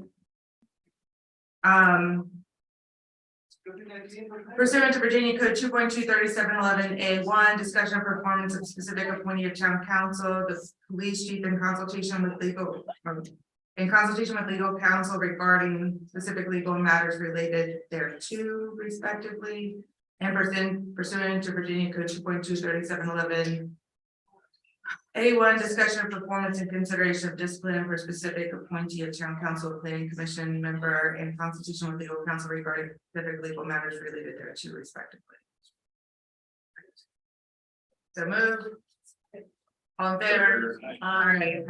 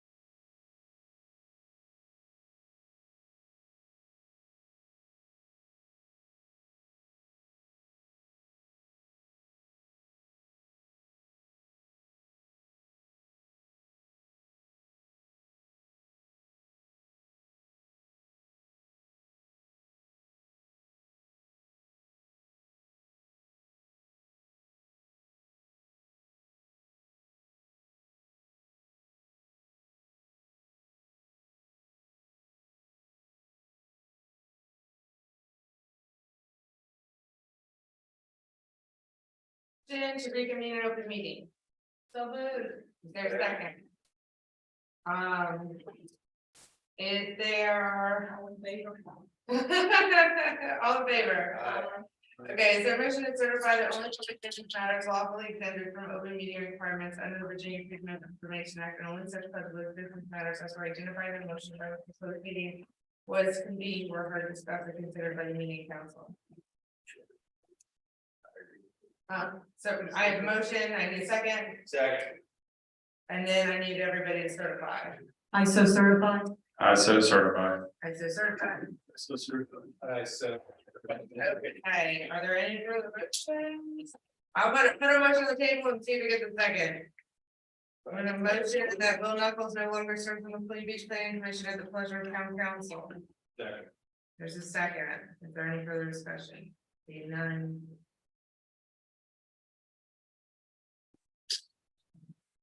Hey, Aye. Abstain.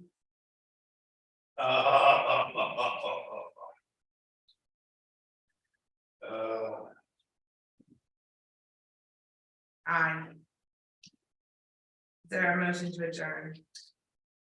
Is there a second? Second. All in favor, let's adjourn. 12:36, yeah. wait a minute. I didn't hear the things. I said, You said, Three, one, one. What is? 3, 1, Okay, I'm glad I asked. So 3, 1, and 1. 3, 1 is A. Bye. You need help? You got everything.